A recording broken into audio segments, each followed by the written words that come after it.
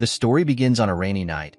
We see some men fighting some assassins. The assassins had already killed a lot of people. The leader of the men asked them about how long they are going to keep attacking them. The assassins ignored the man and charged at them. The men raised their blades and fought to defend themselves. 3 assassins charged at the leader. They told him that he is going to die. The man easily tore them apart. Although he was able to take care of the assassins, the leader knew that they were still too much. He called the assassin bastards. He knew the people who sent the assassins to him. He could not believe that they would stab him in the back after he made a deal with them. He looked at the carriage behind him and promised to protect the person inside. The man asked his subordinates to hold on with everything they have. He assured them that help is on the way. The moment he said this, someone threw a person's head on the ground. He asked the leader if this is the help he is referring to. The leader was shocked to see this. He could not believe that their reinforcement has been wiped out. He wondered about how it happened. He did not know who killed them. The moment he raised his head up, he saw the Murim Alliance leader with the assassins. This man is known as the first heaven-piercing sword. His name is Dam Chunhak. Chunhak walked up to the leader. He said that the power of the ice pavilion is truly formidable. He told the leader that he never expected them to be able to put up a fight against them. The leader smiled when he heard this. He said that he never expected him to be cocky. He told the alliance leader that he would have been in trouble if he met his master. The assassins were annoyed to hear this. They could not believe that some barbarian was speaking rudely to their master. They said that they would cut off his tongue. They promised to kill him there, before the assassins could do anything. A woman stepped out of the carriage and asked them to wait. The leader was surprised to see the woman known as Wayan. Wayan asked him to not worry about her. Chunhak asked the assassins to back down when he saw the woman. Wayan walked up to him. Chunhak could not believe that his daughter was deceived by barbarians and ended up running away. He told her that he has never been so embarrassed before. He stretched out his hand and told her that everyone makes mistakes. He said that she can be forgiven. He told her that he is going to give her one last chance to return as her father. He believed that she was going to make the right choice because she is smart. Wayan asked her father if he will let the men live if she goes back with him. Chunhak glared at her. The woman understood what he was trying to say. She apologized to him. Chunhak did not expect the apology. He realized that she wasn't leaving with him. He raised his sword. The leader was shocked to see this. Chunhak used his sword to cut his own daughter down. He turned around and said that he no longer has a daughter. He said that she has been influenced by barbarians. He told the assassins that their sole mission is to recover the soul of the Central Plains. He asked them to clean up the mess. The assassins rushed to attack the injured men when they heard this. The leader took out 3 assassins that came close to him. He asked his men to fight till the end. The men accepted his orders and began to fight without fear. While she was on the ground, Wayan told herself that she needs to return somewhere. She apologized to someone in her head for not keeping her promise. She said that it will be different next time. The scene shifts and we are taken to a palace. We see someone reporting to his master. His master asked him to repeat what he said. His master's name is Seol Mudak. He is the Northern Sea Palace Master and our protagonist. His subordinate revealed to him that Lord Bai Muyue, who went to the gathering as an envoy to conclude negotiations with the Murim Alliance, fought the alliance. He and his group were annihilated. The moment he heard this, Mudak released his terrifying cold energy in his palace. His subordinates did not flinch, they simply stood. With a look of anger on his face, Mudak said that he will never forgive the Murim Alliance. He promised to wipe them off the map. He asked his subordinates to get ready. The men quickly gathered outside. Mudak told them that they are going to the Central Plains. In the next scene, we are taken to a battlefield covered with snow. We see an injured Chunhak struggling to stay alive. Several blades were sticking out of his body. He looked around and saw countless dead bodies. He could not believe that his entire army was annihilated. He noticed that his inner energy was depleted. He realized that this might be the end for him. He asked the Northern Sea Palace Master to kill him now. Mudak glared at him when he heard this. He moved close to him. He asked Chunhak to tell him why he killed his daughter. Chunhak laughed when he heard this. He asked Mudak to stop asking a stupid question. With a deranged look on his face, he said that the daughter of the alliance leader cannot be playing love games with a barbarian like him. He said that it would have been a bigger mistake to let Wayan live. Mudak raised his hand and gathered his energy. With a creepy smile on his face, Chunhak told our boy that he won't get what he wants the most even though he took over the Central Plains. The moment he said this, Mudak pierced his heart with his sword which he fired at him. Chunhak could not believe that this is how he is going to die after everything. Memories of his daughter flashed in his head. He remembered how he raised her. He wondered why she betrayed him and associated with a bastard. He remembered how he cut Wayan down. The man said that he is infuriated and resentful. With the death of the Murim Alliance leader, the 6-year-long Great Blood Battle came to an end. The living legend of the Northern Sea Palace became the uncontested ruler of the Central Plains that day. However, Mudok showed no emotion. He simply gazed at the moon. The scene shifts and we are taken to Mudok's room. We see a flower that seems to have lost its nutrient. Our boy realized that this flower is the only thing he has left. He thought about how he got the flower. In the past, Wayan barged into his room while he was writing. She referred to him as Gaga. He asked her about what happened. The woman asked him to take a look at the flower. She said that the lotus of love has finally bloomed. Mudok was surprised to hear this. He remembered that the lotus of love is a flower that blooms when lovers truly love each other. With tears in her eyes, Wayan told our boy that she never doubted his feelings. She explained to him that she was actually upset that the lotus wouldn't bloom. She said she is fine now that it has bloomed beautifully. She was happy to see that her love was not one-sided. She said that Mudok really loves her. Our boy hugged her. He told her that he cannot love anyone else apart from her. Mudok was grateful to the flower for making Wayan so happy. He decided to fill the garden with the lotus of love in order to remember Wayan. He gently tapped the flower. He said that he cannot forget the woman no matter how much he tries. Immediately he said this. The flower bloomed again. Our boy was shocked to see this. He did not know how it was possible. He called out to someone known as Myong. The man appeared behind him. Mudok ordered him to find someone who can explain what just happened. He asked him to find the right person even if he has to search the entire Central Plains. Myong accepted his master's order and disappeared. A few days later, we see the Manbachas who were said to know everything in the world gathered at the Northern Sea Palace. The men did not know why they were called. While they were talking, someone asked them to step outside. The men were surprised to hear a voice from the sky. They all decided to step outside. When they stepped into the garden, they saw something shocking. They saw a garden filled with the lotus of love. Each of the flowers had bloomed.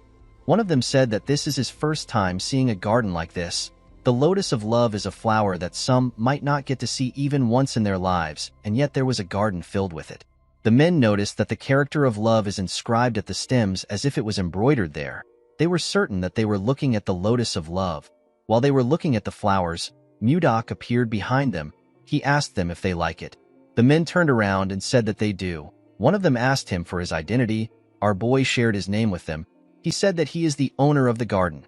The men were shocked to see the absolute ruler of the Central Plains. Mudok revealed to them that he and his lover made a lotus of love bloom with their love. He told them that the flower died when his lover died.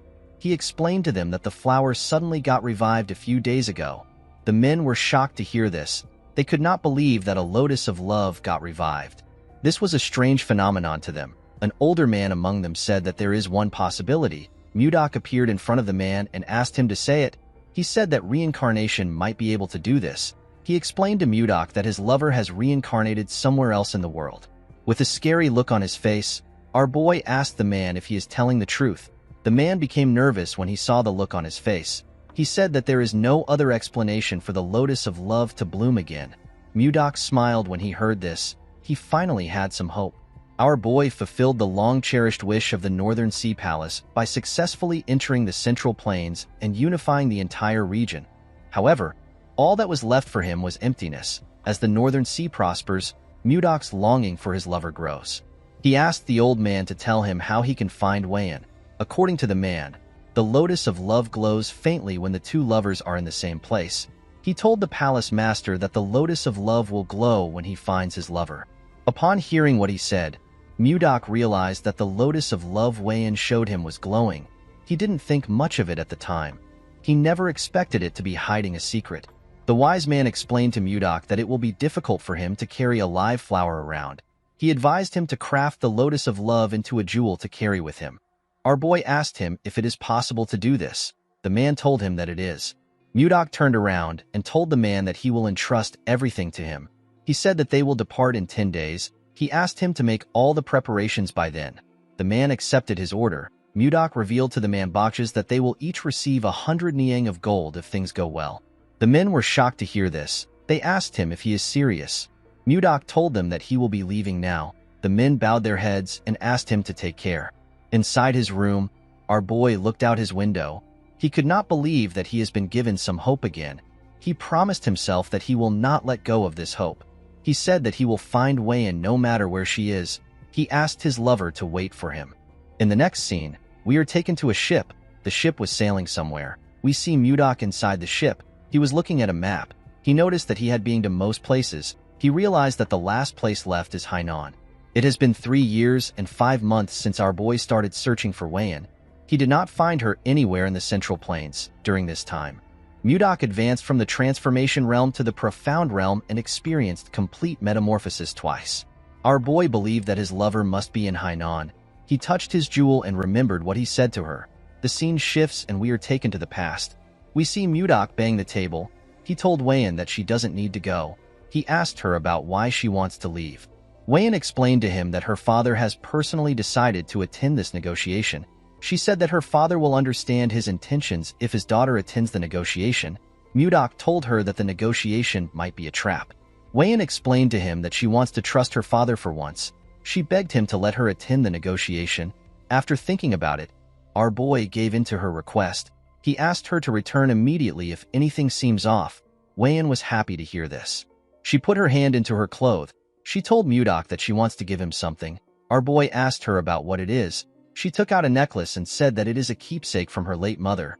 She said that her mother told her that the necklace has the power to return to the person who gave it out. She gave Mudok the necklace and told him that it will always bring him back to her. With a smile on her face, Wei-in asked her lover to not worry. She promised to never leave his side. Mudok realized that he should have stopped her back then. While sleeping, our boy hears people yelling above him. They said that a storm is coming. When he went to the deck, he saw everyone desperately trying to hold on to the ship. Mudok never expected a storm to suddenly appear. He noticed that he was under the shadow of something. When he turned to the side, he saw a huge wave that was ready to swallow the ship. Mudok covered his body with protective chi.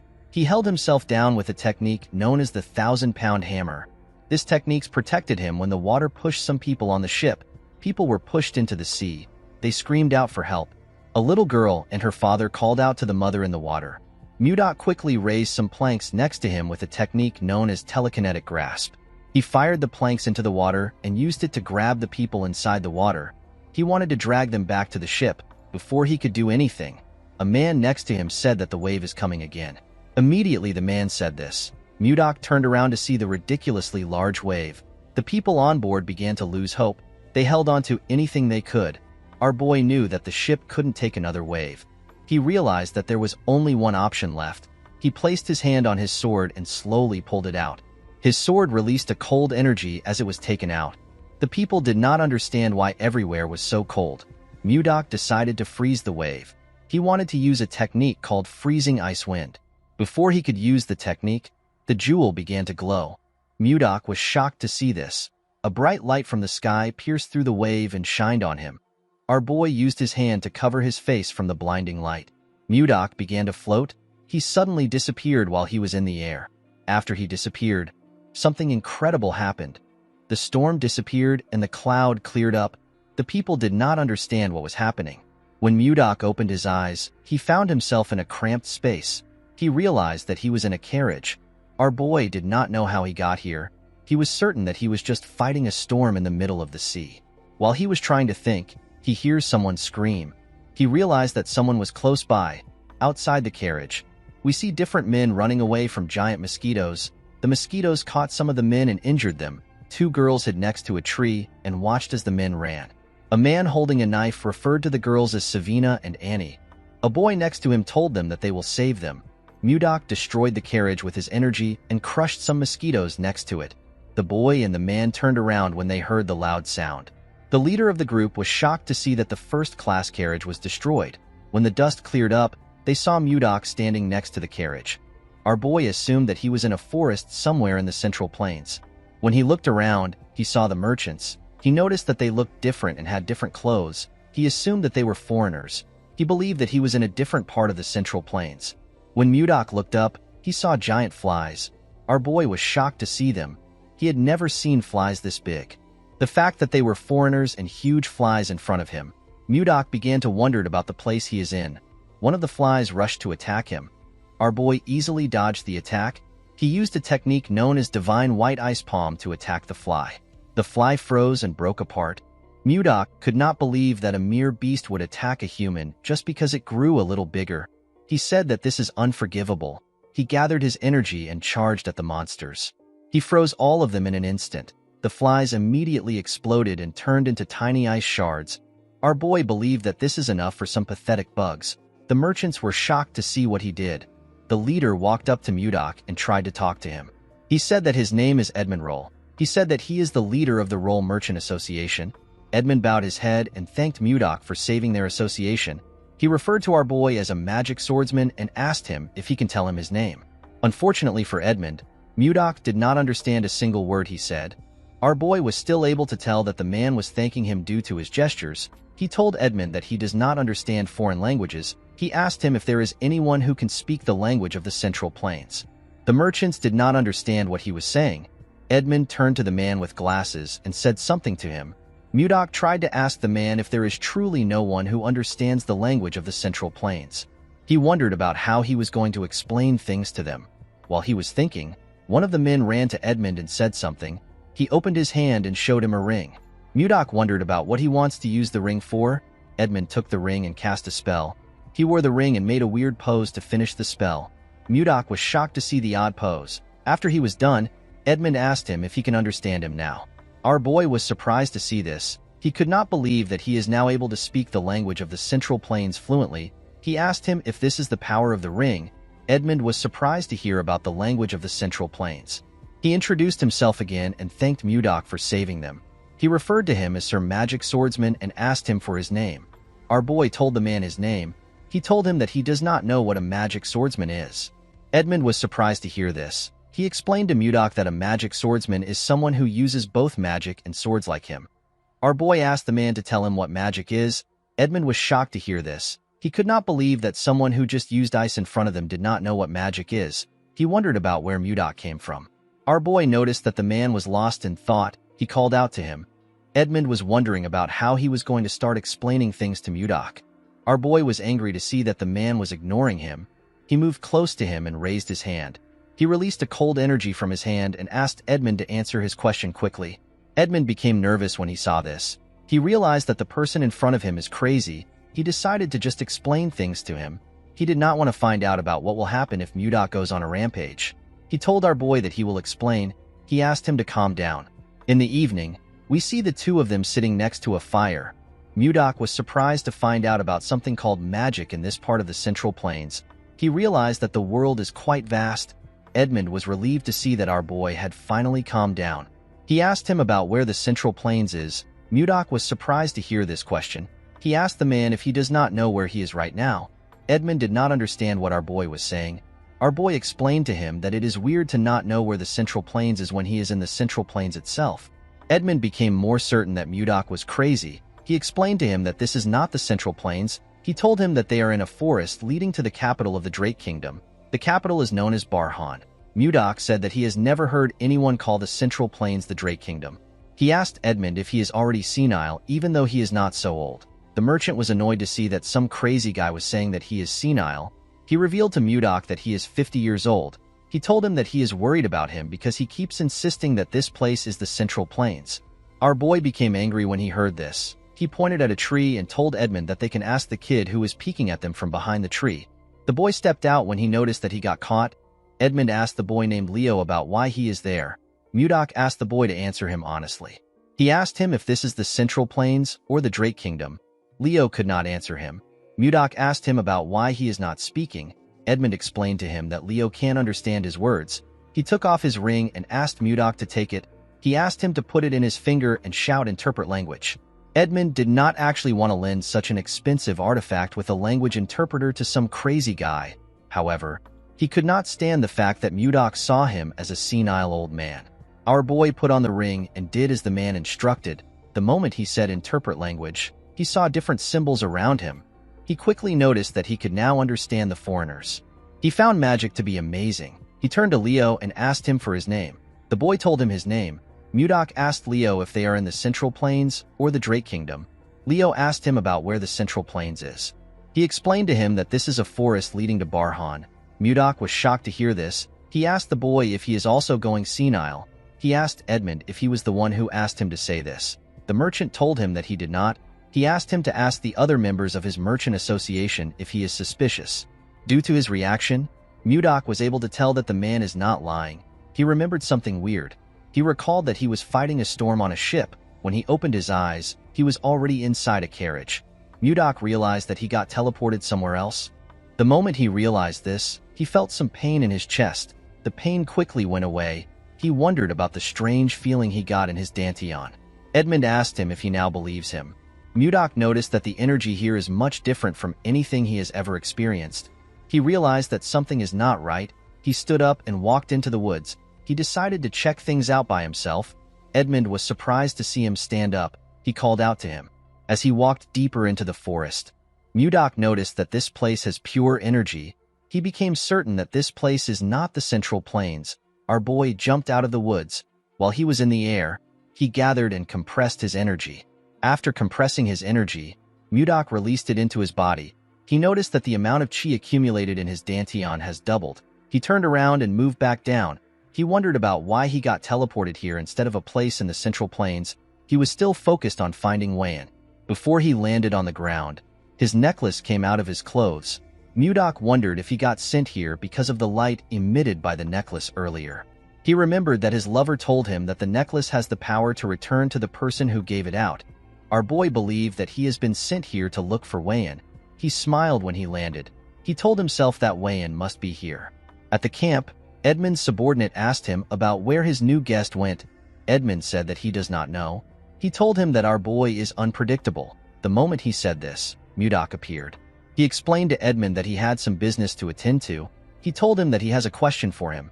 Edmund noticed that our boy was smiling. He found it creepy. He asked Mudok to tell him his question.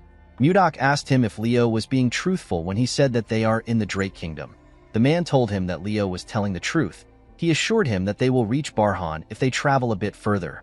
Mudok asked him to tell him where Barhan is. A little boy next to Edmund asked our boy if he does not know anything about this place. He asked him if he spent all his time training in the mountains. The boy said that he has heard stories about eccentric people like him. He said that this is his first time seeing an eccentric person in flesh. Mudok decided to take the boy's explanation. He told them that he has been training in the mountains, and he only just came out today to experience the world. He said that this is why he does not know anything. Mudok had never heard of places like the Drake Kingdom and Barhan. He decided to get more information about the place from the kid. Due to the fact that some of them had different colored eyes, our boy assumed that he was in the land of the Western barbarians, which he had only heard of. The boy was happy to hear what Mudok said. He was happy to see that he was right. He referred to our boy as Sir Magic Swordsman and offered to teach him a few things. Mudok accepted his offer. The boy walked forward and asked him to follow him. Mudok asked the boy for his name. The little boy introduced himself as Luffy. Edmund found it creepy that the crazy man was acting friendly. He could not understand what was going through our boy's head. Mudok began to learn about this place and the language the people use from Luffy. Our boy realized that this place wasn't a foreign land. It was actually an entirely different world. The land was oddly shaped and the writings differ from anything he had seen before. In this world, there are other species apart from humans. Elves and dwarves exist. Apart from them, beings known as beastmen also exist on the continent. Of all the species, the strongest are creatures known as dragons. Mudok believed that they were lizards with wings. There are also things known as warp magic and magic circles. According to Luffy, warp magic can be used by 5th circle mages and above. They draw a round magic circle on the ground and chant a spell. This allows one to travel to wherever they wish. The better the mage's ability, the further they can warp. To Mudok, magic was an inexplicable sorcery. He looked up to the sky and wondered about the other amazing things that this world could hold. Immediately he raised his head up. He noticed something strange. There were 3 moons in the sky. This was something he could not even imagine in the Central Plains. He wondered if Wayan was really the one who summoned him to this place. While he was thinking, someone screams at the girl known as Savina. He begged her not to do something. Mudok quickly turned around. He noticed that something was happening around the camp. Savina asked the man to tell her why she can't do something. The girl held a knife and grabbed Annie. She asked everyone to not come close to her unless they want to die. The merchants begged Savina to not do anything. Mudok wondered about what is happening. The The man with glasses assured Savina that they will be able to heal both of them when they arrive in the capital. He told her that the capital has a lot of mages. He told her that he will even ask Edmund for a favor. He begged her to let go of Annie because she is scared. Savina asked the man whose name is Charles if he thinks that she is stupid. She reminded him that healers are rare even in the capital. She asked him if he knows how much it costs to heal one person. The girl told him that the assassin bug's egg is lodged in her heart. She said that it can hatch into a larva at any moment. She asked him if anyone can heal this. Charles did not know what to say to the girl. With tears in her eyes, Savina told him that the egg will tear she and Annie apart when it hatches into a larva. She raised the knife and said that it will be better for them to die while they are still in one piece. Before she could kill Annie, Mudok asked her to wait. He told her that he has roughly understood the situation. He raised his hand and used his energy to drag the knife from her hand. He assured her that he will treat her. He asked her to not do anything stupid. Savina did not know when he took the knife away. Mudok moved close to them. He asked them to sit down. He said that the treatment must start now. Edmund asked our boy if he also knows healing magic. Mudok explained to him that he does not know any magic. He said that he only knows a few healing techniques that were passed down to him. He told them that they can relax. Edmund and Charles were happy to hear this. Edmund moved close to our boy and begged him to save the girls. He assured him that he will repay him with all his heart even though he does not have much. Mudok told him that he was going to help the girls even if he didn't ask. He asked everyone to step back a bit. He said that he is going to start the treatment. Edmund asked his subordinates to step back. Mudok moved close to the girls. He asked them not to be so tense. He assured them that it won't take long. He asked them to close their eyes and relax. The girls followed his instructions. Mudok used his energy to scan their bodies. He noticed that the bugs were near their hearts. While he was carefully searching, he found something surprising. He found the bugs in their hearts. Mudok noticed that the eggs had not yet hatched. He gently controlled his energy and used it to burn the eggs without harming the girls' hearts. Their hearts shined brightly. The girls let out a burp after the eggs were burnt. Mudok stood up and told them that he has taken care of the problem. The girls were shocked to hear this. They asked him if he is serious. Our boy assured them that he has destroyed the bug eggs. He asked them to take things easy. Edmund and the rest of the group were shocked to hear this. Edmund asked Mudok if Annie and Savina are fine now. Our boy did not understand why the merchant was doubting him. He assured him that they are fine.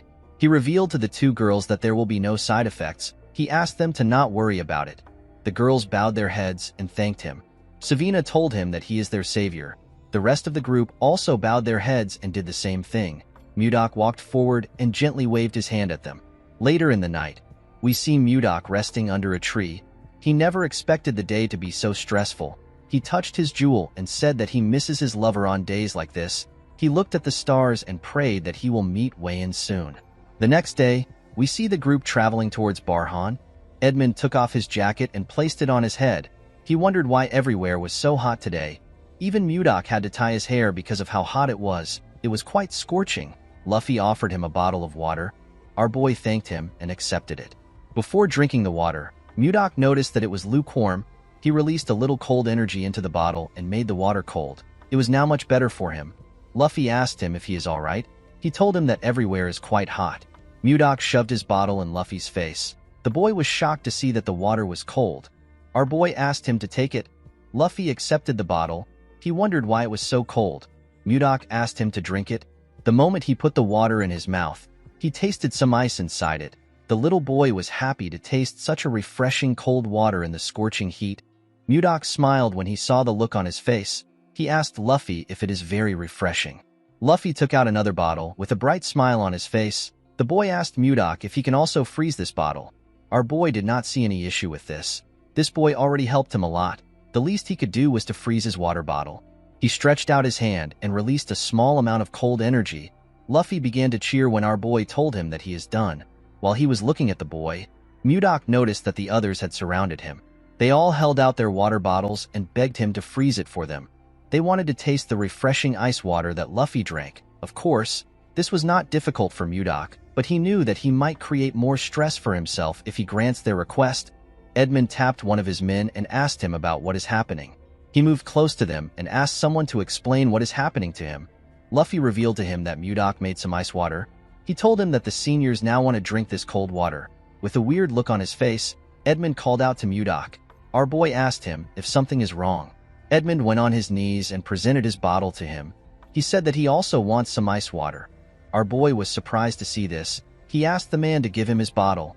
Mudok decided to stay with this caravan in order to learn more about this world. This people already helped him in solving the biggest problem he had. This problem was the language barrier. Our boy did not see it as a big deal to give out ice water to them. He froze Edmund's water for him. The man thanked him. He quickly drank the ice water. Edmund noticed something odd. He told Mudok that something is strange. Our boy did not expect this. Edmund asked him about how he created the ice. Mudok asked him about why he is asking the question. He asked him if something is wrong. With a bright smile on his face, Edmund told our boy that the ice is absolutely perfect. He revealed to him that he has tried all the ice available on the continent. He said that he has never tasted this kind of ice before. The ice water was on another level to the man. He told Mudok that he is quite amazing. Mudok had never heard about ice being tasty. He said that he merely froze the water. He asked Edmund to tell him what he means when he says that the taste is different. According to Edmund, when creating ice, it is common to use the cold attributes of mana in the air to freeze water directly. It can also be done by gathering moisture from the atmosphere. During this process, impurities from the mana gets mixed into the ice. This affects its taste, however. Since each mage has a unique mana signature, it is rare to find someone who can create pure ice. It is basically hard to get pure ice. Edmund told Mudok that his ice is incredibly pure. This is why it tastes so good. Our boy now understood why the group reacted so enthusiastically. He could not believe that something as simple as ice would get him this kind of reaction. He almost felt pity for them. Since he was in a good mood, Mudok decided to create more ice. With a smile on his face, he released his energy. Before he could do anything, Edmund called him Sir Magic Swordsman. Our boy asked him if there is something wrong. Edmund pointed his hand at the sky and said that he has a proposal for him. A few days later, we see Charles directing some men carrying buckets filled with water. He asked them to take the buckets to the back of the store. At the back of the store, we see Mudok gather his energy. He used it to freeze the buckets of water in front of him. He turned the water into ice cubes. The merchants clapped for him when they saw this. They rushed to carry the buckets. While looking at them, Mudok thinks about what led him to this place. The scene shifts and we are taken to the past. We see Mudok shocked after hearing Edmund's proposal. The man explained to our boy that he wants to revive his merchant association by selling the ice that he makes. He became nervous when he said this. Mudok realized that Edmund had a hidden agenda when he kept going on about how refreshing the ice is. Edmund told our boy that fourth circle mages who can make ice are too arrogant and end up making subpar ice. He told him that they need to target this market. Mudok could tell that Edmund does not have any ill intentions. He actually wanted to revive his struggling merchant association. Our boy did not want to offer his service for free. He decided to negotiate. He told the merchant that it will be a 70-30 business.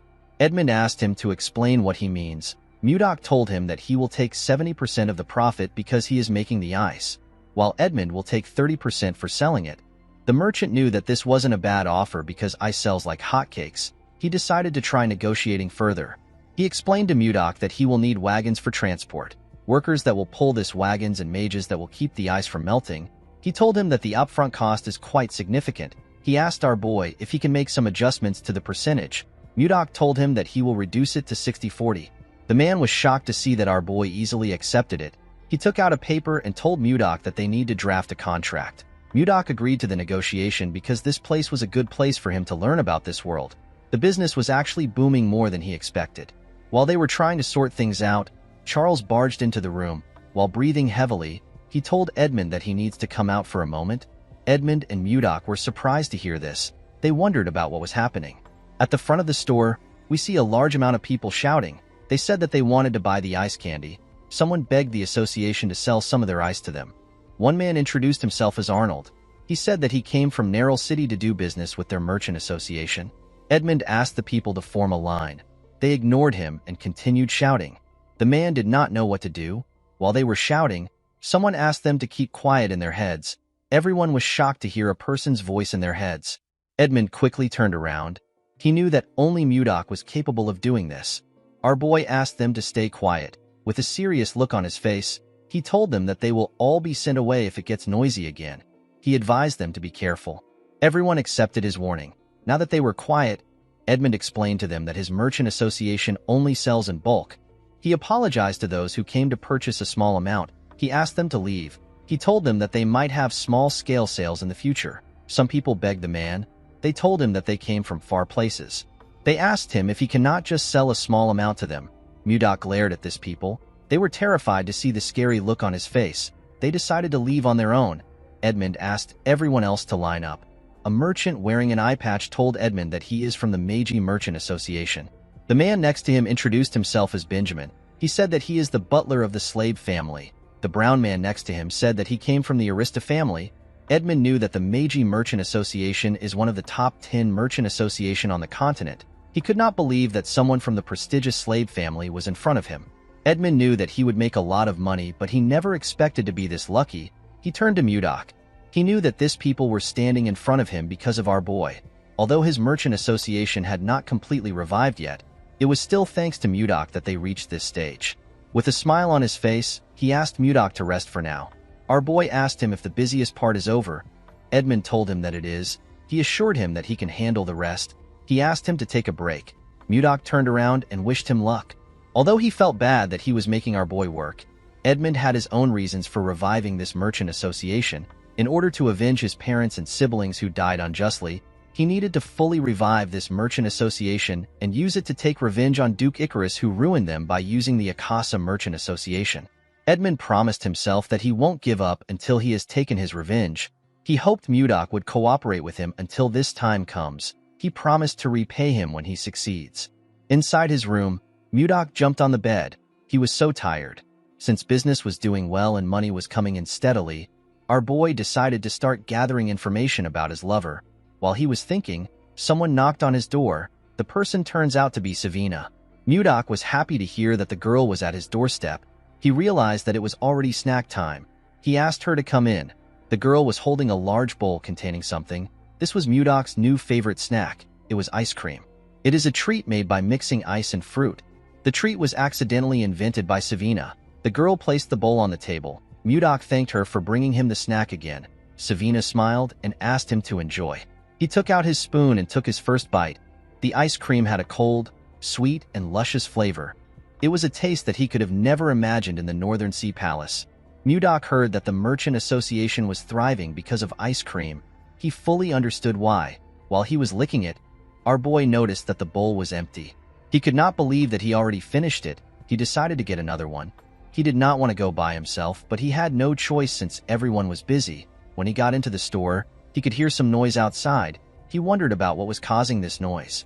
At the front of the store, we see Savina asking someone to line up. The bastard smiled when he heard this. He asked Savina to tell him who gave her the power to order nobles around. Mudok wondered about who the young men were. The boy next to the chubby boy believed that Savina was asking them to line up because she did not know who they were. He asked her to shut up and bring out the ice cream.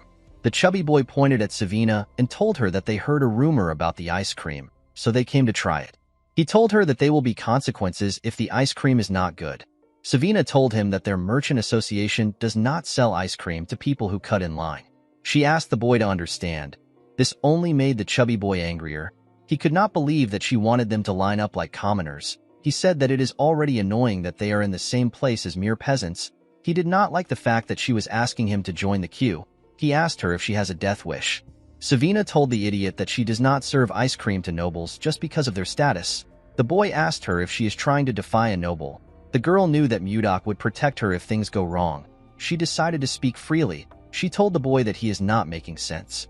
She said that she is simply stating the rules. The other boy was annoyed to hear this. He called the girl a wretch. He took out his sword and asked her if she really wants to die. Savina was not scared to see his sword. The boy was annoyed to see this. Before he could do anything, their third friend tapped his shoulder. He called him Samuel. With a cold gaze in his eyes, the boy asked Samuel to not act rashly. He asked him if he wants to lower their dignity.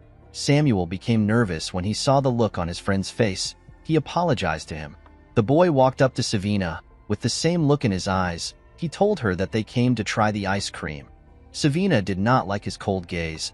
Her heart felt like it was freezing. She began to tremble. The boy told her that he doesn't like waiting. He asked her to bring it out now. Savina was lost in his gaze. With a shaky tone in her voice, she asked him to wait. Someone called out to Savina. The person turns out to be Edmund.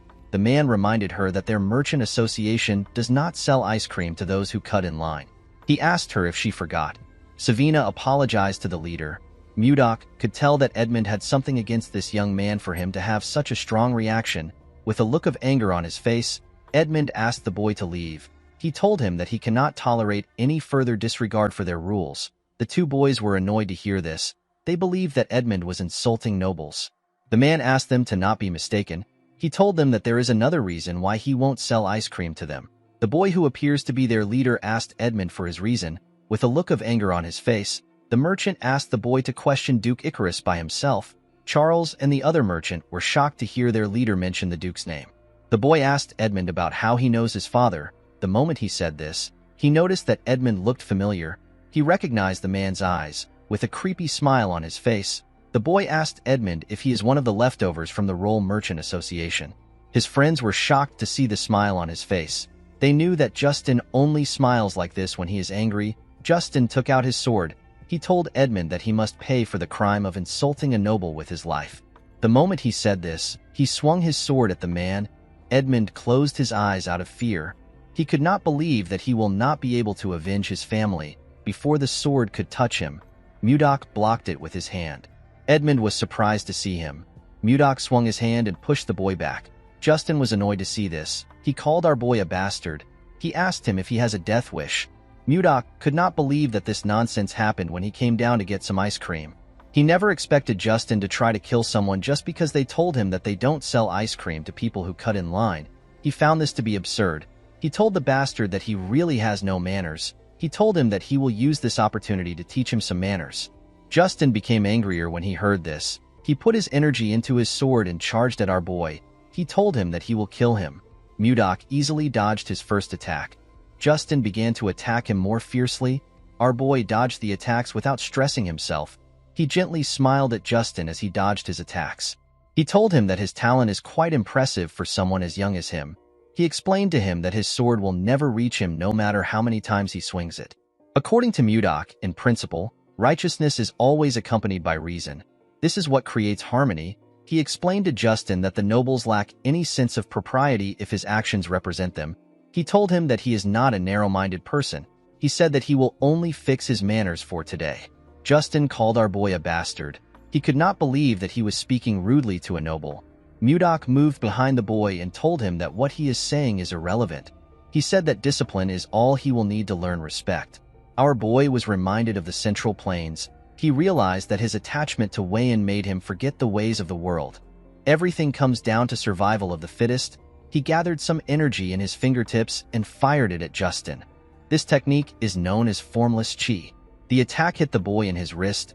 It created a huge hole in his wrist. Justin dropped his sword and fell to the ground. He grit his teeth out of anger. Mudok glared at the boy with a cold gaze in his eyes. Edmund was surprised to see Justin injured. He did not know the kind of attack Mudok used. Justin's friends quickly moved close to him. They raised their swords and asked Mudok to stay back. The chubby one promised our boy that he will cut him down if he moves closer. Samuel became terrified when he saw Mudok still approaching them. Our boy saw something surprising. Justin was trying to stand up. He asked him about why he bothered to get up. The boy placed his hand on his friend's shoulder and asked him to move. He stood in front of Mudok confidently.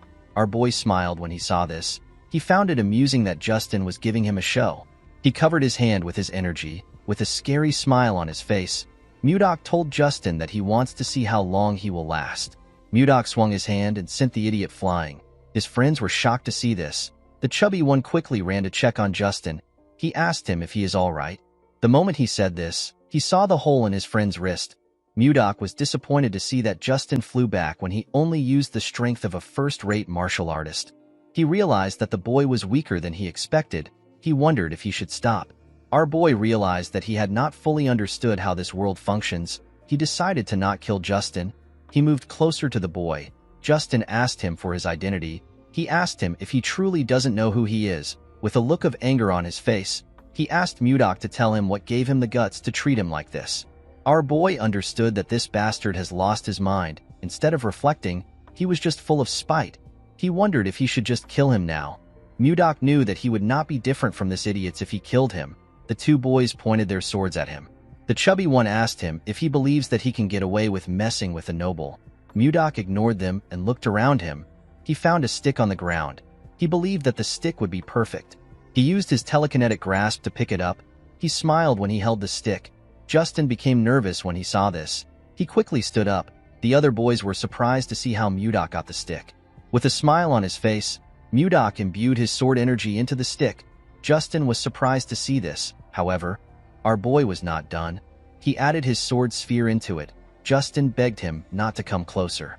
With an evil smile on his face, Mudok added his sword chi to it. The boys fell to the ground and began to tremble. With a creepy smile on his face, Mudok told the boys that the best remedy for scums like them is a club. He raised the club and began to beat the boys. He advised them to get a grip. Our boy enjoyed dishing out this beating. In the evening, we see the boys kneeling. They begged Mudok to forgive them. They assured him that they won't do this again. Our boy told them that he cannot hear them. He asked them to repeat what they said. Justin was annoyed to hear this. He promised himself that he will kill Mudok. He said that he will stomp on his head. Although this was his wish, the boy had no power to do it. He had no choice but to beg our boy for forgiveness. He assured him that he will never make a mistake like this again. Mudok was happy to see the outcome of the beating. He realized that nothing is better than a good beating. He advised them to be careful from now on. Edmund was touched to see what Mudok did. He thanked him in his head. The scene shifts and we are taken to a castle. We see a king and his subordinates seated. Count Slabe reports to the king that they received some information from an informant planted in the Serbia kingdom. King Tomalova III asked the count to speak. According to Slabe, the Serbia kingdom has succeeded in reclaiming the barren northern region of Blackstone. Additionally, the Hazen kingdom is trying to develop the land beyond the Sahara Desert.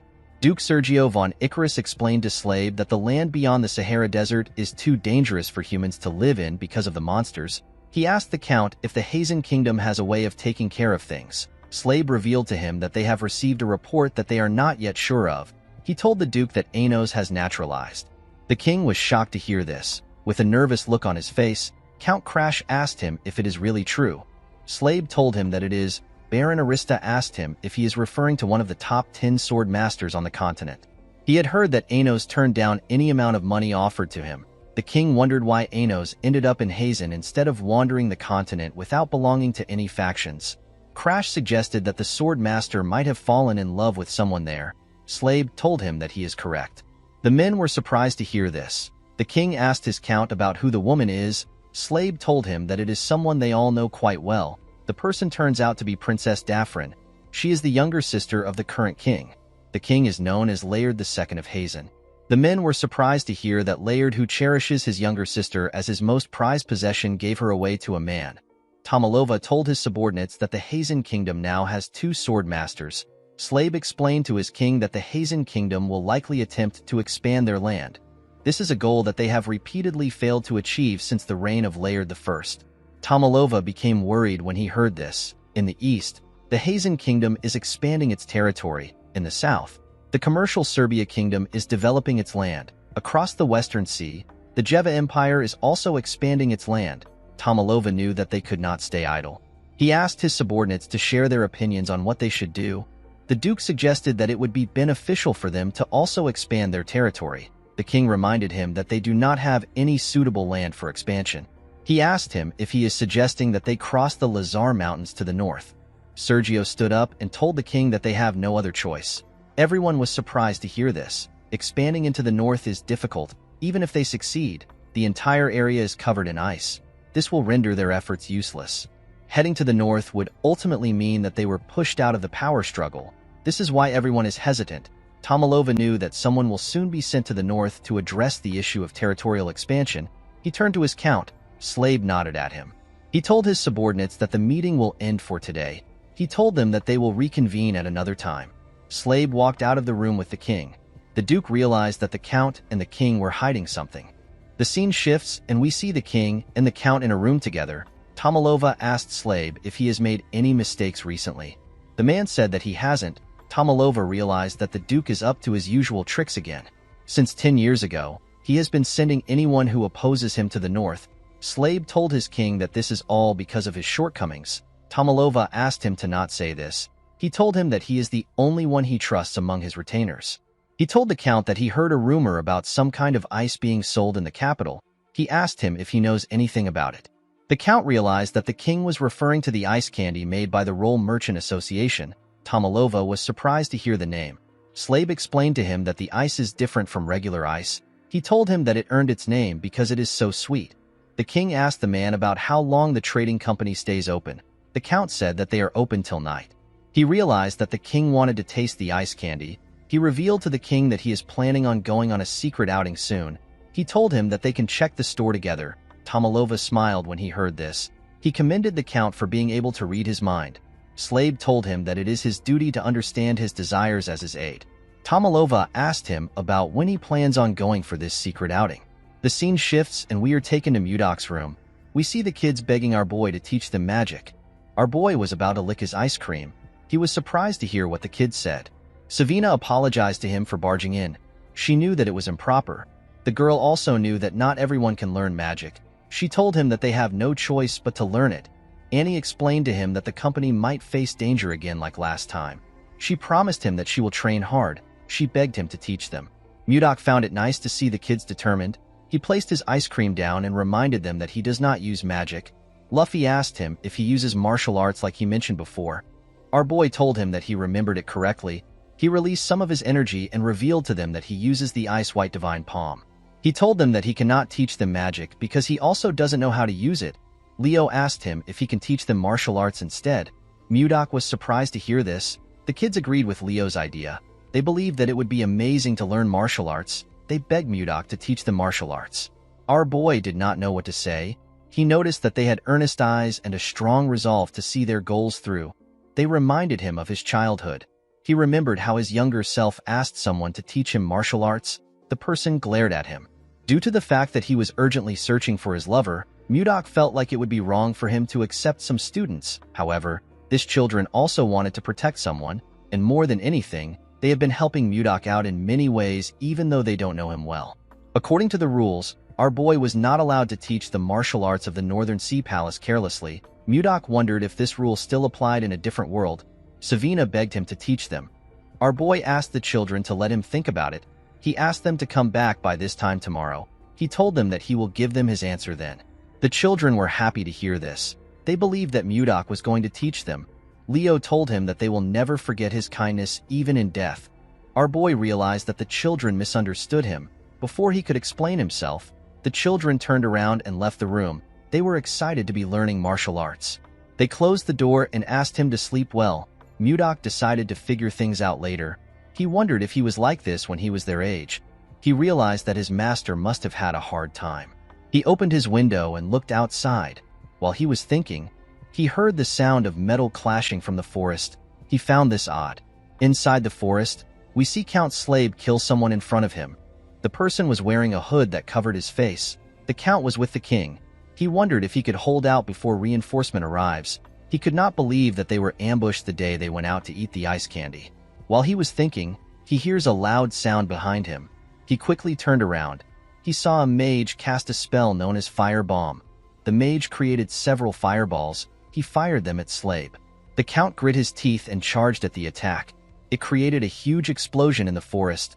The king was shocked to see this. He quickly ran to him. Slave told him that he is fine. Tomalova reminded him that his arm is bleeding. The Count moved in front of him.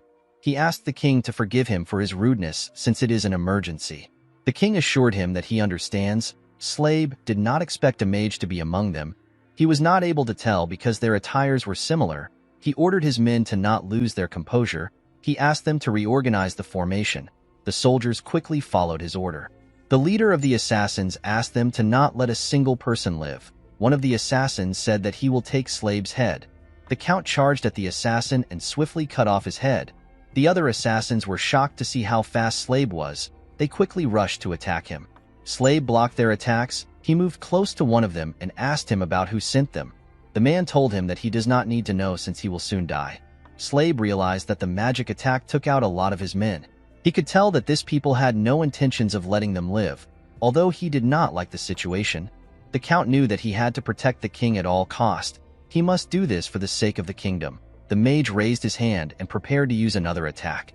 Slave ordered his men to gather around the king and protect him. The mage laughed when he heard this. He told the count that he is too late. Before the man could use his attack, someone struck him down with ice. Everyone was surprised to see this. The leader of the assassins asked the person for his identity. As expected, the person turns out to be Mudok. With a smile on his face, our boy said that he has been caught. Mudok jumped off the tree and appeared behind the leader. He knocked out an assassin next to the leader. He said that he wanted to see the moon, but everywhere was so loud that he had to come there. The leader quickly turned around when he heard this. With a scary look on his face, Mudok told the leader that he needs to finish this before his ice cream melts. The leader could tell that our boy was dangerous. He did not know when he got behind him. Although they were caught off guard, they were still superior in terms of numbers. The man wanted to kill the king and get out of the forest as soon as possible to avoid any variables. He took out his sword and charged at Mudok. He said that he will take care of our boy. He ordered his men to kill Tomalova. Mudok blocked his attack with his sword. He said that he never expected to see all kinds of swords here. He decided to respect the leader by using his sword, which is known as Sullen. He asked the man to come at him. The leader was annoyed to see this. He charged at Mudok and told him that he will not get out of the fight alive. Our boy found this exhilarating. He advised the man to do his best. He easily blocked the man's attack. The leader took out his other sword and used it to attack him. Mudok dodged his attacks without stressing himself. The man put his sword together and attacked our boy from both sides. Our boy was still able to dodge it. Before the man could attack again, Mudok pushed his sword away and hit him in his back. The man grit his teeth to endure the pain. Our boy raised his sword and began to attack the assassin. The man managed to block Mudok's attacks, but he was struggling to keep up with him. While he was struggling, our boy grabbed his head and slammed it to the ground. He was enjoying the fight. The moment he stood up, rain began to fall. Tomalova asked the count about what is happening. Slave advised his king to be cautious. He asked him to step back. Immediately he heard this. Tomalova realized something. He told Slave that they are looking at the hope of the kingdom. The count did not understand what he was talking about. The assassins were shocked to see what Mudok did to their captain, whose name is Morian. They wondered if Mudok is a sword master. Our boy moved close to the assassins. With a look of anger on his face, he told them that this is all their fault. The assassins did not understand what was happening. Mudok revealed to them that his ice cream has melted in the rain because of them. The assassins did not even know what an ice cream was. Our boy told them that he will show them how fearsome a grudge born from ice cream can be. He told them that he will count to 3. He said that he cannot guarantee the lives of those who remain after he is done counting. The assassins believed that he was spouting nonsense. One of them said that they can get rid of him if they all attack at once. The other assassins agreed with this. Mudok began to count. The assassins charged at him. They wanted to shut him up. When he got to 3, the assassins had already gotten close to him. He activated his protective chi.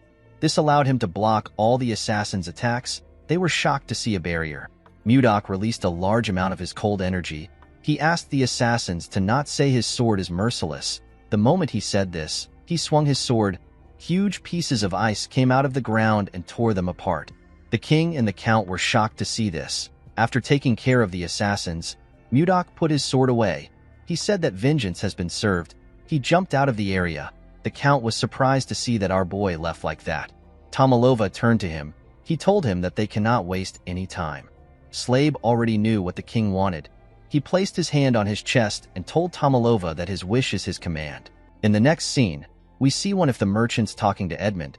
He revealed to him that the children are studying magic. Edmund was surprised to hear this.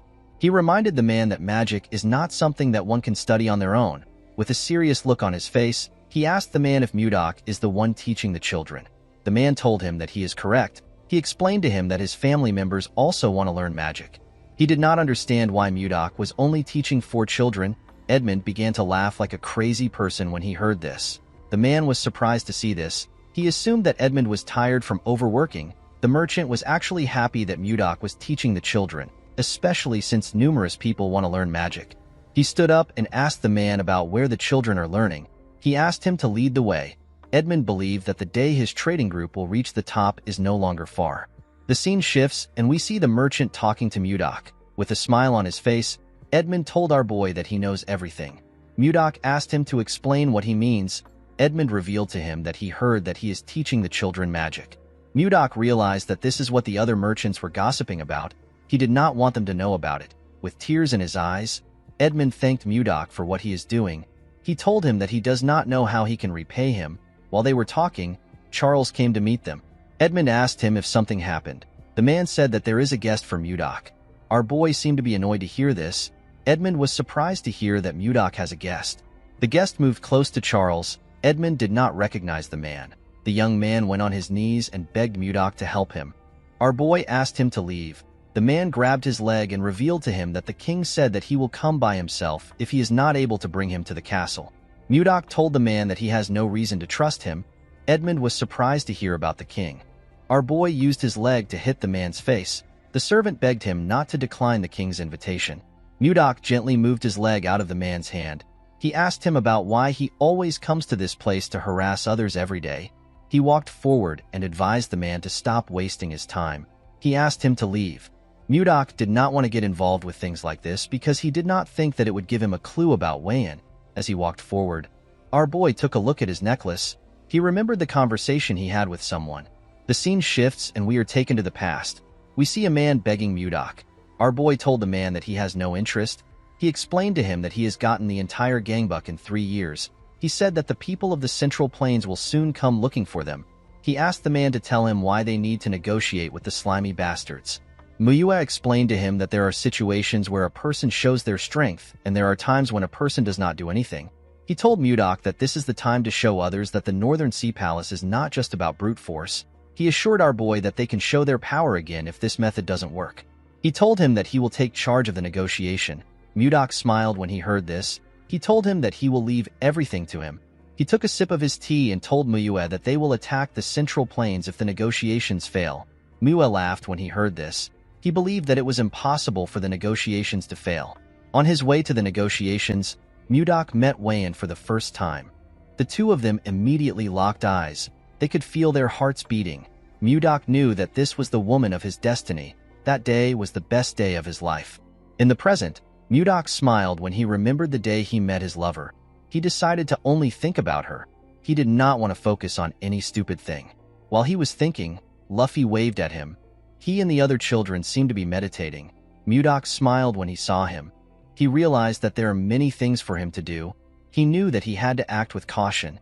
Later in the day, we are taken to the castle. Tomalova was annoyed to hear that Mudok refused his invitation again. The servant bowed his head and begged the king to forgive him. Tomalova began to dislike our boy the more he heard about him. He simply wanted to thank him for saving his life. The young man said that he will go again tomorrow. He assured the king that he will get a different response. Tomalova asked him not to bother himself. He believed that the man has already done enough. While they were talking, someone knocked on the door. The person turns out to be the princess. Her name is Ishilda. Tomalova quickly took a look at himself in the mirror. He asked the servant to get out. The man felt bad that he wasn't able to complete his mission. As she walked into the room, the princess noticed that the man looked sad. The beautiful red-haired princess greeted her father in an elegant manner. She told him that the chamberlain looked sad. She asked him if something happened. Tomalova became nervous when he heard this. When his daughter sat next to him, he explained everything that happened to her. Ishilda was shocked to hear about what her father went through. She quickly stood up and asked him if he is all right. Tomalova grabbed her hands. He assured her that he is fine. He asked her to not worry about it. Ishilda sat down back. She asked Tomalova if he knows the reason why Mudok rejected his invitation. The king said that he has no idea. He revealed to his daughter that he wishes to keep our boy by his side because he is very skilled. Unfortunately, Mudok wasn't answering his summons. Ishilda believed that our boy must be a great person for her father to be interested in him. Tomalova nodded his head. He asked his daughter if she knows about the ice and ice cream created by the Roll Trading Company. Ishilda said that she has also tried the ice cream. Her father revealed to her that Mudok is the one who made that ice. Ishilda was surprised to hear this. Tomalova explained to her that he started feeling greedy after finding out that our boy was the one who created the ice. Ishilda completely understood her father. She remembered the feeling she got when she first tasted ice cream. She could not forget this feeling even if she tried. The woman looked outside the window. She found it intriguing that the mage who created the ice cream is the one who her father is looking for. She wondered about who our boy was. While she was thinking, she saw two kids happily licking their ice creams. Ishilda wondered if she should use this opportunity to meet Mudok in person. In the next scene, we see Mudok watching the children meditate. He has only been teaching them for half a month. but they had already reached the stage where they can emit chi. Our boy was not surprised to see this. The concentration of chi is much denser here than in the Central Plains. He put his hands together and asked the children to stop. He told them that they can properly control mana. He told them that they will be moving to the next stage. The children said that they understand. The moment they said this, the Chamberlain appeared and greeted him. Mudok was annoyed to hear his voice. He already knew who it was without turning around. He wondered if time was repeating itself. When our boy turned around, he saw a woman wearing a hood move close to them. Because the Chamberlain didn't come in the morning, Mudok assumed that he would not come at all. He asked the man about why he came again. Immediately he said this. His necklace began to glow. Our boy was shocked to see this. He quickly raised his head up. The woman in front of him took off her hood. She turned out to be the princess. With a smile on her face, the woman greeted him and introduced herself as the princess of the Drake Kingdom. Mudok immediately knew that he had found her. He was certain that he was looking at Wayan's reincarnated body. The scene shifts and we are taken to the store. Ishilda told our boy that she heard about how he saved her father's life. Mudok said that it just happened. The princess was surprised to hear the rude reply. She forcefully made herself smile. She told Mudok that her father has invited him to the palace to show his gratitude. She referred to him as Sir Magic Swordsman and asked him about why he refused the invitation. She said that he has rejected the invitation more than 2 times. She heard that he rejected it in a cold manner every time. Mudok only saw Wayan's face while she was talking. Even Ishilda's angry expression and her tone were exactly like Wayan's.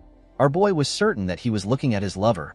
The princess noticed that Mudok wasn't saying anything. She called out to him. Mudok came back to reality when he heard her voice. He told her that he will come to the palace. He asked her to tell him the day he should come. The princess was actually about to argue with our boy. She was shocked to hear that he accepted the invitation. She stood up from the chair.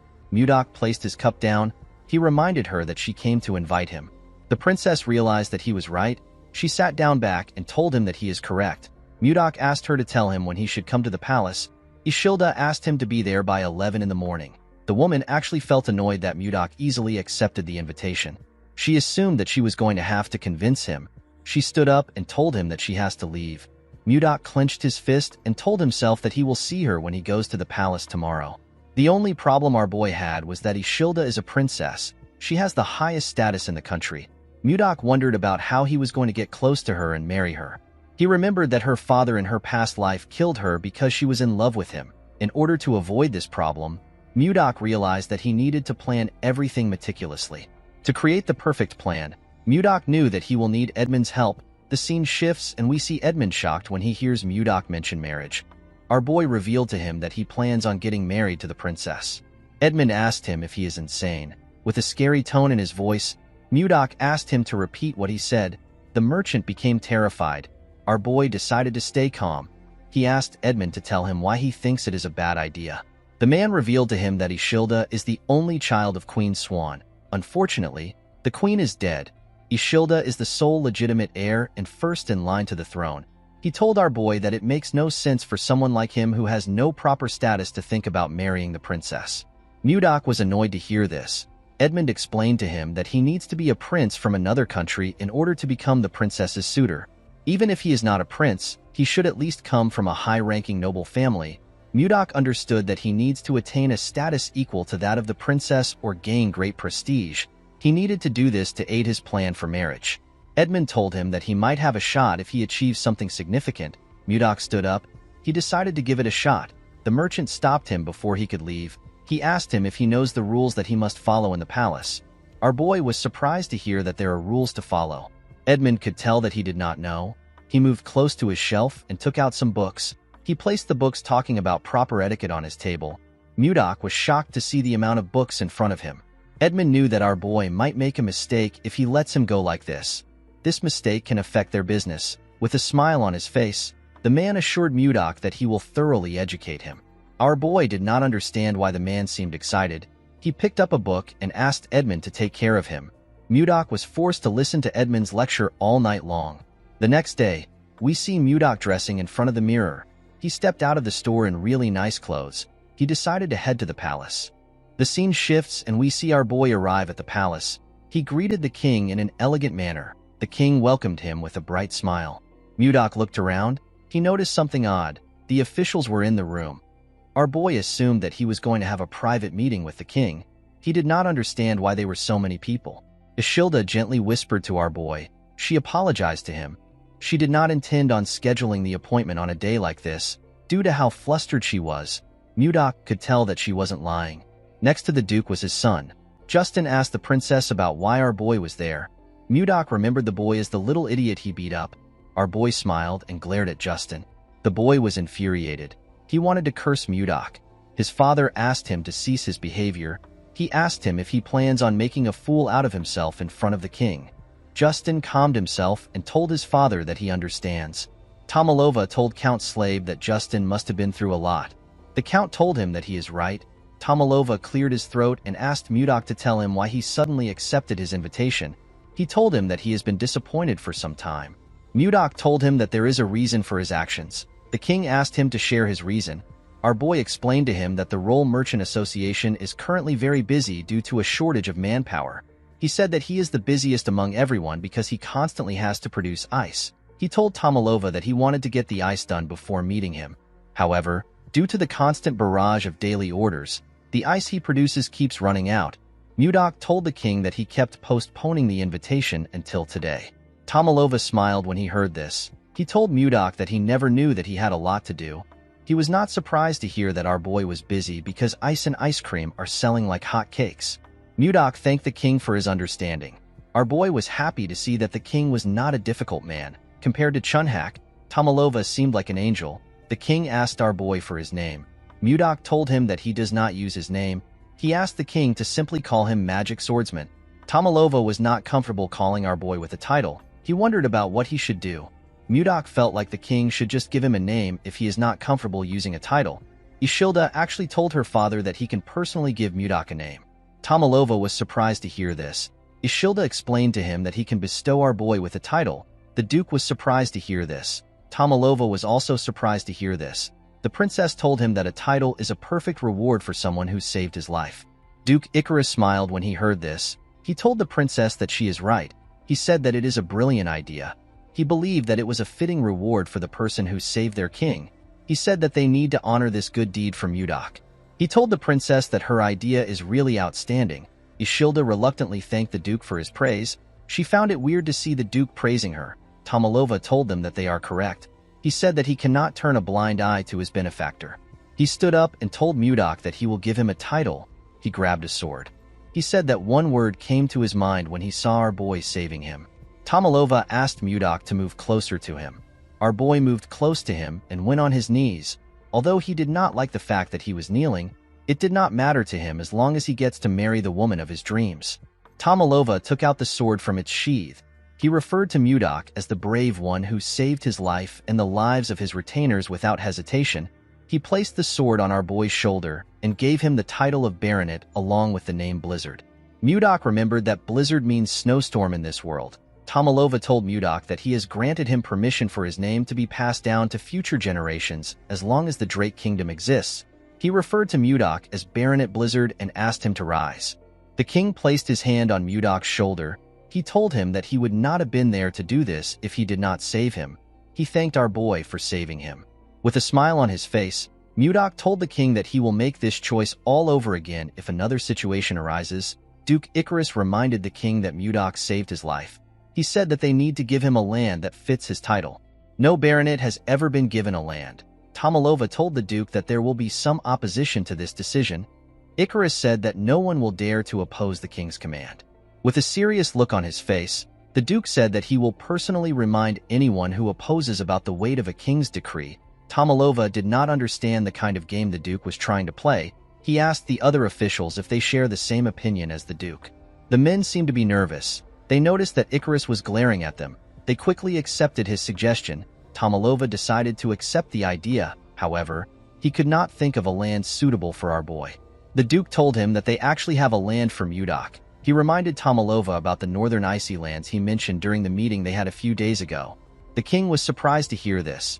Icarus said that they actually need to send a lord there. He told Tomalova that everything has aligned perfectly.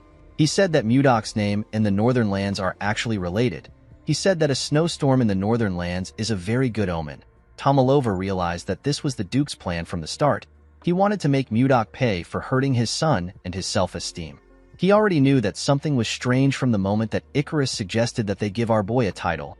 Ishilda could not believe that they wanted to send Mudok to the northern lands.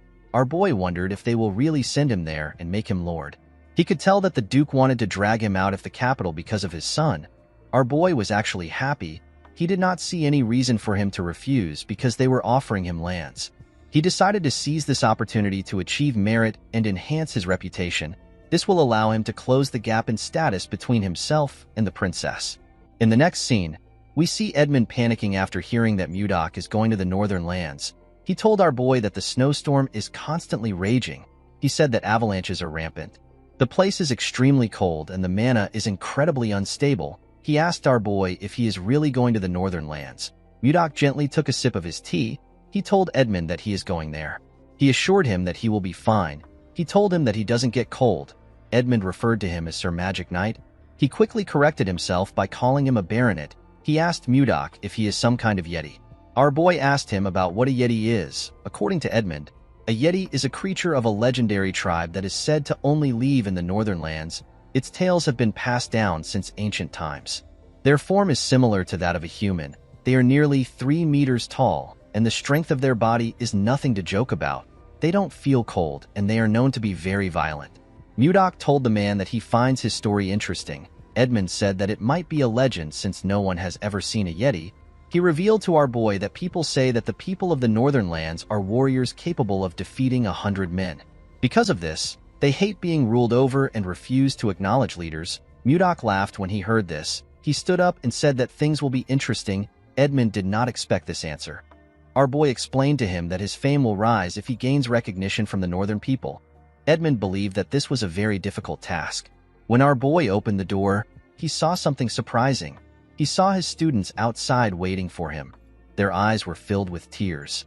In the next scene, we see Mudok talking to Savina and Leo. Our boy denied their request.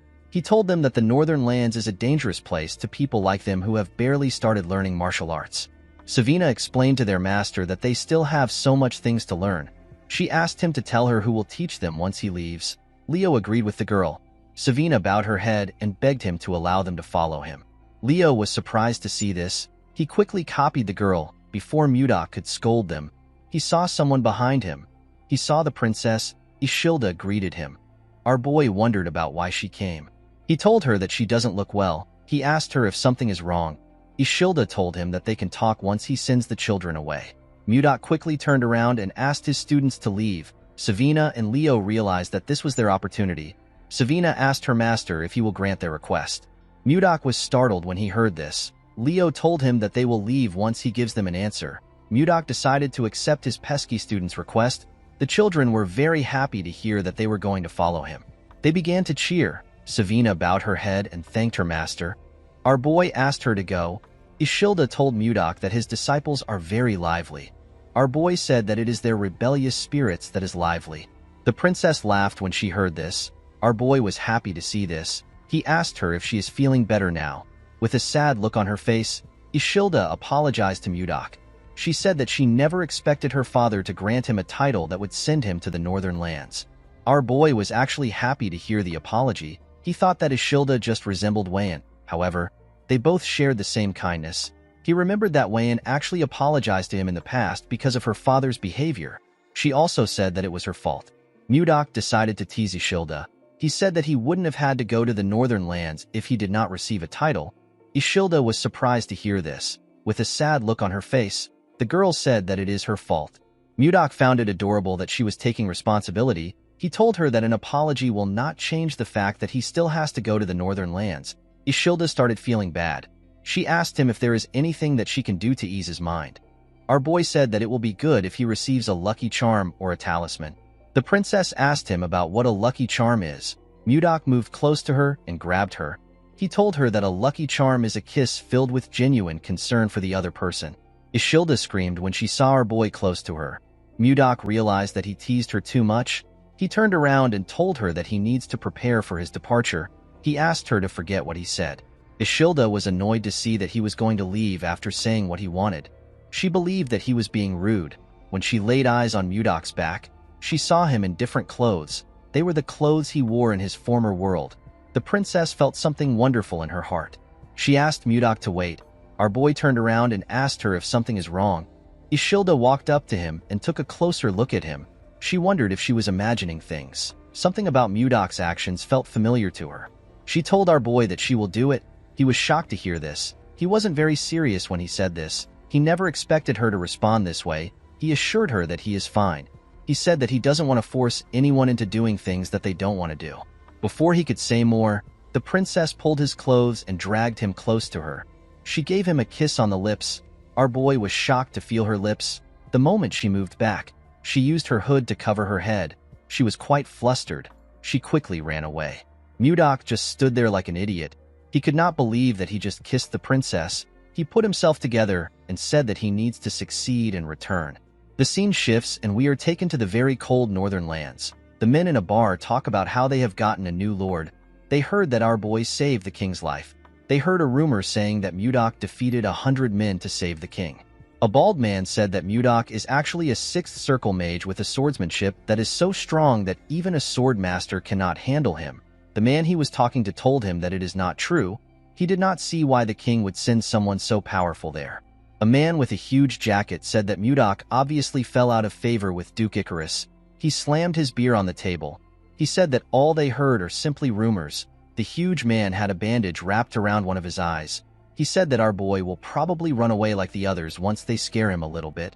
In the next scene, we are taken to the mountains in the northern lands. We see a young man and a young lady breathing heavily. They were holding their weapons. The man wondered about where the wyvern was. The moment he said this, a huge shadow covered the girl. It was the wyvern. The huge monster attacked the girl. She managed to block the attack with her axe. The man called out to the girl known as Luia. He quickly ran to her. He asked her if she is all right. The two of them were simply trying to grab some of the wyvern's eggs. They did not know that the monster would chase after them. While she was breathing heavily, she saw something shocking. She saw the wyvern behind Jake. She asked him to look behind him. When the boy turned around, he saw the monster's mouth open. It was about to tear him apart. Jake could tell that it was over for him before the monster could eat him. Someone arrived there. The person turns out to be Mudok. Our boy used his sword to send an attack to the wyvern. The attack cut off its head. Luia and Jake were shocked to see the wyvern's head in front of them. Mudok stood in front of them in his new white clothes. He assured them that things are fine now. Luia helped Jake up. She thanked Mudok for his help. Our boy asked her to not worry about it. He said that he was just performing his responsibility as a lord. Luia did not know what he was talking about. Mudok turned around and told her that he will see her next time. Luia wanted to stop him, but our boy quickly left the area.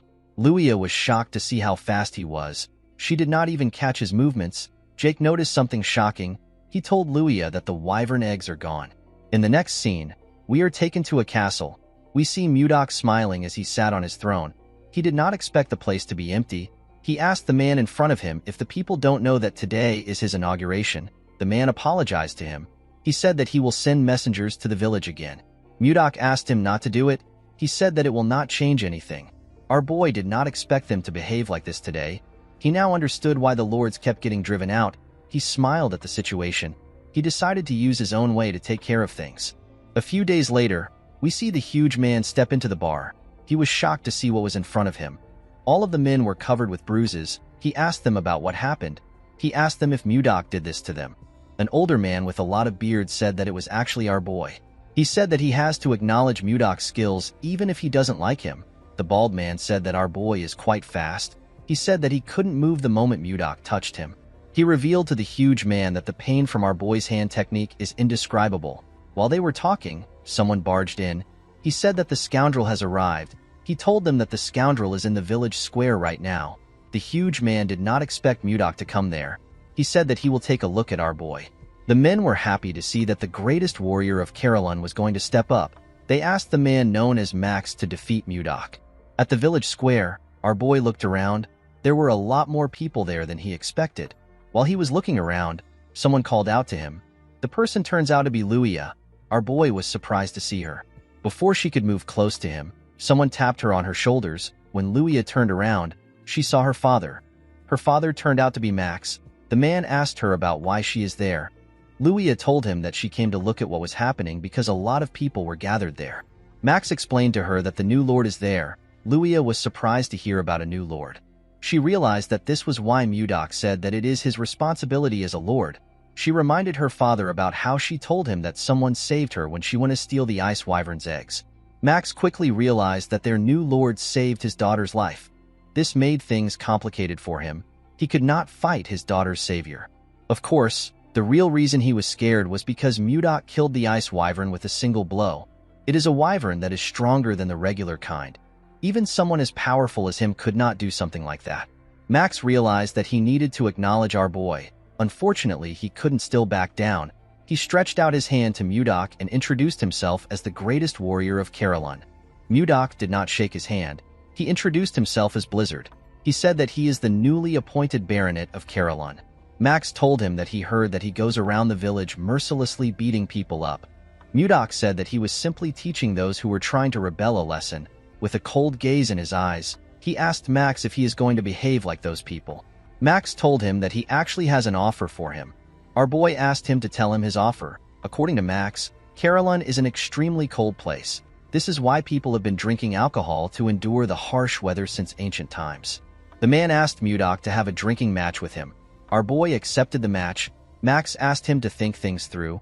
He revealed to him that the alcohol is so strong that it can burn one's body. Mudok told him that he doesn't care. He told Max that he must recognize him as the Lord and follow him unconditionally if he wins. The other warriors believed that Mudok was insane to make a drinking bet with Max. They referred to the alcohol as finna and said it is impossible to win Max when it comes to finna. With a serious look on his face, Max asked our boy to keep his promise. The scene shifts and we are taken to the bar. We see Mudok and Max sitting together. A large amount of alcohol were poured into huge mugs and placed on the table. Max asked our boy if he is sure about this. He told him that it is not too late to back out. With a smile on his face, Mudok said that he cannot go against his words as a lord. He said that they can start now. Max smiled when he heard this. He asked our boy to not regret what he said. In the next scene, we see Max struggling to keep his eyes open. He was feeling dizzy. His daughter and one of his friends had to tap him to keep him awake. His friend asked him if he is okay. He told him that he passed out for a moment. Max couldn't believe what he was hearing. He couldn't believe that the best drinker in Carolyn passed out. Luia was worried about her father. She asked him to give up. Max brushed it off. He told her that he is not yet drunk. He did not want to accept the fact that he was losing. He grabbed a mug and told Mudok that they should have one more drink. Mudok poured him some drink. He advised the man to not overdo things. Max was shocked to see that our boy was drinking like there is no tomorrow. When he tried to pour Mudok a drink, he poured it around the mug. Our boy asked him to focus on pouring the drink into the mug. Max placed his hand on his head.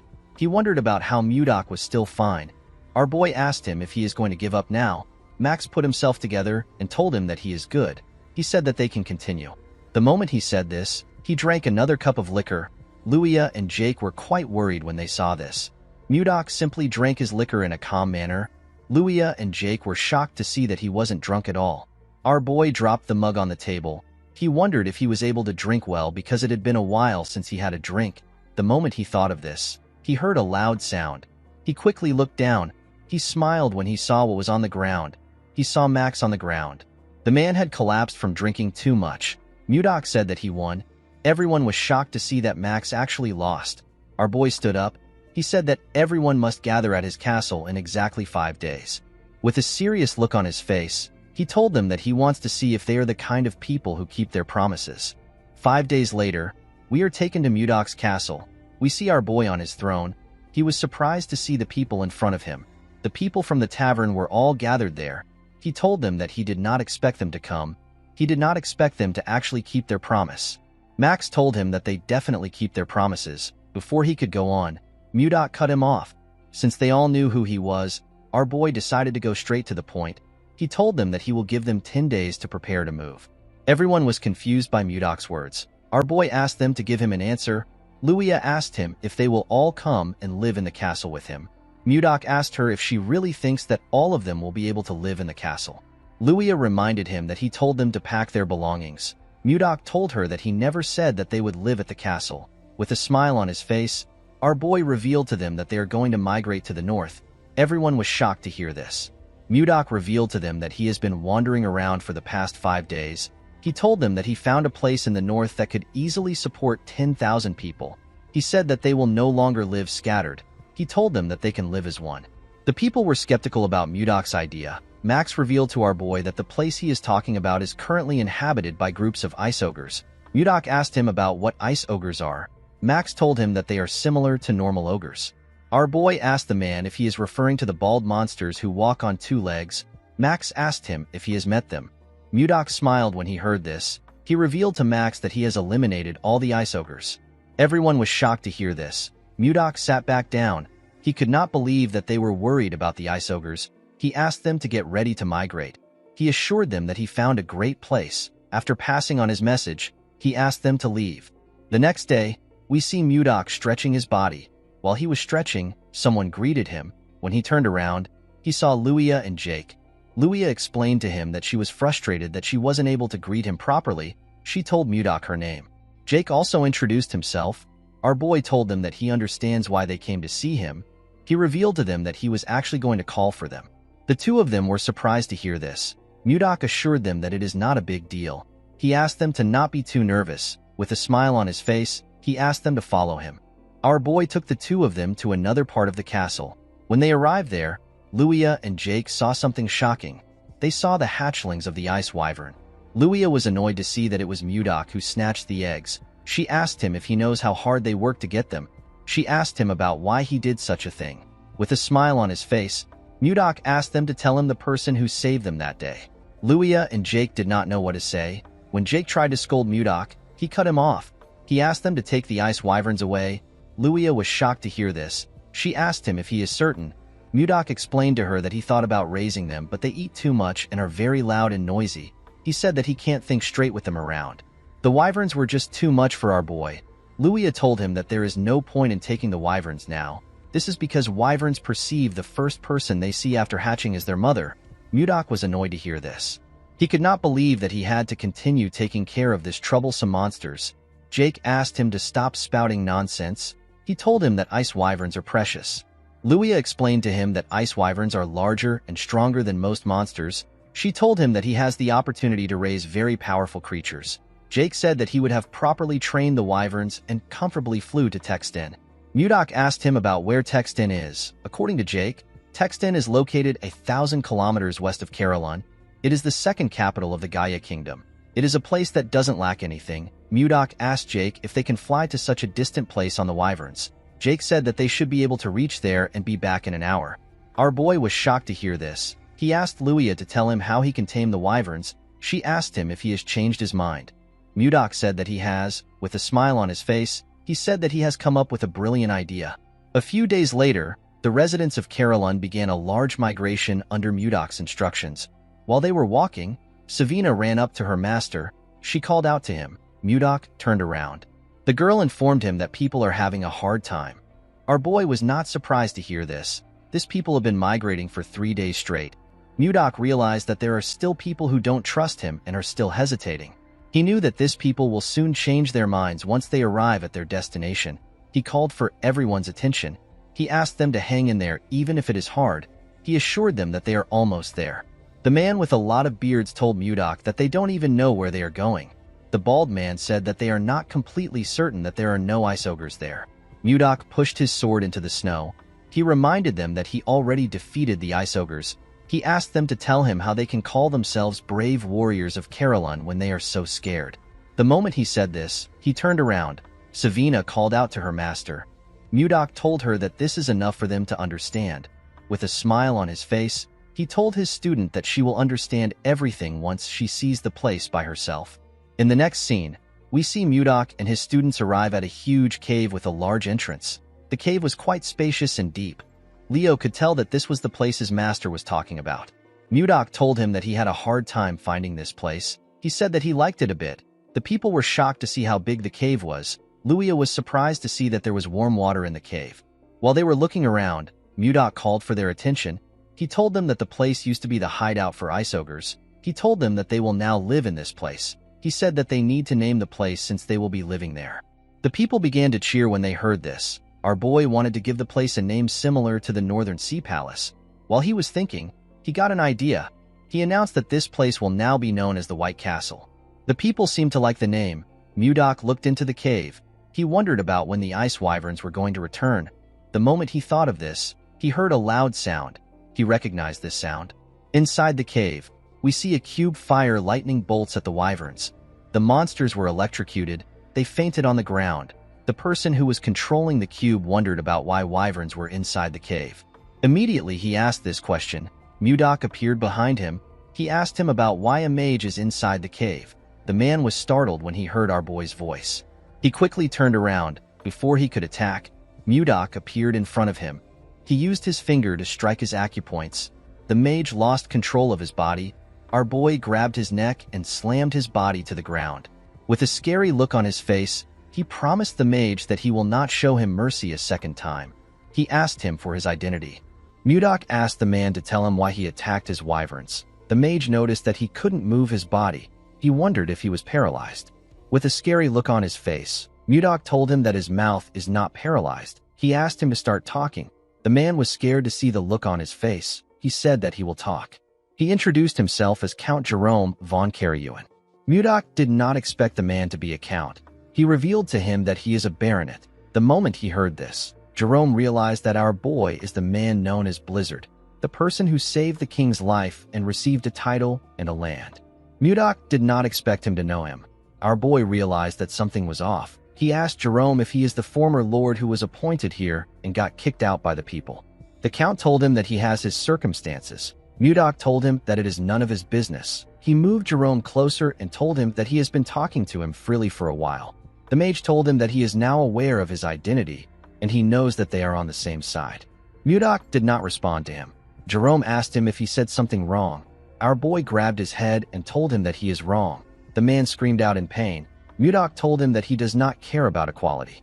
He reminded him that he failed to fulfill his responsibility. He told him that he should have turned down the title. Mudok told him that equality doesn't matter to him. The count begged our boy to spare him. Mudok told him that he will give him special treatment for once. He advised him not to think about fighting him again. The moment he said this, Mudok released the pressure on his acupoints. He told Jerome that he can now move his body. The man quickly went on his knees. He was breathing heavily. With a terrifying look on his face, Mudok told him that he will seriously kill him if he says anything stupid. Jerome assured him that he won't do anything like that. Our boy pointed at his wyverns and asked Jerome to heal them. He told him that he can come out after healing them. Jerome was surprised to hear that he had to heal them. Mudok told him that he is excellent in judging people. He told Jerome that he has a lot of guts to use magic in front of the Lord. He asked him to do his best. The moment he said this, he turned around. Jerome tried to stop him, but our boy simply left him there. The count fell to the ground. He realized that something was seriously wrong. In the next scene, we see Mudok and Jerome in a tent. Our boy told the man that he wants him to send a letter to the king. Jerome was surprised to hear this. Mudok asked him about why he is so surprised. He asked him if it is really difficult to send a letter to the king. Jerome told him that the letter isn't the problem. He reminded Mudok that he asked him to send a letter asking for tax exemption. Our boy explained to him that he needs it because the people are doing their best to make a living and they don't have a lot to spare. Jerome revealed to Mudok that the other nobles will be against it. Our boy asked him about why they will be against it.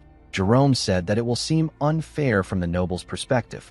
If this bill is passed, the nobles will threaten the king by telling him that they won't pay tax either because their circumstances are also as bad as Mudok's own. Jerome told our boy that the king will refuse his request no matter how much he favors him.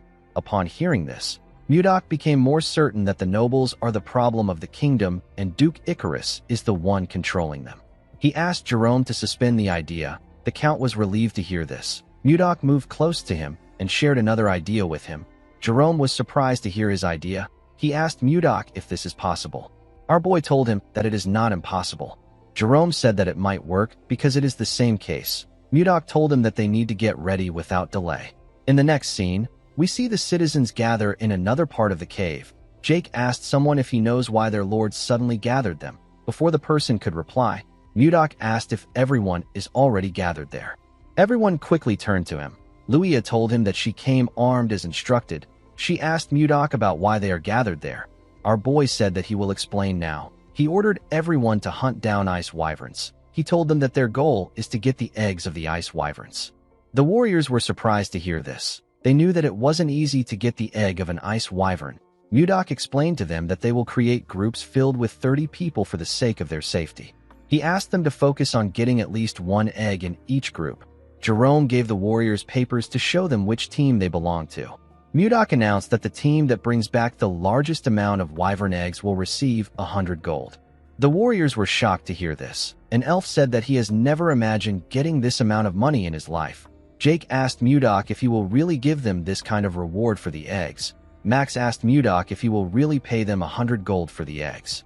Our boy told him that he never makes a promise that he can't keep. He asked the warriors of Carolyn if they are up to the task. The warriors began to cheer. They asked Mudok to leave it to them. While they were cheering, Mudok ordered Jerome to follow each team for 10 days and keep an eye out for useful people. He said that he will use this people for different tasks later. Jerome asked Mudok if he is thinking of creating a knight's order. Our boy turned to him when he heard this. The man wondered if he said something wrong. Mudok realized that Jerome is a very useful person, even though he gave him a job when he just joined them. The man has been performing his tasks well. He was also able to see through our boy's intentions from the few things he said. Mudok told Jerome that he is right. He said that he heard that there should be one knight order for the Lord. Jerome told him that he is right. He told him that he needs it a lot because the Lion Knights of the Icarus Duchy are especially powerful. They are so strong that they wouldn't lose even if they fought against the Royal Knights. Mudok smiled when he heard this. He asked Jerome not to worry. He told him that they will soon be the best. Our boy decided to create a unit that is much bigger and stronger than the Snow Ice unit because he didn't want to lose Wayan twice. With a smile on his face, Mudok ordered the warriors to begin the hunt. In the next scene, we see a group chasing a wyvern. Mudok ordered them to attack now. Immediately, he gave the order. Luia, Jake, and the elf jumped down from a cliff. Luia fired her arrows at the monster. Jake used his axe to cut off its tail. Max covered his hand with his energy and used it to hit the monster's head. He asked the second unit to throw the net. The warriors quickly threw the iron net at the monster. The net covered the monster's head and dragged it to the ground. Mudok told Jerome that it is going pretty well. The man said that they have been hunting for days. He said that their hands and feet are already in a perfect sync.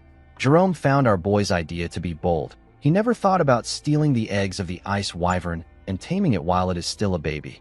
If everything goes well, they will be able to transport and sell hunting loots like leather and bones to distant cities with the help of the ice wyverns.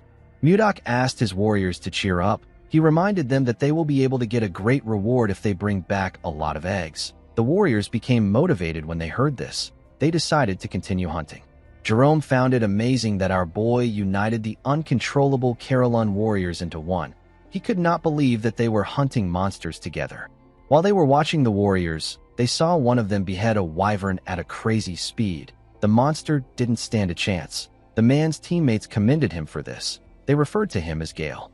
Our boy was also impressed by his skill. He asked Jerome about who the man is. Jerome opened his book to see his name. He told Mudok that the man is known as Stuart Gale. Mudok believed that the man is famous since he has a nickname. Jerome told him that he is correct. He said that Gale is the hero of the commoners. He raids evil noble houses and gives the raid loot to the poor. Mudok asked Jerome to tell him why a guy like this is here. Jerome revealed to him that Gale was once caught in a trap. He was imprisoned, but he escaped from the prison and wandered all the way here. Mudok could tell that the man was a decent person from the way he interacted with the locals. He asked Jerome to report back to him if he finds anyone else who escaped from prison besides Gale. He told him that they might find another useful person. The man could not believe that his work had increased again. In the next scene, we see Mudok addressing the warriors in the cave. He commended them on their efforts in hunting the ice wyverns. He said that they have collected enough wyvern eggs. He assured them that he will give them the rewards he promised. The warriors began to cheer when they heard this. Max raised his hand to ask Mudok a question. Our boy asked him if something is wrong. The man said that he would like to know why he ordered them to get the wyvern eggs. Mudok realized that everyone was probably wondering why he asked them to gather wyvern eggs. He reminded them that ice wyverns recognize the first thing they see when they hatch as their mother. He said that he wants to tame the monsters using this method. He revealed to the warriors that he plans to use the tamed ice wyverns as transportation. The loaded wyverns will transport their goods to each country. Someone asked Mudok about which goods they will be selling. Our boy said that the first thing he can think of is leather. With a smile on his face, Mudok told them that their main product will be the Ice Ogre tribe. Max and the other warriors were shocked to hear this. Max asked his lord if he is planning to kill them. Luia said that she is not yet ready to die.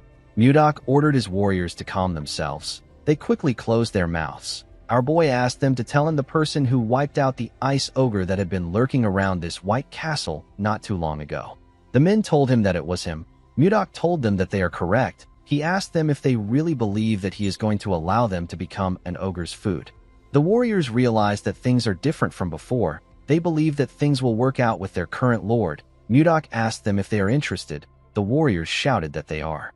Our boy told them that he will give them the rewards like he promised. Before he could say anything else, one of his disciples ran to him. The boy called out to him. Mudok told Leo that he is still talking. He asked him about what is happening. Leo apologized to his master. He told him that it is something urgent. While breathing heavily, the boy revealed to Mudok that Savina is dying. Our boy was shocked to hear this. The scene shifts, and we see the other two disciples with Savina. The girl was shivering on the ground. Luffy covered her with a jacket. Sabina thanked him for the jacket. Annie was sad to see that Savina was still shaking. Luffy asked her to hang on. He told her that their master will soon arrive. The moment he said this, Mudok asked them about what is going on. The children quickly turned around when they heard their master's voice. Mudok quickly checked the girl's body. He was shocked to see that her body was in such a terrible condition. Savina told her master that everywhere is so cold. Mudok asked his students to tell him how she became sick. He asked them to tell him in detail. The students explained to him that they were helping Osborne find a place to build a nest for the ice wyvern eggs. While they were looking around, they discovered a huge flower field full of glacial flowers that they had only seen in books. Savina wanted to show their master the flowers, so she took some from the ground. When they returned with the glacial flowers, Savina fell to the ground and began to tremble. The kids were shocked to see this. Leo asked their master about what they should do. He said that Savina might not wake up. Mudok patted him on the head and asked him to calm down. He told him that this won't happen. Our boy decided to take a look at the glacial flower. He was surprised to see the flower. He was certain that this was the snow ice flower. He could not believe that this was what they were calling the glacial flower. This flower is the one and only elixir of the North Sea and the Central Plains. Mudok wondered about how it was in this world. His students asked him to save Savina. Our boy decided to think about the flower later. He asked Leo to carry Savina and follow him. He said that they are going to the training ground. Leo quickly carried Savina to the training ground. Our boy asked him to put her down on a bed. The boy gently placed her down. Mudok commended him for this. He told his disciples that he is going to start treating her now. He asked them not to enter the room until he gives them the permission to step in. The students stepped out of the room. Before closing the door, Luffy begged his master to save Savina. Our boy assured him that he will. He looked at the snow ice flower in his hand. The glacial flower is known as a mysterious flower that endlessly emits cold air. However, in the Northern Sea Palace where Mudok lived, the fruit of this flower was a priceless elixir. The extreme cold of the flower makes it difficult to obtain the fruit. However, it is a different story for someone like Mudok who has mastered ice chi. Our boy blew some cold air on the fruit to refine it. Savina collapsed because her ice chi wasn't strong enough to withstand the cold. Mudok put the fruit into the girl's mouth. He poured his energy into her and called out to her. He asked her to open her eyes. The moment she heard this, Savina opened her eyes and raised her head. She was surprised to see her master in front of her. As our boy poured his energy into his student, he spoke to her through telepathy. He asked her to sit up straight and try to circulate her chi. Savina accepted his order. She quickly began to circulate her energy. The cold energy went round her body. Mudok noticed that the cold chi in her body has completely stabilized thanks to the circulation of her internal energy. While she was circulating her energy, Savina suddenly fell on the bed with her eyes open. Mudok realized that she has fallen asleep. He believed that she should have closed her eyes. He noticed that her internal energy has significantly increased compared to before. The fruit worked better than he expected. Mudok realized that he can increase the intensity of her training if her energy continues to increase. Before starting the training again, our boy wanted the girl to take him to the flower field, where she found the snow ice flower when she woke up. He realized that he might be able to achieve his goal much sooner than expected. Later in the day, Savina woke up after sleeping for a while. After harvesting the ice wyvern's eggs, The White Castle underwent a major reorganization. Mudok checked the list Jerome gave him and organized his own elite knight order known as the Blizzard Knight Order. He promised to raise the warriors as powerful men that belonged to the Blizzard Knight Order. Schuart was appointed as the captain of the order. Mudok created a school and a hospital in this new place. He also created restaurants, bars, and clothing stores. Everything was going according to our boy's plan. The training facility was adjusted according to people's abilities. In the next scene, we see Mudok and Jerome talking. Our boy told the mage that he has to align people with the organization if he wants to improve it. The mage told him that he is right. Osborne was placed in the White Castle security forces and Jerome was appointed as our boy's assistant. Jerome reminded Mudok that he still has to teach people magic. Our boy asked him if he doesn't want the position. The man said that he doesn't. Mudok called him a bastard and asked him to repeat his answer. He threw some paper at him. Jerome could not say anything. He felt like he should be given 1,000,000 gold for his work. Mudok said that he wants to create a patrol unit. The patrol unit is in charge of guarding the exterior of the White Castle. It is also responsible for scouting Carolyn and bringing in scattered residents. Mudok said that he will be the captain of this unit. He decided to create another armed group called the Wyvern Knights. Jake begged Mudok to allow him join this group. Our boy did not know if he was making the right decision. For now, there weren't any wyverns big enough to carry adults, so the group was put on hold. Once the number of Wyvern Knights is finalized, the remaining eggs will be used by the Carolyn merchants. Mudok told Luia that it is a secret that he is the chief of the merchants. He told the girl that she will act as his proxy. Luia accepted his offer. A few days later, we see Jerome running somewhere. He was carrying a briefcase. He remembered that Mudok told him that he will reduce his workload. He wondered about how troublesome things will be today. While thinking, he stepped into a room. He apologized for being late. Max asked him not to worry. He said that the meeting just started. When Jerome looked around, he noticed something odd. Savina was also in the room. He remembered that the girl was unwell recently. He wondered why she was there. Mudok asked him to sit down. He asked Osborne to continue his report. Osborne said that the security unit hasn't been around for a long time, and yet they have already locked up 20 people in prison. The problem is that more than half of these people are fugitives who came from outside. Max stood up and told his lord that these people are criminals. He asked Mudok to keep them locked up so that they don't cause any trouble. Mudok asked him if they should start by locking him up. He reminded the man that he is the main culprit of the rebellion that drove out the former leaders like Jerome. Max said that this is different. He said that it was self-defense to protect Carolyn from the central nobles. Mudok asked him if he considers his actions as a noble struggle and Schuart's actions as petty theft. Max realized that he was being irrational. He apologized to Schuart for his actions. The man asked Max to not forget what causes the suffering of the commoners. He told him that they will discuss this later since they are in a meeting. Mudok did not expect Max to be so narrow-minded.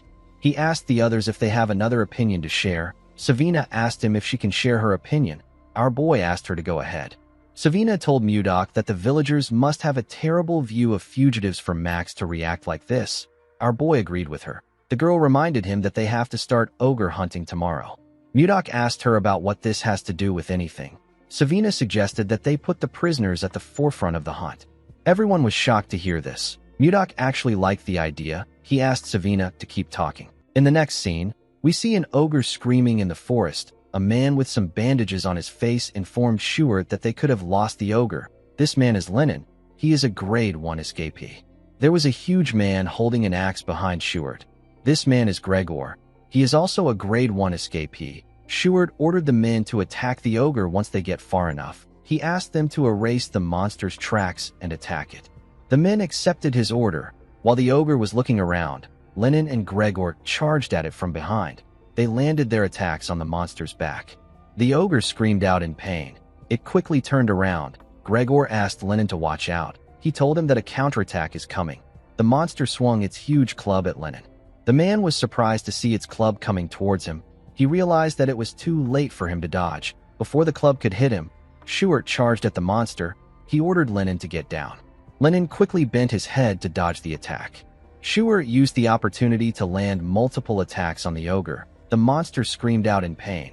While it was screaming, Schuart and the men charged at it. They used their weapons to tear the ogre apart. The scene shifts, and we are taken back to the time that Savina suggested that they put the escapees at the forefront of the hunt. Mudok really liked her idea. Osborne asked her if she wants to send them to the front lines and get rid of them. He told her that her plan is very extreme. Savina shook her head. She explained to the man that it will be much more humane than locking them up in prison. She reminded him that her master is going to join them. She told Osborne that her master is not someone who discards manpower so easily.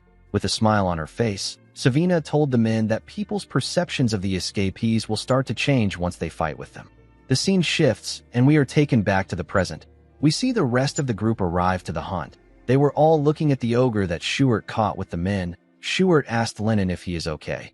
The man said that he can still manage even though it was close. With a smile on his face, a man told the captain that Lennon is bluffing again. Lennon told the man that he barely dodged the attack. He told him that it was like the time he threw his pickaxe at the prison staff and got slammed. The man asked him to stop joking around. Gregor placed his hand on his friend's shoulder and told him that they got a hefty reward. He told him that they need to celebrate with a round of drinks. Lennon told his friend that they need to take this chance to make a fresh start. He told Gregor that he won't pay no matter how he tries to sweet-talk him. Gregor laughed when he heard this. He told his friend that he got smacked too hard. Mudok smiled when he saw how they interacted with one another. He could tell that they have built up their teamwork through cooperation. He couldn't believe that his disciple thought of this idea. He realized that he made the right choice by accepting her as his disciple. While Mudok was watching the man, we see something watching him from the distance. The monster was carefully watching him as if it was cautious of him. In the next scene, we see one of the hunting groups tracking an ogre. A man asked another man with a mask to slowly fall back in the direction of the ambush. One of them heard a sound coming from the woods. He asked the masked man if he heard it too. The man raised his bow. He said that he will fire a few shots. He asked his teammates to get ready. The other men quickly took a stance. The man fired his arrows at some trees. He and his teammates waited for something to come out. Fortunately for them, nothing happened. The masked man was relieved to see this. The other man said that it must have been the sound of falling leaves rustling in the wind. The masked man told him that he must be right. He moved close to a tree to retrieve his arrows. He asked the other men to retrieve the rest of the arrows and search another area. Before he could take out his arrows, a huge monster came out from behind the tree. The men were terrified to see the monster. The scene shifts, and we see Mudok outside with Jerome. He informed Osborne that the residents are no longer afraid of ice ogres. Osborne told him that they are all ready to hunt. Jerome told our boy that it is all thanks to his leadership. While looking at the corpse of an orc, Mudok ordered Jerome to make sure that no one moves ahead without orders. Jerome accepted his orders. Mudok asked him if the conditions of the other monsters is still being investigated. Jerome told him that there is still more data that needs to be organized. While they were talking, we see one of the men that encountered the monster talking to Osborne. The man was using a stick to support himself. He informed Osborne about what happened. Osborne asked him if the men are unharmed. The man informed him that the men are not dead. They were simply injured. They are currently being treated at the infirmary. Mudok asked Osborne if something is wrong.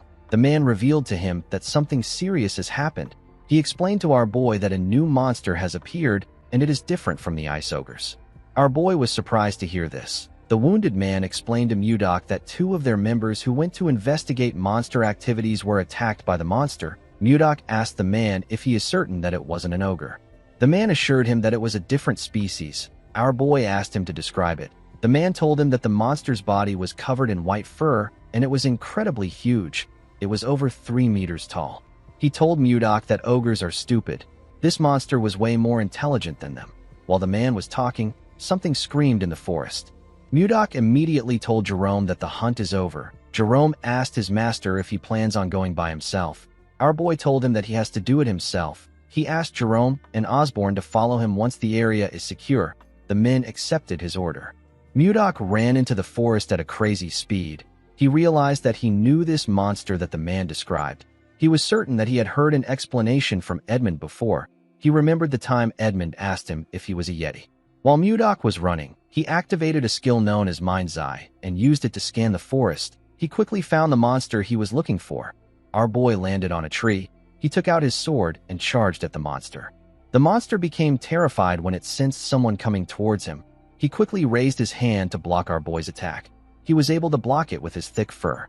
Mudok was barely able to cut him. He noticed that his attack bounced right off the monster. He could tell that his body was very tough. Now that our boy was looking at it, he became certain that this monster is a Yeti. Mudok noticed that the Yeti that was roaring earlier was now frozen stiff like a scared wildcat.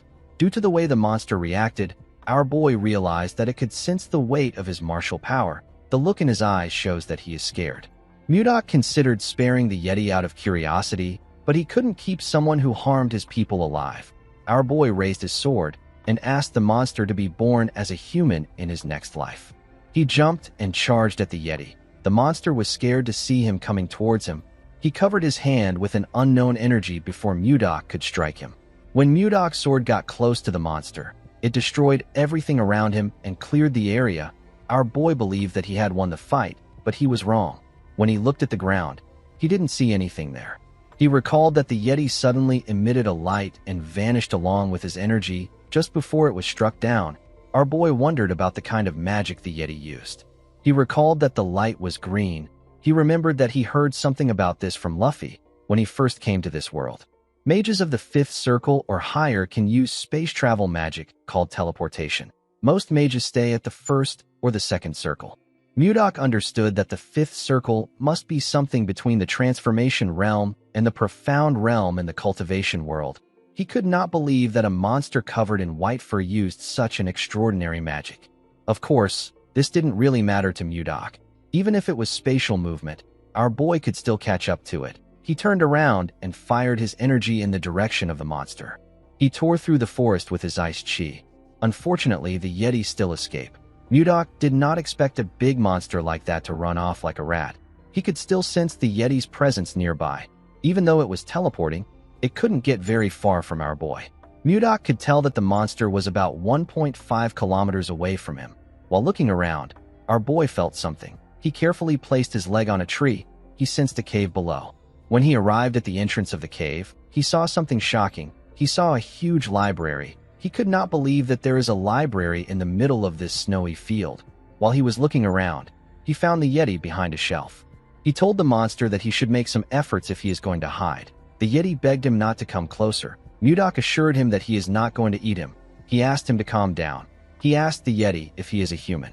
The Yeti told him that he isn't. He said that he is a great warrior of horse. He told him that his name is Condal.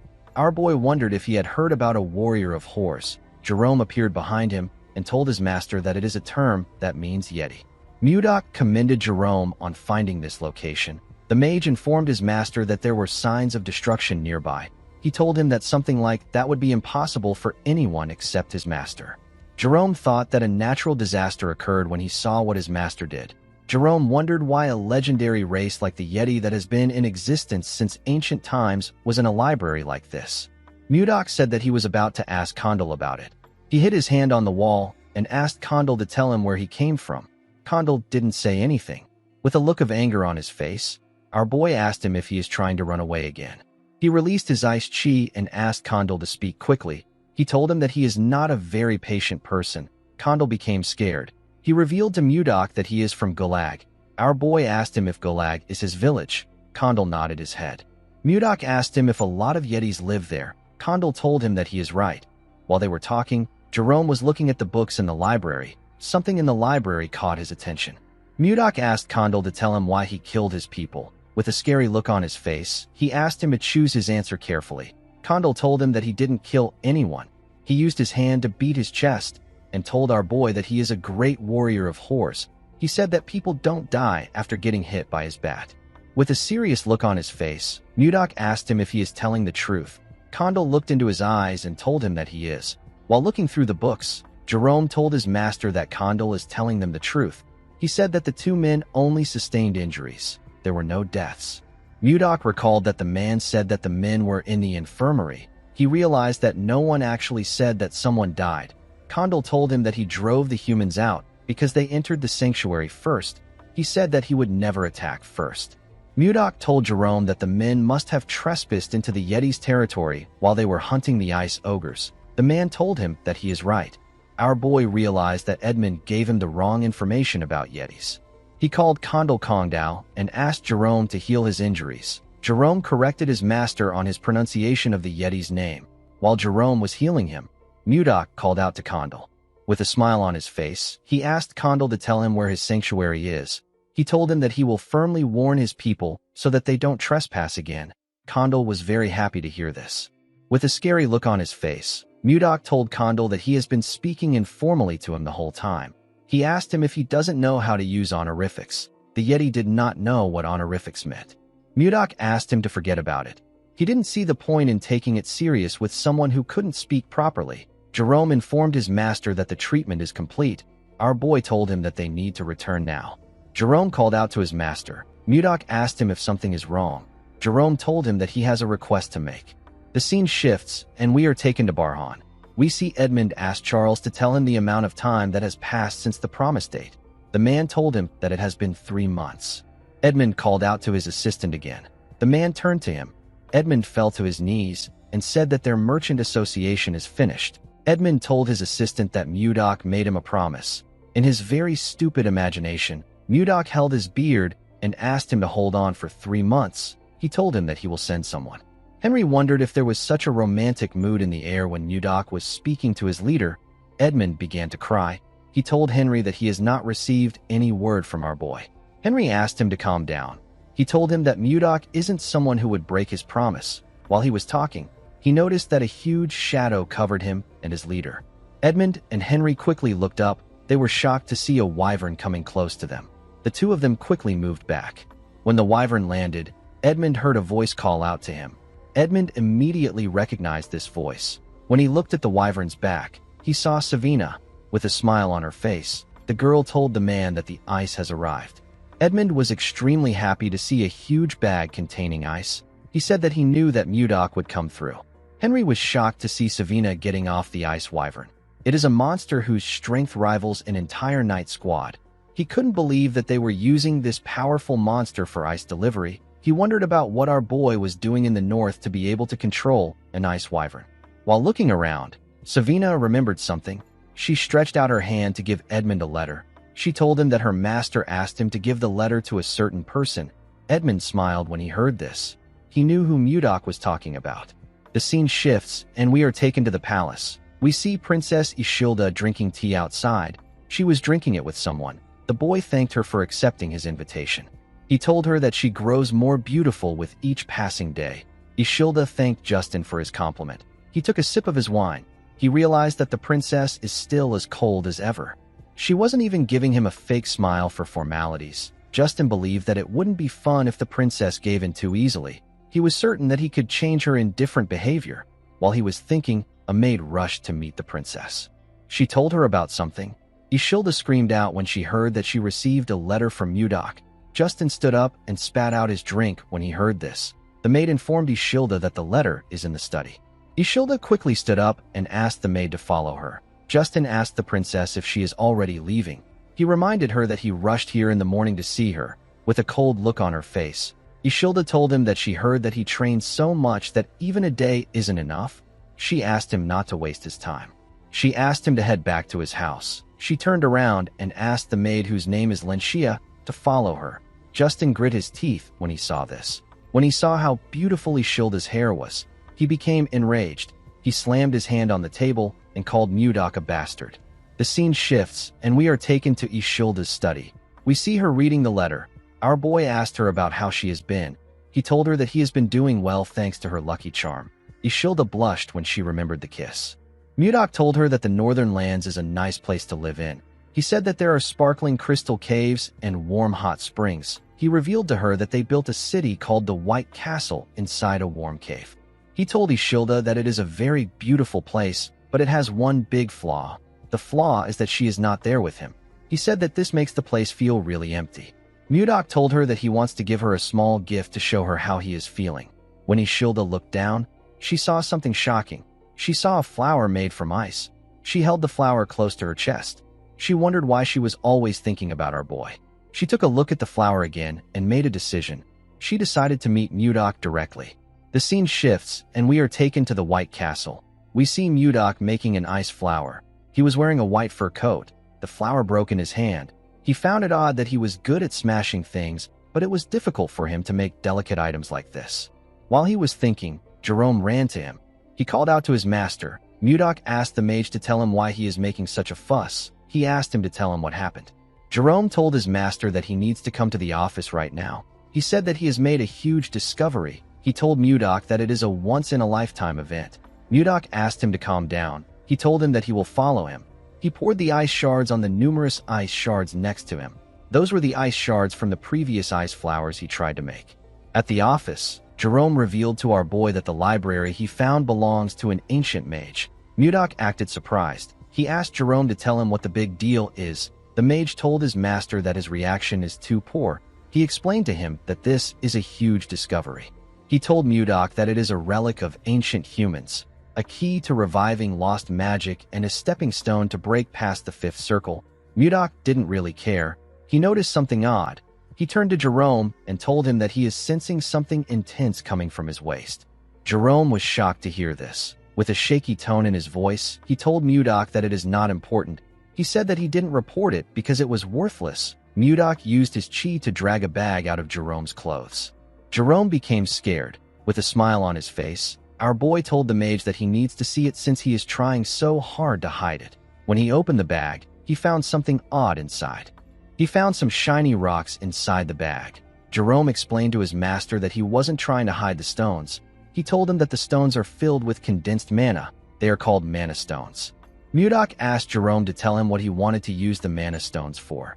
Jerome gathered his mana and revealed to Mudok that he is currently a fourth circle mage. He has nearly reached the fifth circle, but he hit a wall that has been holding him back for a while. He told Mudok that he believes that a mana stone might help him overcome it. Our boy understood that it wasn't easy for him to surpass his current level. He told Jerome that he understands how he feels. The mage thanked him for this. Mudok revealed to him that he will not allow him to use the mana stones. Jerome was annoyed to hear this. He explained to Mudok that increasing his power will benefit the White Castle. He begged our boy to allow him use it. Mudok denied his request. He explained to him that he might be able to break through his wall with the mana stones now. He asked him about what he will do after that. He asked him if he will start searching for another mana stone again. Our boy told Jerome that this isn't important when stepping into a new realm. The important thing is the efforts he makes to gain true understanding. Mudok explained to him that growth comes from time and effort. It has no shortcuts. Jerome clenched his fist and released it. He realized that his master was right. He recalled that he reached the fourth circle with his own efforts. Jerome remembered someone telling him that magic isn't something he can learn in a hurry. The man told him that he will be able to understand what magic is as he slowly progresses. Jerome told Mudok that he started forgetting his grandfather's words without realizing it. Mudok was relieved to see that Jerome understood him. He was already ready to beat his intentions into him. He asked Jerome to tell him what they can use the stones for apart from increasing his ability. The mage revealed to him that it can be used in almost every magic. It is extremely versatile. It can be used in mana amplification, barrier shields, and even communication spells. Mudok was shocked to hear this. He asked Jerome if a person can communicate without a mage with the mana stones. Jerome told him that he is correct. He explained to him that someone without magic can communicate with it, as long as he casts communication spells on the mana stone. He told Mudok that this is a high-quality mana stone. They can use it to communicate all the way to the Zeba Empire across the sea. Our boy picked up a cup and asked Jerome if he knows the most important thing in governing a country. Jerome said that he is not sure.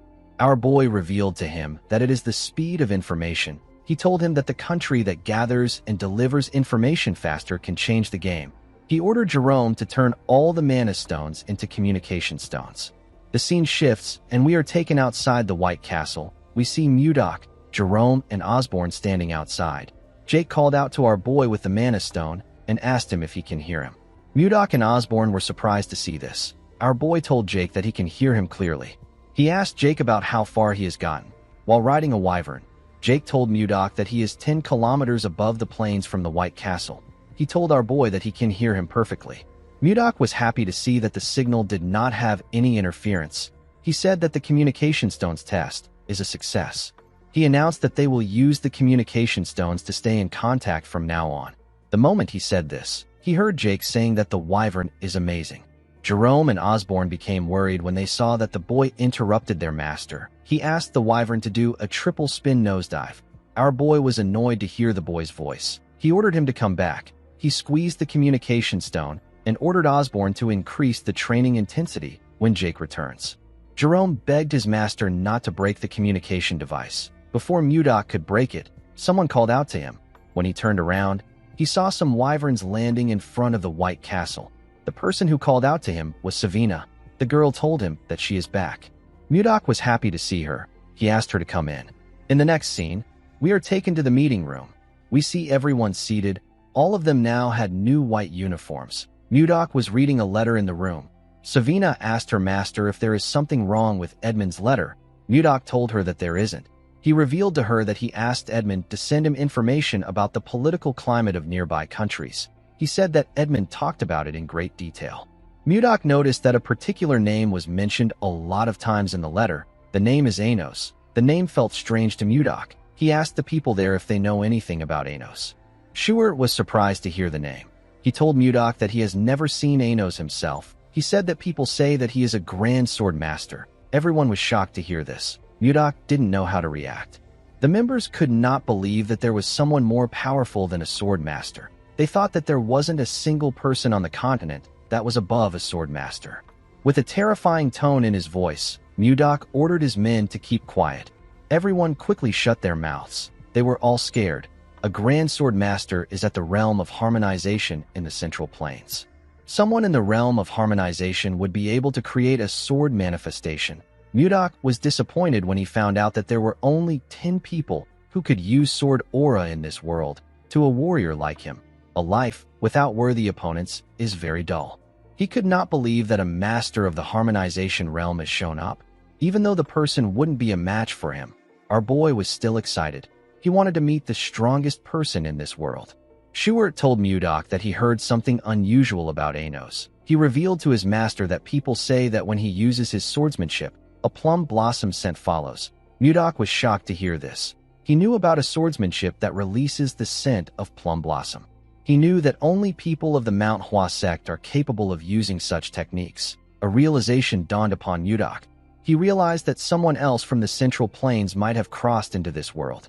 The scene shifts, and we are taken to the time when Mudok unified the Central Plains. We see him trying to touch a plum blossom with his hand.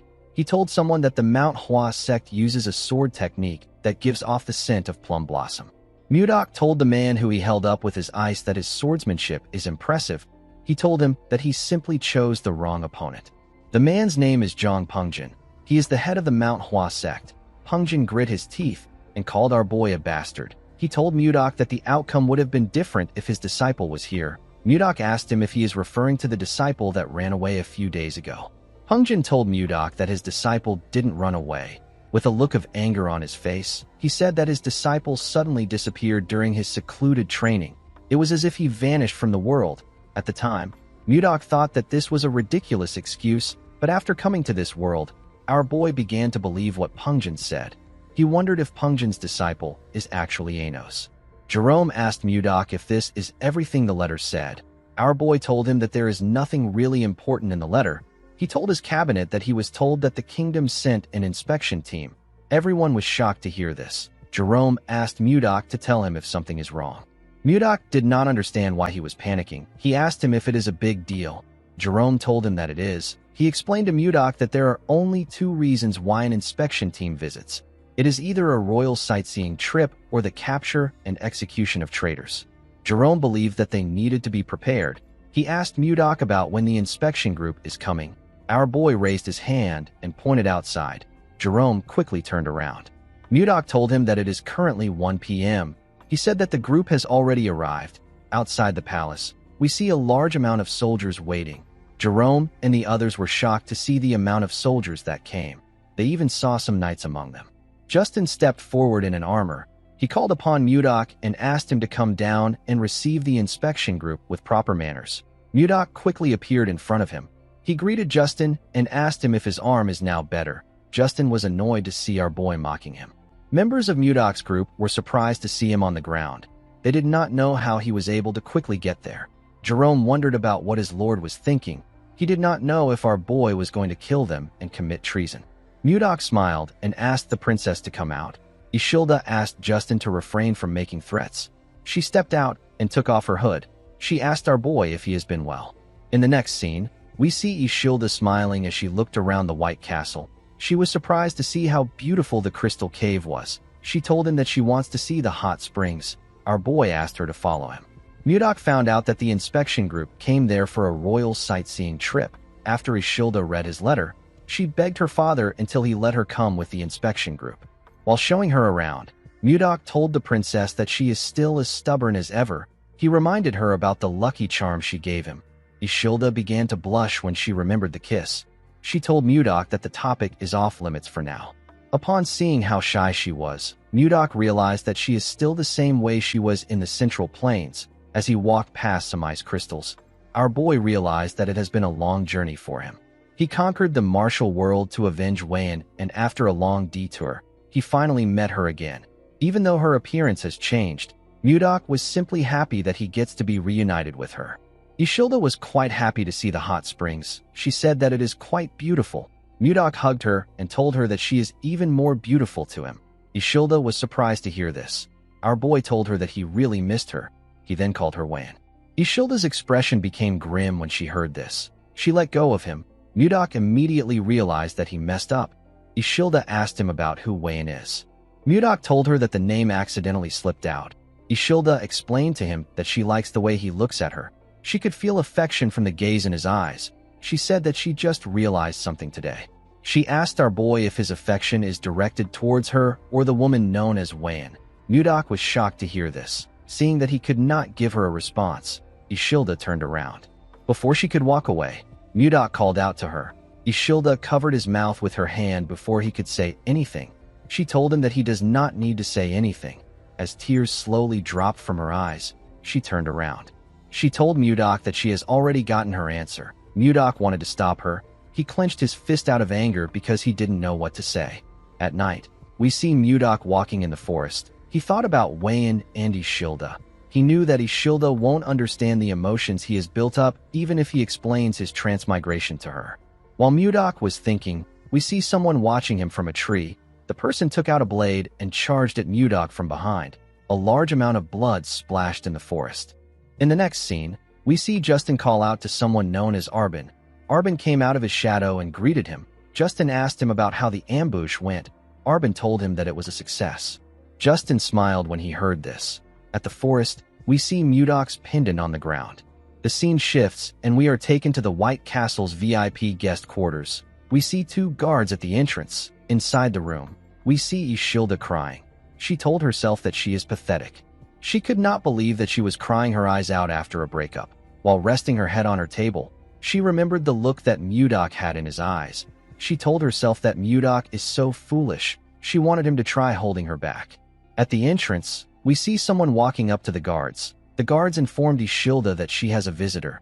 Our girl's mood quickly changed when she heard this. She believed that it was Mudok. She quickly got dressed and opened the door for the person. Ishilda asked him about why he came there so late at night. She asked him if he came to apologize for earlier. The moment she said this, Ishilda saw something shocking. The person in front of her was holding a sword covered in blood. The person had used his sword to stab Ishilda's guards. The person turned out to be Justin. With a creepy smile on his face, the sadistic bastard asked Ishilda to pardon his late-night visit. Our girl was shocked to hear this. She quickly rushed to grab the handle of the door. Before she could touch it, Justin used his sword to cut it off and destroy the door. Ishilda was sent flying. She could not believe that the door got torn apart easily. She realized that this was a sword imbued with magic. She asked Justin to tell her the reason for his rude behavior. She asked him to tell her why he attacked the royal guards and entered her chambers without her permission. Justin told her that anyone who dares stand in a noble's way must be ready to face the consequences of their actions. He moved close to Ishilda and told her that she is the one being rude. He told her that she ignored his feelings and held on to some guy who appeared out of nowhere. Ishilda asked him to repeat what he said. She could not believe that he did all this over something so petty. She told Justin that Mudok won't sit back and let him do as he wishes. Justin found it funny that she still thought of Mudok even in her current situation. He told Ishilda that our boy is dead. The girl was shocked to hear this. Justin revealed to her that he sent an elite assassination squad after our boy. He told Ishilda that the ambush was successful. He said that she won't even find Mudok's corpse. He raised his hand when he said this. As his hand slowly got close to her, Ishilda called out to Mudok. Outside the castle, we see Mudok raise his hand and release his energy. His cold energy got released in the room. Justin was shocked to feel something moving his body. Ishilda was also shocked to see this. Our boy clenched his fist and used his energy to slam Justin's body on the wall. He dragged Justin out of the room. The boy immediately knew that it was Mudok that was doing this. He called him Baron Blizzard. Our boy threw Justin to the ground and ran into the room. He covered Ishilda with his jacket and asked her if she is okay. He gently smiled at her. Ishilda was quite happy to see him. She told him that she is fine. She asked him if he is okay. While they were talking, we see Justin's sword releasing a dark energy in the room. Our boy was able to sense this energy. He quickly raised his hand and used it to block the attack of the sword. He realized that the sword was being controlled with chi. The sword moved past him and went outside. We see someone grab the sword outside. Mudok pulled Ishilda up and called Justin a bastard. He saw the boy wearing an armor that released an ominous energy. Our boy realized that Justin has planned this entire thing thoroughly. The scene shifts, and we are taken to the past. We see Justin telling his father that he wants to take Mudok down. The armor he is wearing was in his father's room. Justin asked his father to lend him his personal assassination squad. He knew that the assassination squad was strong enough to kill anyone. Duke Icarus grabbed the sword which was on the armor. He told his son that his personal assassination squad won't be enough. The armor disappeared and went into the sword when he said this. The Duke told his son that he will need to prepare thoroughly if he wants to kill Mudok. The scene shifts, and we are taken back to the present. We see Justin holding the magic sword that moved freely with the user's mana and creates a magic armor. Justin swung his sword and released a huge attack at Mudok. Our boy quickly pushed Ishilda away to protect her. The attack destroyed the building. Justin believed that he could defeat a grand sword master with this sword. He laughed like a madman when he saw the damage he caused with his attack. He called Mudok a bastard and asked him if things are different from last time. He said that it is good that the assassins failed. When the dust cleared up, we see Mudok's arms covered with bruises. He put his hands down. Justin said that he wants to rip our boy apart with his own hands. Ishilda told Mudok that he is bleeding from his arm. Our boy asked her to stay back. He told her that she needs to stay in a secure place. Ishilda knew that he was right. She asked him if he will come back. Mudok turned around and gently smiled at her. He asked her to hide well and stay put. The moment he said this, he jumped down. He told Justin that he looks different from last time. The boy laughed when he heard this. His helmet slowly covered his face as he laughed. Mudok told him that he doesn't still see any reason in him. Justin raised his sword and asked our boy not to give him more of his useless lectures. Immediately he said this. He threw his sword at our boy. Mudok pushed it aside with a simple swing of his hand. Justin appeared in front of him the moment he did this. He swung his sword at Mudok. Our boy covered his arm with his energy and used it to block the attack. Due to the clash of their energies, they both got pushed back. Justin appeared in front of Mudok and asked him to stop his nonsense. He smiled when he saw that he was in front of our boy. He believed that he got him on the ropes. He believed that Mudok was already worn out from fighting the assassination squad. He was certain that this was the perfect time to kill Mudok. He raised his sword and told our boy that this is the end. The moment he said this, Mudok fired his energy at him and used it to knock his sword out of his hand. Justin was shocked to see that our boy fired at the same hand which he injured before. He fell on his knees and held his wrist, which had turned red. Mudok moved close to him and told him that they are at a good range. He told him that his attacks won't be able to reach the princess at their current range. Justin was surprised to see that Mudok pretended to be hit just to create some distance between them and Ishilda. Our boy explained to him that a cornered rat will bite a cat if it is desperate. He told him that a rat bastard like him could harm Ishilda. Justin grit his teeth out of anger when he heard this. He stood up and quickly put the armor together. He told Mudok that he has underestimated him. Immediately he said this. Mudok placed his hand on his breastplate. He told Justin that he was actually just being cautious. He told the boy that he does not want to lose Ishilda again. The moment he said this, Mudok released his attack on Justin. His attack froze the entire cold forest. It touched everything around them. Justin fell on his knees. His armor began to fall apart. Justin did not understand what was happening. While shivering, the boy realized that something was wrong with his mana. He could not gather his mana. Mudok advised him not to waste his time trying to gather mana. He revealed to him that he destroyed his dantian, which is also known as energy core. With a cold gaze in his eyes, he revealed to Justin that he will no longer be able to gather and use mana for the rest of his life. Justin was horrified when he heard this. He clenched his fist. He wanted to punch Mudok. Our boy gave him a hard slap on his face. Justin fell to the ground. Mudok asked him to live the rest of his life atoning for his mistakes. He told him that he has finally become one of the weak, even though he tormented other weak people. While he was talking, Mudok noticed that the sun was rising. He used his hand to cover his face. He seemed to be happy to see the sunrise. He said that he has wasted too much time. Mudok locked Justin and his men in prison. The boy was still traumatized by the fact that he couldn't use his mana. Since he had taken care of Justin, Mudok planned to have a date with Ishilda. Unfortunately, our boy's mood got ruined by what he saw. He saw Ishilda holding someone's hand outside. She was holding Jerome's hand. The girl smiled as she spoke to the mage. Mudok could not comprehend what was happening. 15 minutes earlier, we see Mudok asking his men to look around. He said that something will be around there. He asked them to find it. He announced that the person who finds it will get a big reward. Jerome asked his master if he lost his pendant when he was ambushed by an assassin. Mudok told him that he is correct. Jerome revealed to him that he looked into the assassins. He said that they are actually quite skilled. He asked Mudok about how he was able to come out unharmed after he was attacked by them. Our boy could not believe that Jerome called the weak losers skilled. He said that the assassins only knew how to move silently. They were just a bunch of weaklings to Mudok. Our boy said that he wouldn't have even noticed them if he was in a good shape. Jerome told him that he is amazing. While he was talking, someone walked up to them. The person told Mudok that he lost the pendant because of her. Jerome used his hood to cover his head when he heard the person's voice. Our boy turned around when he heard her voice. The person turned out to be Ishilda. The princess had a maid with her. Jerome seemed to be quite nervous to see the princess. With tears in her eyes, Ishilda told Mudok that he could have found the pendant if he searched for it when he lost it. Mudok told the princess that this is not true. He pointed to Jerome and told him that they should blame Justin for this. Ishilda was surprised to see Jerome.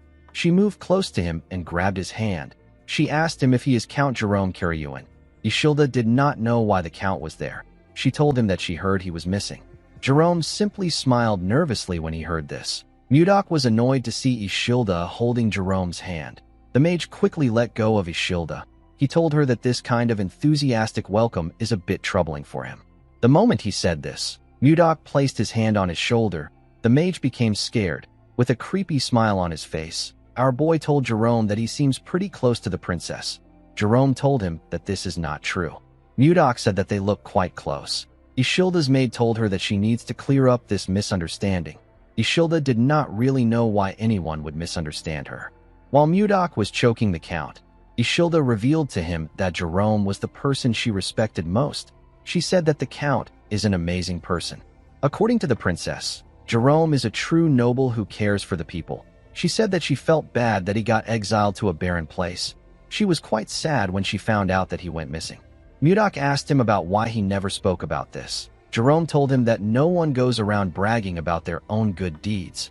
Mudok asked the princess about why she spoke about Jerome in the past tense. The princess said that things are different now that she knows him. She blushed when she said this. Our boy also blushed. Before he could say anything, Ishilda turned around and ran. She said that she will help him look for the pendant on this side. Her maid quickly ran after her. After separating herself from Mudok, Ishilda stopped to catch her breath. While breathing heavily, Ishilda looked down. She saw the pendant buried in the snow. She quickly bent down to pick it up. Her maid caught up to her when she went down. Ishilda called out to the maid, whose name is Renchia. She said that this is the pendant that Mudok is looking for. The maid did not expect her to find it. She said that she will tell Mudok immediately.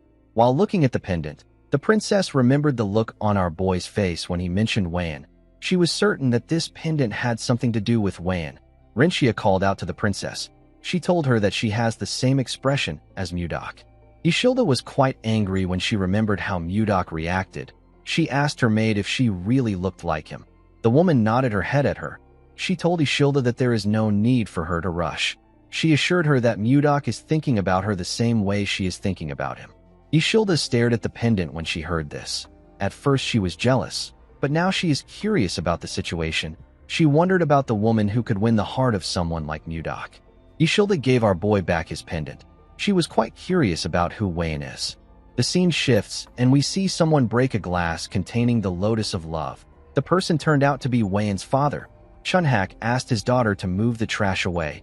He could not believe that she was telling him about a lotus that blooms for true love. He told Wayan that she is spouting nonsense. He reminded her that she already has a fiancé. He advised her to stop getting distracted by such stupid things. He asked Wayan to get ready for the marriage he arranged. Wayan stood up and told her father that he needs to open his eyes. She said that lovers who make the twin lotus flower bloom are blessed by everyone as soulmates.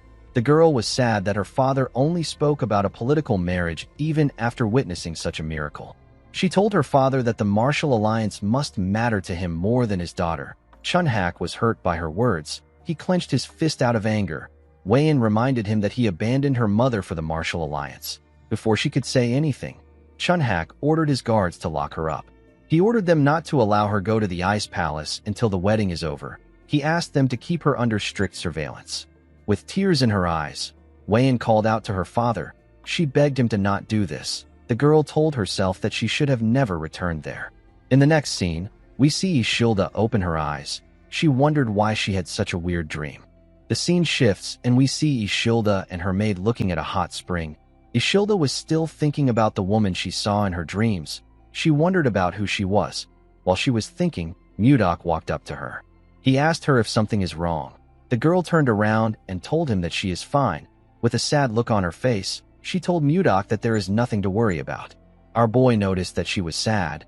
He turned around and asked the princess to join him on a trip to clear her mind. Ishilda did not expect to hear about a trip. When they went outside, they saw screaming wyverns slowly coming close to them. Rinchia went down and put her hands on her head. She was quite terrified. Ishilda was actually fascinated. She did not expect to see ice wyverns. She was quite excited. She said that she has never seen ice wyverns that were tamed. Mudok explained to her that the wyverns have been trained since they were little. He assured her that the wyverns are very friendly. He asked her not to fear them. The moment he said this, he saw some people walking towards them. It was Jerome and Jake. Jerome was carrying a suitcase. He told his master that departure preparations are complete. Mudok asked him if he also prepared something. Jerome said that he did. Immediately he said this. Something jumped out and landed on the ground. Rinchia screamed when she saw the thing. Jerome apologized to her for scaring her. He introduced her to a smaller version of Condal. He told her that he is a Yeti. Ishilda was shocked to hear that she was looking at a Yeti. She recalled that the Yetis are a legendary tribe said to live in the snowy fields. The princess quickly picked the Yeti up. She said that she never imagined Yetis to be a small and cute race. With a nervous look on his face, Jerome told the princess that he is glad she likes him. Our boy gave him a thumbs up. Before seeing Ishilda, Mudok told Jerome that the princess will be startled if she sees Condal. He asked the mage to shrink him with magic. Jerome told his master that magic isn't almighty. He said that he will still do it. Ishilda placed Condal on her head and pressed his fluffy fur. She smiled brightly as she touched the Yeti. Mudok was happy to see her smiling. He told the princess that they need to go now. He called out to a wyvern called Lilith. The wyvern bowed her head to him. Mudok got on her and stretched his hand out to Ishilda. He asked her to take his hand. Ishilda blushed when she heard this. She raised her hand and grabbed Mudok's hand. Our boy helped her sit on the wyvern. After the princess sat down comfortably, Mudok tapped Lilith's rope. The wyvern began to flap its wings when this happened. Everyone and their wyverns went into the air. Jerome and Jake flew behind our boy and Ishilda. The princess was quite scared to be in the sky. She closed her eyes and held on to the saddle. This was her first time coming up in the sky. She told herself that she will be okay since she is with Mudok. With a smile on his face, our boy asked the princess if she will like to look ahead. Ishilda carefully opened her eyes. She was shocked to see what was in front of her. It was a beautiful sunset. Ishilda could not believe her eyes. Mudok asked her if she is feeling a bit better now. Ishilda did not expect to hear this. She smiled when she realized that our boy has been worried about her all along. She told Mudok that she feels better thanks to him. Our boy smiled when he heard this. He asked the princess to hold on tight. Ishilda did not know why he said this. Mudok made his wyvern speed up and pierce through the clouds. The scene shifts, and we see the group arrive at their destination. Luia welcomed them. She told Mudok that he should have at least sent word to her in advance. Our boy reminded her that they are far away from each other. He asked her about how they were going to contact her. He told the girl that she can report the trade matters to Jerome. Mudok told the mage that he is counting on him. Jerome was shocked to hear this. He told his master that he is basically doing everything. He asked Mudok about what he will do. Our boy said that he will be dining with Ishilda at a nearby restaurant. He asked the mage to finish everything before he returns. Luia told him that she understands. Jerome asked our boy if he doesn't get to have a say in this case. In the next scene, we see Ishilda looking at the beautiful town from a balcony in the restaurant. Mudok told her that he prepared the place for her. He asked her if she likes it. Ishilda said that she loves it. While looking around, Ishilda realized that she has seen the flower inside Mudok's pendant before. She quickly recalled that this was the lotus she saw in her dreams. While she was lost in thought, Mudok called out to her. He asked her if she is all right. The princess apologized to him. She said that she was just thinking about the strange dream she had last night. Mudok asked her about what happened in the dream. Ishilda revealed to him that there were people wearing strange clothes and living in houses that she has never seen before. In her dream, she was a woman in her early 20s, a woman with pale skin, brown hair and black eyes. Ishilda said that she always had a sad expression on her face because her father wanted to force her into a political marriage even though she already had someone that she loved. The princess laughed and said that it was such a strange dream. Mudok grabbed his pendant and laughed with her. Ishilda revealed to him that she desperately called out to someone in her dream. She called out to someone known as Gaga. Our boy was shocked to hear this. There was only one person that called him Gaga in his entire life. This person is Wan. Ishilda noticed the look on Mudok's face. She asked him if he is all right. Our boy tightened his grip on his pendant. He said that he was simply lost in thought. He let go of the pendant and asked the princess to eat before the food gets cold. Ishilda told our boy that she wants to make a request. She explained to him that she feels like there is a distance between them every time he calls her princess.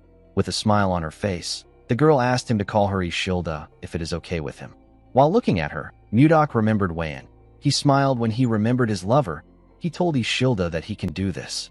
Later in the evening, we see Mudok and Ishilda finish their food. While our boy was cleaning his mouth, Jerome called out to him. He asked him if he enjoyed his meal. He revealed to him that he has finished the work with the 1010 firm. Ishilda was surprised to hear the name of the firm. She asked Jerome if there is a place in the Drake Kingdom called 1010. Mudok realized that he messed up. He revealed to her that 1010 is not in the Drake Kingdom. It is actually in the Gaia Kingdom. Ishilda was shocked to hear this. The Gaia Kingdom is a powerful nation in the northwest of the continent. It is ruled by queens. It is also known as the country for women. The Knight Order of the kingdom is composed entirely of women. They are known to rival the Wyvern Knights of the Zeba Empire in strength. Ishilda knew that she was far from the White Castle, but she did not think that she would be in the Gaia Kingdom. She hoped that her arrival won't cause any diplomatic issues. While she was thinking, Jerome cleared his throat to remind her that he is still there. Ishilda apologized to him. She asked him to continue. The mage told her that it is fine. He revealed to his master that the ice ogre leather they are currently supplying the kingdom is quite popular. He said that Luia made a suggestion today. She asked if the Carolyn firm could build a factory here to make and sell leather goods directly. Mudok asked him if there is a need to sell products too if the leather is already selling. Jerome explained to him that the queen and most titled nobles in this kingdom are women. If they are able to make clothes and bags that the royals and the nobles like, it will become a trend. This will allow them to earn a lot more money than before. Jerome revealed to Mudok that Luia knows a famous craftsman from Carolyn. The girl said that they can start immediately if they get Mudok's approval. Our boy was happy to hear this. He realized that he made the right decision by making Luia in charge of the firm. He told Jerome that he will provide all the leather they need. He asked him to start production. The man bowed his head and accepted the order. He revealed to Mudok that their leather is so popular that it sells out the same day it arrives. The moment he said this, he and Mudok heard a loud sound. Jerome raised his head and our boy turned around. They saw a building burning far away from them. Jerome was shocked to see the building burning. He revealed to our boy that their firm is in that area. He said that the fire can ride the wind and spread to their building. Our boy said that he will check it out. He asked Jerome to stay with Ishilda. Jerome asked his master if he is going alone. He told him that it is too dangerous. Ishilda told our boy that she will follow him. Mudok told her that it will only take a moment. He assured her that he will be back soon. Immediately he said this, he jumped down from the balcony. After Mudok left, Ishilda told Jerome that they need to go. The mage was surprised to hear this.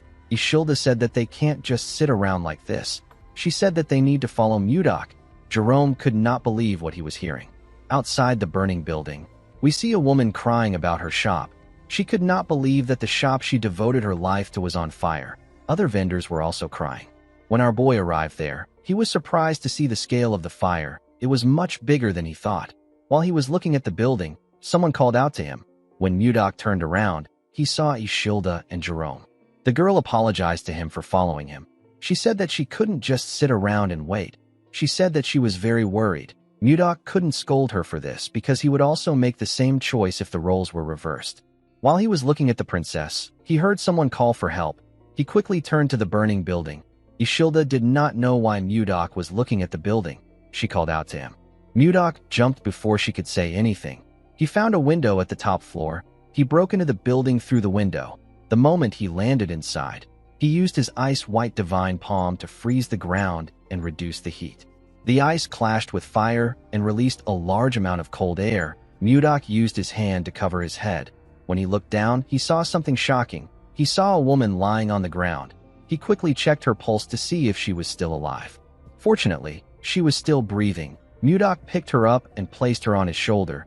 He believed that the woman was exceptionally lucky to survive in a massive fire like this. Before he could leave the building, the wood holding the ceiling collapsed. Before the wood could touch our boy, he released his energy and froze everything around him.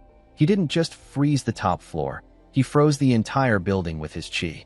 Jerome was shocked to see the precise control and scale of his master's power. He was certain that this level of magic is at the 9th circle. While he was looking at the top floor, someone walked out of the building. Ishilda was quite happy to see the person. The person turned out to be Mudok. Our boy froze the ground with each step he took. The scene shifts, and we see a man and a woman having a meeting near a fireplace. The man poured the woman some liquor. He referred to her as princess and told her that there are signs of rebellion. The princess wasn't pleased to hear this. She asked the man to tell her who dares to try it. The moment she said this, the princess began to feel dizzy.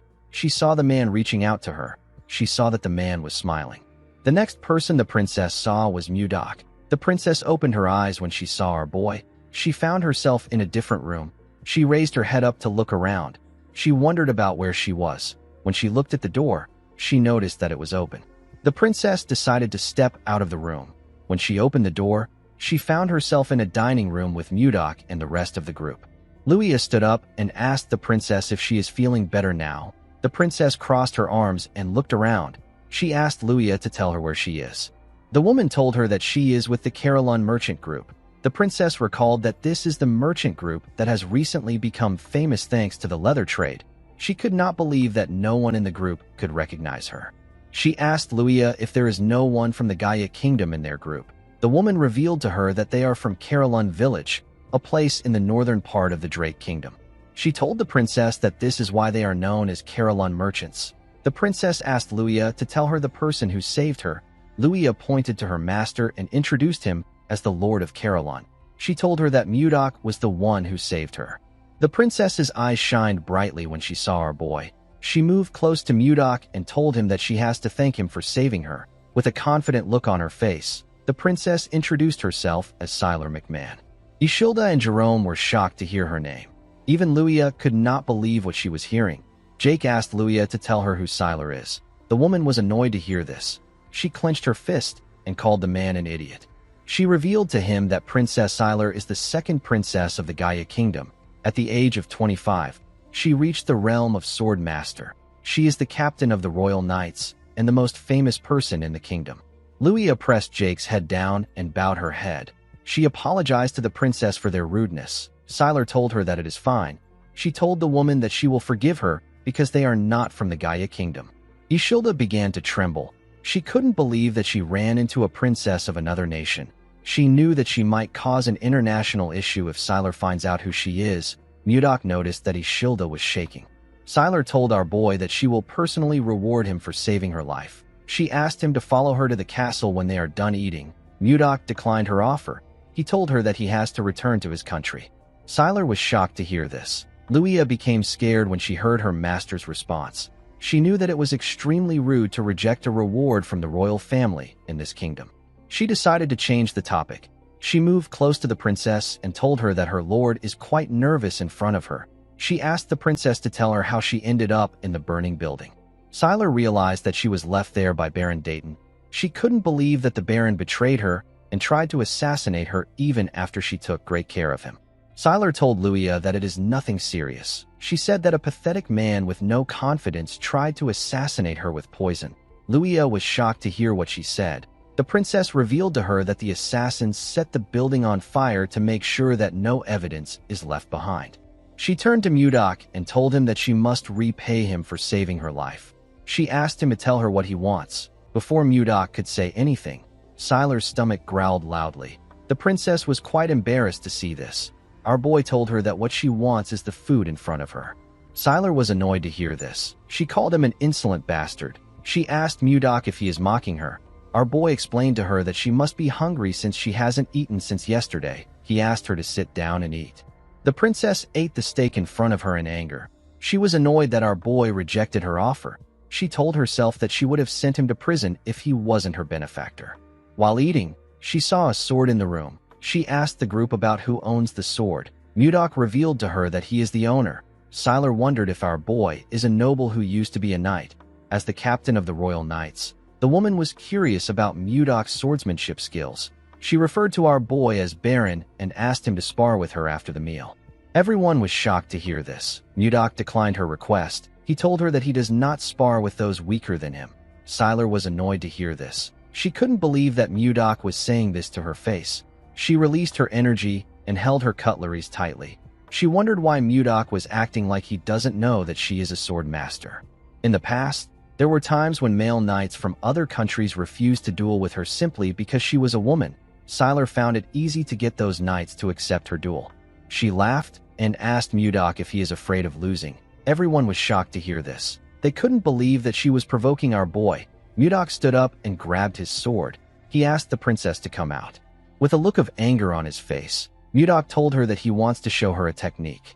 The scene shifts, and we see the group outside. Sylar and Mudok were standing in a grass field. Sylar told our boy that they will be following the knight's rules. She said that their mana will be restricted. The first to subdue the other wins. Mudok accepted her condition. Jerome reminded his master that Sylar is a princess of the Gaia Kingdom. He told him that they can have diplomatic issues if Sylar gets a scratch. Our boy told him that he understands. He asked him to stop talking. Sylar asked Mudok if he is ready. The woman believed that she has met plenty men like our boy. She told herself that every single man ends up kneeling in front of her. Sylar smiled like a lunatic when she thought about how our boy will kneel in front of her. She turned her blade and made the sun reflect on it. She directed the reflection at Mudok's eyes. Our boy seemed annoyed by her cheap trick. Sylar charged at him because she believed that she had seen an opportunity. Mudok easily blocked her attack by raising his sword. Sylar did not expect him to block her surprise attack. She realized that our boy was skilled. She charged at him again from behind. She thrust her rapier at him at a crazy speed. Mudok was able to dodge the attack by moving his head. He smiled when he dodged the attack. Sylar wasn't done with him. She made her attacks faster and stronger. She attacked him multiple times. Our boy blocked her attacks, but he was getting pushed back. Sylar didn't stop for a moment. She directed each swing at his head. Mudok didn't seem bothered by her attacks. Sylar noticed that our boy was blocking her attacks with minimal movements and no effort at all. She couldn't believe that he was able to block a sword master's attack. She had to admit that Mudok was skilled. She moved close to him and swung her sword with a large amount of strength. Her attack destroyed the ground. Our boy was able to dodge it by jumping back. Sylar jumped to move close to him. She gave Mudok a heavy kick in the air. Our boy was able to block the kick with his sword, but he was still sent flying. He pushed his sword into the ground in order to hold himself down. He raised his head and glared at Sylar. He realized that the princess is like a master of the piercing spear style at the harmonization stage that is running wild.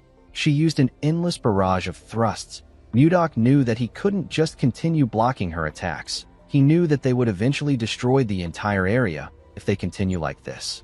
He decided to end the fight in one strike. He and the princess charged at each other. The princess swung her sword at him. Our boy blocked her attacks. The princess tried to kick him with her leg. Mudok blocked her leg with his sword. He moved to the side and gave her a heavy blow in her stomach. The punch made her lose her balance. Mudok grabbed her neck and slammed her body into the ground. Sylar quickly tried to get up, but our boy pointed his sword at her neck. He asked the princess to admit her defeat. Sylar rejected this offer. She asked Mudok to fight with her again. Jerome clapped for them and said that they both displayed wonderful swordsmanship skills. He suggested that everyone should head back inside to finish their meal. With a serious look on her face, Sylar told Mudok that she will officially challenge the Drake Kingdom if he doesn't accept the rematch.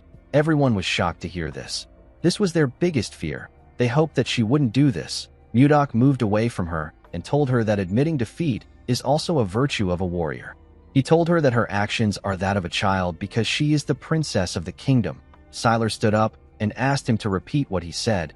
She grit her teeth out of anger. She covered her hand with her energy and charged at our boy out of anger. She asked him to tell her what he knows about her for him to speak like that. Before she could reach him, Mudok pointed his sword at her face. The princess quickly stopped moving. She fell to her knees. She realized that she lost. She couldn't even see our boy raise his sword. Mudok asked the princess if this is how they treat their saviors in this country. He asked her if her tiny brain didn't help her realize that he was holding back because she is the princess. He advised her to carefully think about who is wrong in this situation. The princess wondered why she couldn't win. She remembered showing her mother her medal for winning first place in the swordsmanship tournament again when she was younger. The queen told her daughter that she is amazing. She told Sylar that she will be able to protect her and her sister if she becomes stronger. The queen asked her daughter to become the Sword of Gaia. Sylar followed her mother's words. She lived as the Sword of Gaia. She spent her whole life trying to become someone who protects the kingdom, someone who no one can ignore. Sylar wondered about who Mudok was. While our boy was looking at the princess, Ishilda moved close to him and called out to him. Mudok advised the princess to choose her opponents wisely next time. He turned to Ishilda and put his hand around her waist. He smiled at her. He told her that they are returning to Carolyn tomorrow. He said that they need to finish sightseeing. Ishilda nervously walked away with Mudok.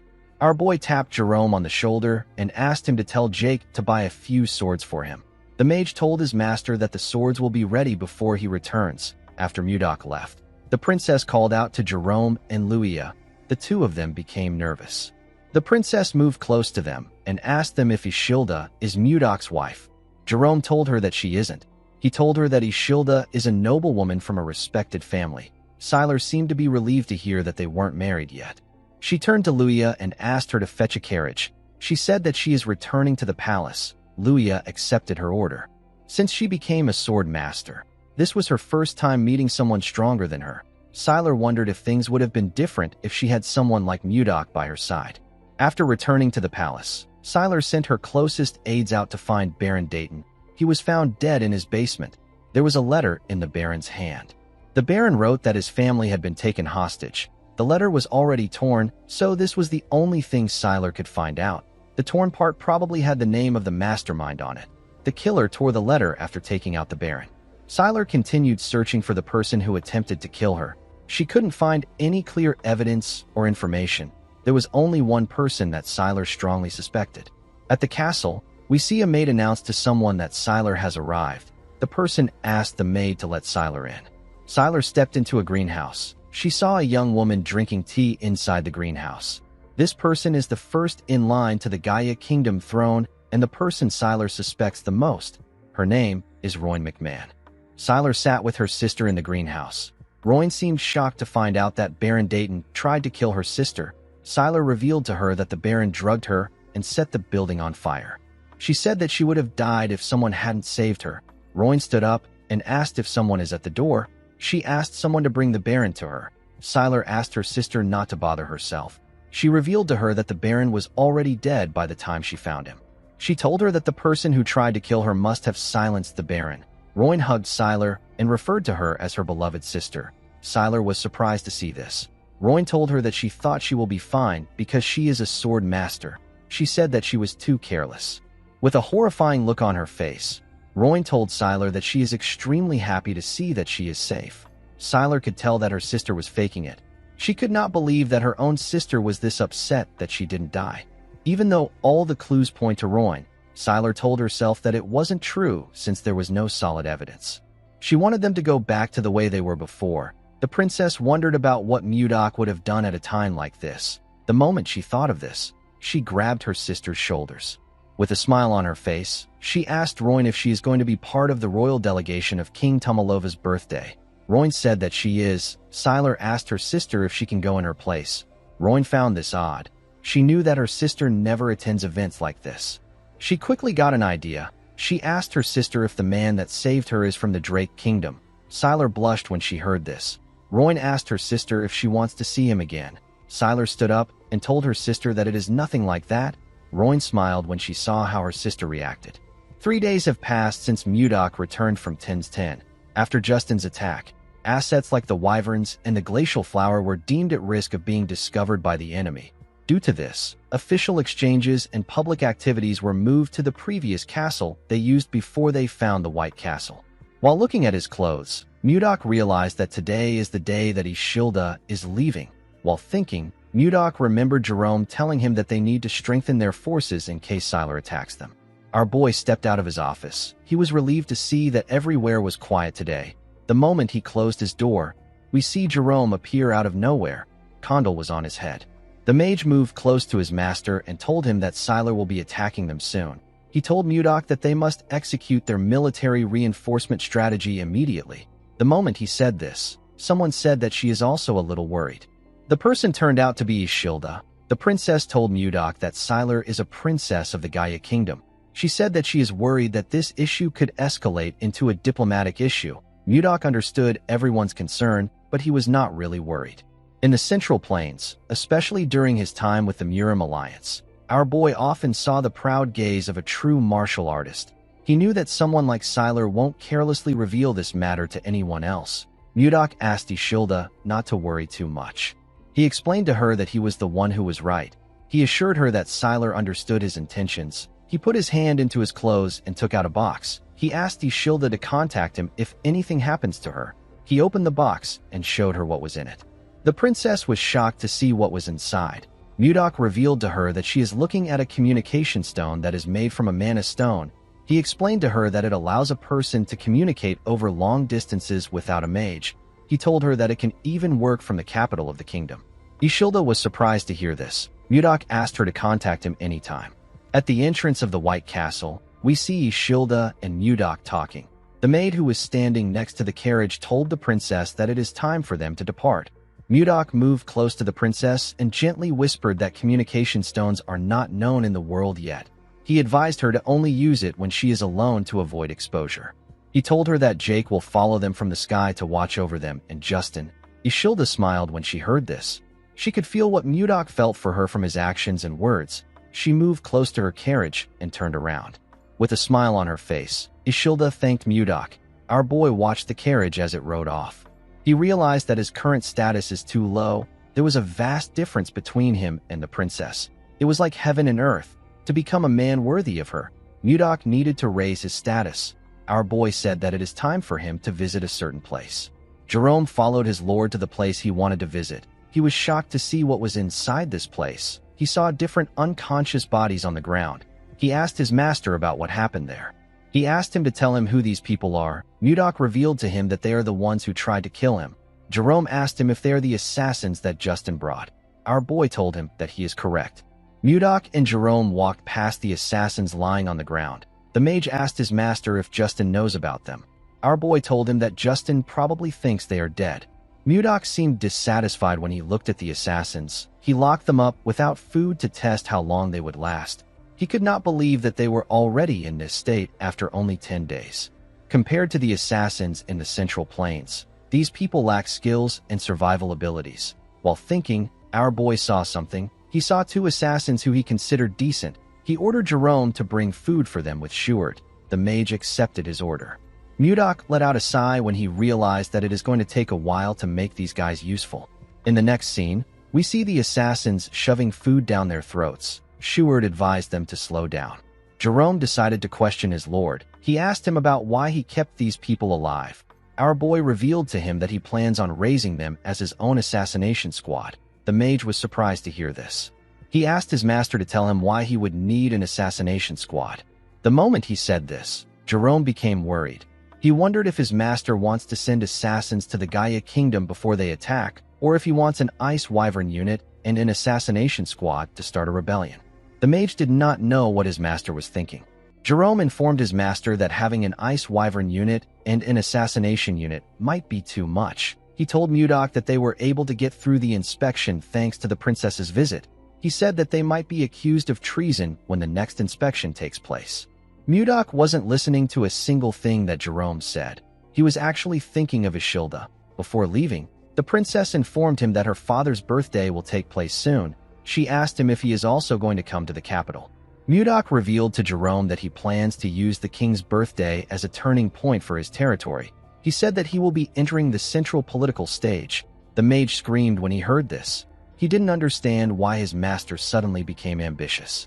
Mudok explained to him that he has to be a duke to even stand a chance with a princess like Ishilda. In order to become a duke, he needed to face countless enemies. Our boy told Jerome that an assassination unit is necessary for their growth. He called out to Schuart and asked him if the entire Blizzard Order has assembled. The captain of the Blizzard Order told him that they have. He said that the men have gathered at the entrance just like he instructed. Our boy called out to the assassins and asked them to listen. He revealed to them that they have only two choices. The first choice is to become his subordinate, and the second choice is to die at his hand.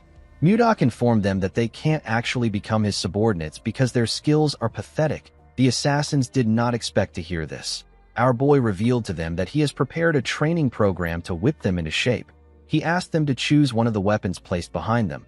He ordered them to go outside and kill any knight they see. 3 weeks later, we are taken to the snowy forest. We see 3 knights backing each other. They held their swords and shields up. They seemed to be preparing to block someone's attack. While the knights were looking around, someone charged at them with a dagger. One of the knights blocked the man's attack with his shield. The other 2 knights grabbed his clothes and slammed him on the ground. The knight that blocked the attack raised his sword. The man screamed when he saw this. The knight took a badge off the man. Immediately he did this. The other 2 let the man go. The knight was very happy to see the token. He said that he killed the man. His comrades were also quite happy to see the token. One of them said that he won't have to skip dinner today. The knights asked the man to sit somewhere. The man forcefully stood up. Mudok watched everything from the top of a tree. He held a cane in his hand. It has been 3 weeks since the joint training between the Blizzard Order and the assassins began. The rules of the training are simple. Each participant receives a single badge. If it is stolen or damaged, the owner is considered dead. If one side loses all their badges, that side has lost the match. Although this training sounds simple, nothing spurs growth like competition. Since both sides needed to get some training, this was the best exercise for them. While Mudok was looking around, he saw a bright red light shining in the forest. Our boy said that something has started again. All the assassins were marked by Jerome's tracking spell. If they leave the designated area, an alarm will go off. The assassin who ran out of the designated area was a young man with red and white hair. The man looked behind him to see if anyone had caught up to him. Before he could get far, someone called out to him and told him that this is his 10th time. The man was surprised to hear the person's voice. The man whose name is Miller quickly looked up to see Mudok on a tree. Our boy informed him that this is the 10th time he has deserted. He reminded him that he said that he will kill him if he catches him running one more time. Miller went down and took out a dagger. He said that he doesn't have time for games. Before he could do anything, he got hit in the neck. The man fell to the ground and lost consciousness. He was hit by another man. The man who hit him went on his knees and apologized to Mudok. He begged our boy to forgive Miller one more time with his great mercy. This man is Baker. He is the leader of the assassins. Mudok asked Baker to tell him why Miller is so desperate to escape. Baker revealed to him that Miller wants to avenge someone. Our boy asked him about what he means. Baker explained to him that Miller is different from the others who became assassins to make money. When he was a child, Miller's entire family was murdered. He was the only one who survived. Miller later found out that the killer will be attending a party in the capital next month. Mudok realized that there is only one party that is going to take place in the capital next month. The scene shifts, and we are taken to the White Castle. We see Mudok watching the sunset from the window. While he was looking outside the window, Miller woke up. Mudok immediately informed him that the king's birthday party will be guarded by hundreds of mages and knights. He asked Miller if he really thinks he can successfully assassinate his target in this environment. Miller realized that his leader told Mudok about his life. He explained to our boy that he has lived his whole life for revenge. He said that he doesn't care about what will happen to him as long as he can kill his enemy. Mudok assured him that he will never be able to get close to his enemy or even get his revenge. He told him that he will die a pointless death without gaining anything. Miller knew that Mudok was right. Our boy revealed to him that he will be attending the party as a noble. Miller asked him about why he is sharing this with him. With a crazy smile on his face, Mudok told the boy that he is proposing a deal. He promised to help him get revenge if he serves him with complete loyalty. Miller was shocked to hear this. He asked Mudok about why he wants him. He told our boy that there are many assassins who are better than him in the group. Mudok told him that Baker said that he is the only one who became a top-class assassin at age 25. He told Miller that he holds his potential in high regard. Although the man was still lacking in Mudok's eyes, it was certain that he would still grow stronger. Our boy told him that he needs him in the assassination unit he is forming. He asked Miller if he will make a deal with him. The man remembered the bodies of his family members. He went on his knees and told Mudok that he will do anything as long as he can get his revenge. Our boy walked past him and told him that they have a deal. He revealed to him that they are traveling in a few days. He asked him to prepare. The moment he said this, Savina stepped into the room. With a bright smile on her face, she told her master that the ice cream is ready. Miller was surprised to see the beautiful girl. Her beauty was captivating. He watched her as she walked out of the room with Mudok. He placed his hand on his chest when he noticed that his heart was beating fast. The man wondered about who Savina is. In the next scene, we are taken to a huge mansion. We see Duke Icarus sitting on his throne. The Duke was annoyed to hear that his son lost his artifact. He called him a fool. Justin tried to explain himself, but his father asked him to shut up. The boy bowed his head in shame and kept quiet. The Duke did not like the fact that Mudok messed with him. He called out to a man known as Roxlin and asked him if he can handle the situation properly. With a smile on his face, Roxlin asked the Duke not to bother himself. He assured him that he will stop Mudok. The scene shifts and we see our boy having a meeting with his officials. He found out that they are supposed to relocate 6,000 new territory citizens from beyond Toth City to Carillon. He also found out that they have harvested 6 ice wyvern eggs. The captain of the White Castle Guards told him that this is all they have to report. The captain turned out to be Max. Max asked his lord if he knows when the citizens will be relocated. Our boy told him that he will handle it later with Jerome. With a serious look on his face, he said that they have a more important issue to discuss. The officials were shocked to hear this. Mudok revealed to them that he doesn't know what to give Tomalova for his birthday. The men were shocked to hear this.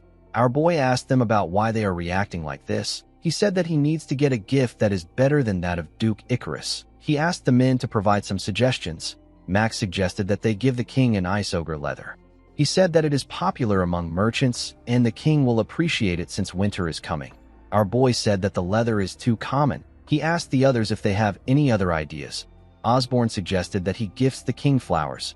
Mudok was annoyed to hear this. He asked the man if he looks like he is joking around. Osborne became scared. He explained to his lord that he is talking about the glacial flowers. They only bloom in Carillon, so they are quite rare. Jerome reminded the man that glacial flowers can only grow under extreme cold. They can't be cultivated in the capital. Schuart told his master that they have no choice but to go with something. Mudok and Jerome asked him about what he means. Before Schuart could speak, Jake barged into the room. With a look of anger on his face, he told his master that he can no longer take this anymore. He said that the damned bastard has blocked all the roads.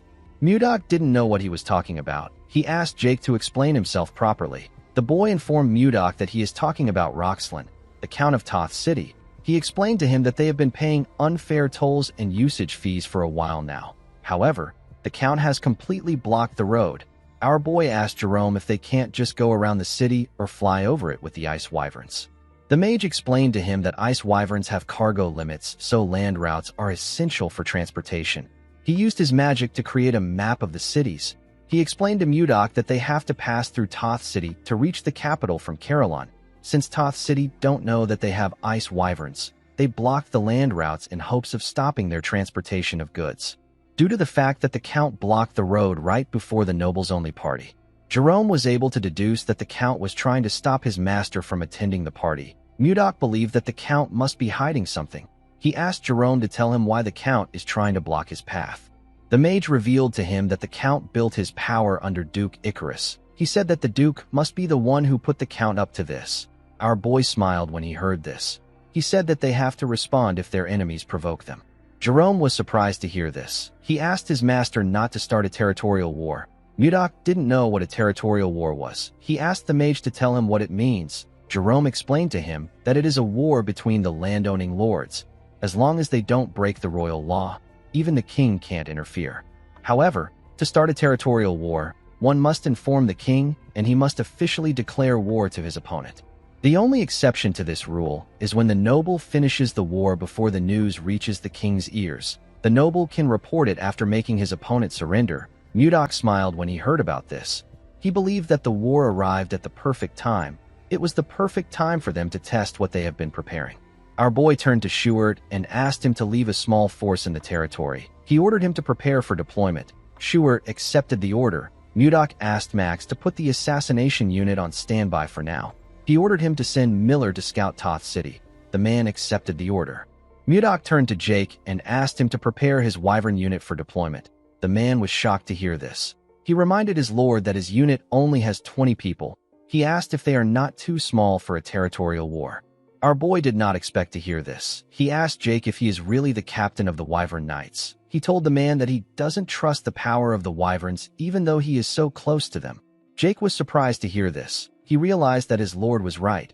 He knew that his Wyverns weren't weak. He walked out of the room with the others. He was determined to show everyone the power of the Wyverns.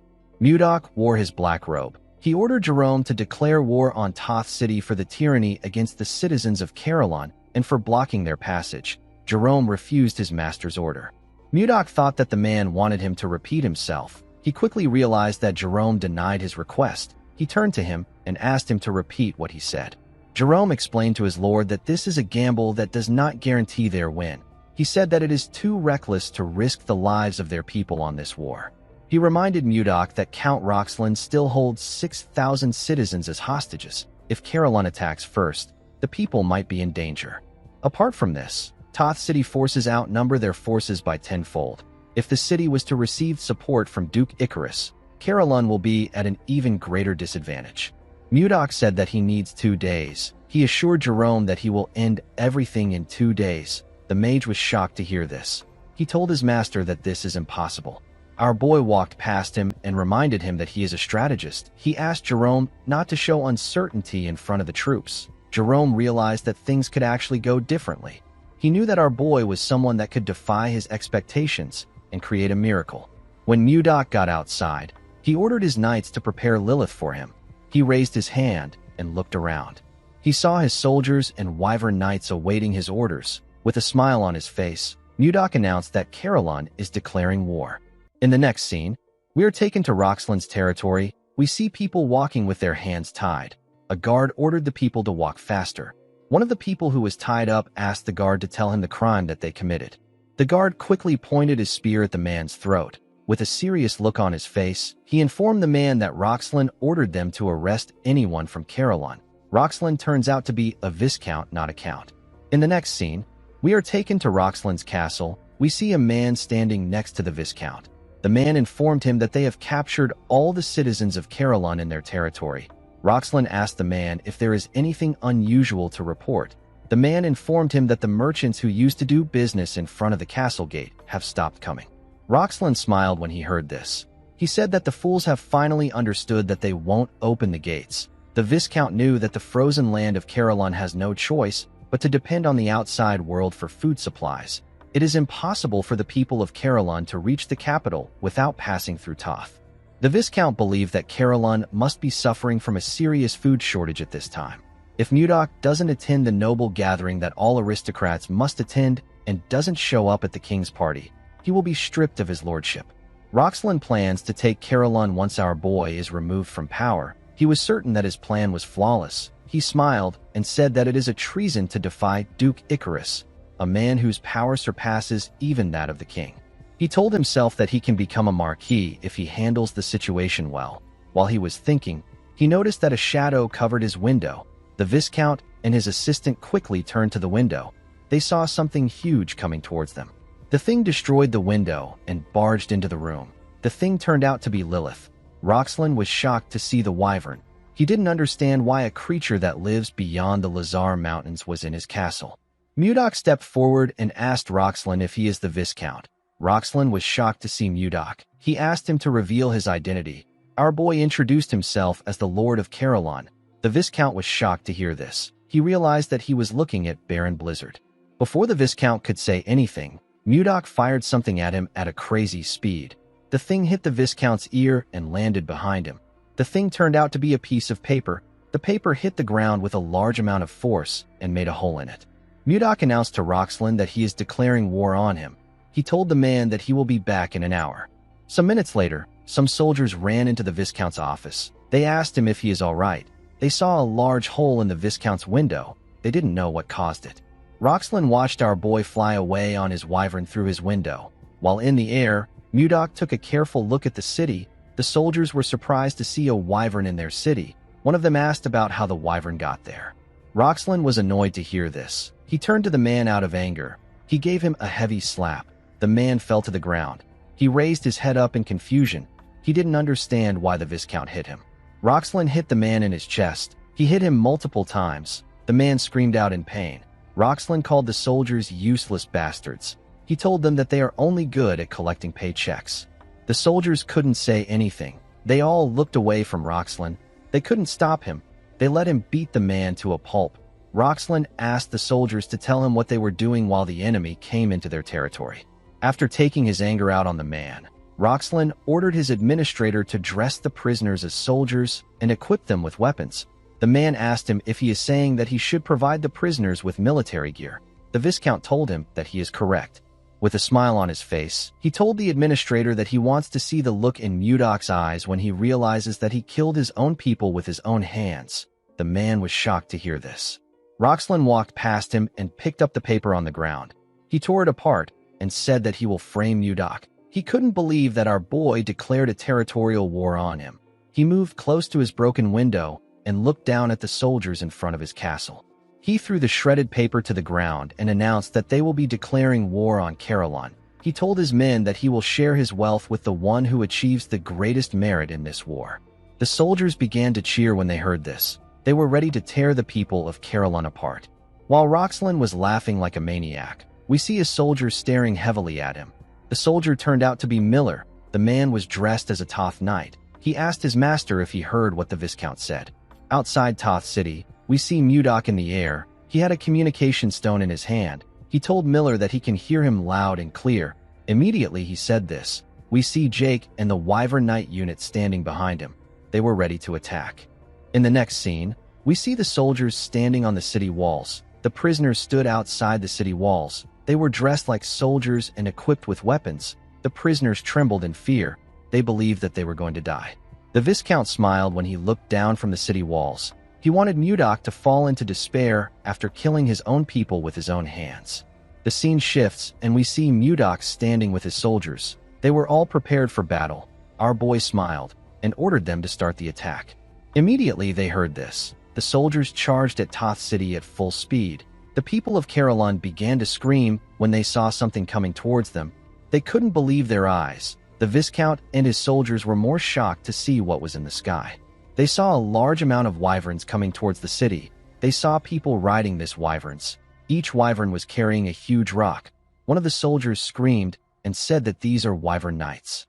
Before the soldiers could do anything, the knights dropped the huge rocks on the city from the sky. The rocks instantly destroyed the city walls. The soldiers were sent flying. The broken walls slowly fell upon the citizens of Carolon. A mother quickly closed her eyes and hugged her son to protect him. To her surprise, the stones did not crush her and her child. When she opened her eyes, she saw Jerome standing in front of her. The mage used his magic to stop the wall from falling on the people.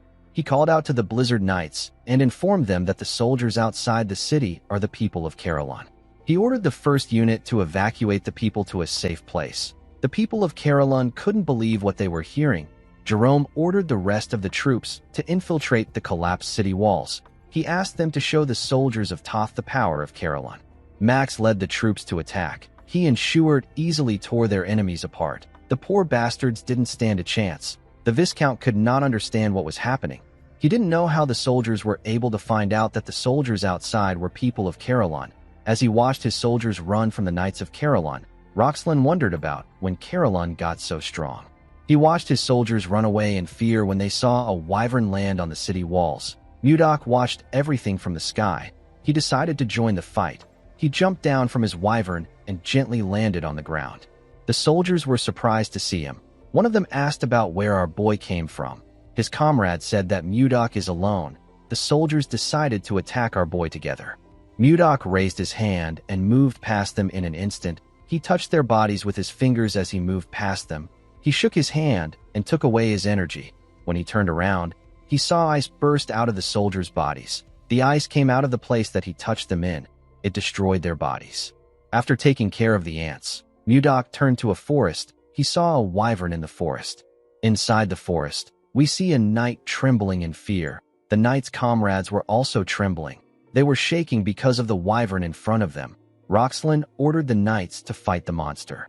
The knights were too scared to attack. Roxlin kicked one of them out of anger. He told them that they shouldn't call themselves knights. The Viscount had already sent someone to request help from Duke Icarus. He was certain that he will be victorious if he can hold out until reinforcement arrives. The knight that Roxlin kicked got angry. He punched the Viscount in his face. He fell to the ground. The knight and his comrades ran immediately. The Viscount fell to the ground. The knight called the Viscount a pig and asked him to die alone if he wants to die. Roxlin was shocked to hear this. He ordered the men to come back. Of course, none of them listened to him. While the Viscount was looking at them, the wyvern moved closer to him. Roxlin could feel her breath in his back. Before Lilith could eat him, someone called out to her and told her that her stomach will hurt if she eats trash. The person turned out to be Mudok. Lilith moved away from the Viscount. When Roxlin saw our boy, he quickly bowed his head on the ground. He told Mudok that he was wrong. He said that this is his defeat. He explained to our boy that he couldn't do anything because of Duke Icarus's order. He begged him to forgive him. While he was begging for mercy, Jake landed next to Mudok with his wyvern. His wyvern was carrying someone in its mouth. Jake informed his lord that he has captured the soldier who was heading to the Duchy of Icarus. Roxlin was shocked to hear this. He realized that he messed up badly. Mudok told the Viscount that it must have been hard for him to lie about things he didn't mean.